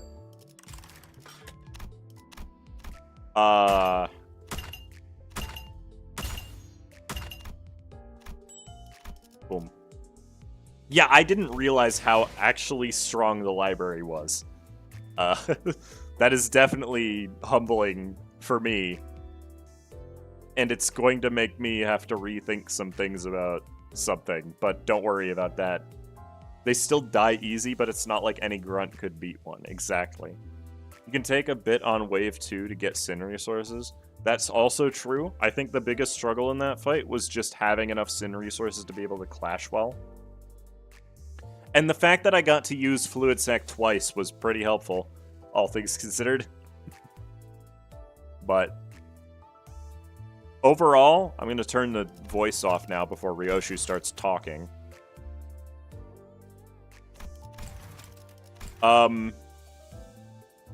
This is almost certainly the best intervallo in the entire game. From a storytelling and set piece perspective. It was like super mid until you actually get to the hotel, but Jesus.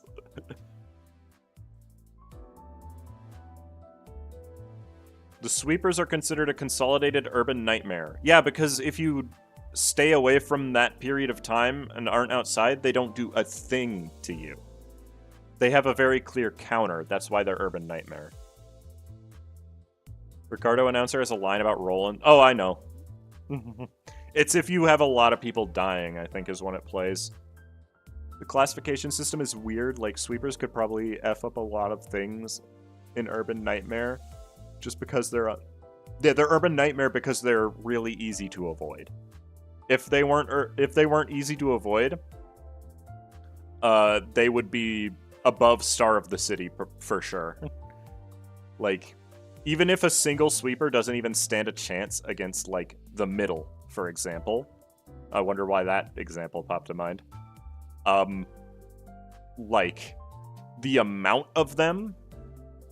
Like, okay, so to put into perspective, remember we got, some insight into what the night in the backstreets was like when, Ezra and Moses got caught in it, alongside the other guy whose name I forget, Vespa. And they survived because the thumb basically dragged them into a residential property. When they call it literal waves, I mean, yes. I didn't think it was that literal, though.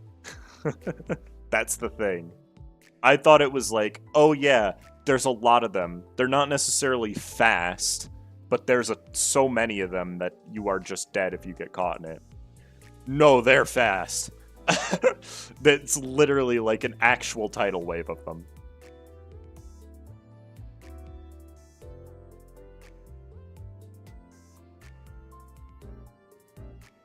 Wow.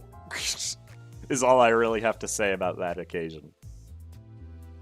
And the fact that Ricardo shows up and he's not even the, like, focal point of the intervallo is so funny to me.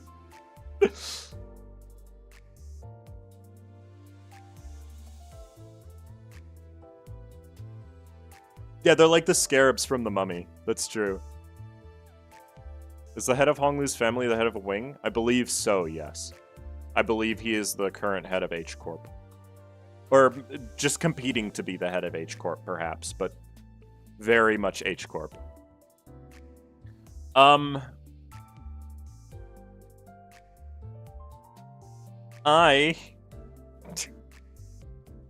am going to go eat dinner. Thank you all for being here.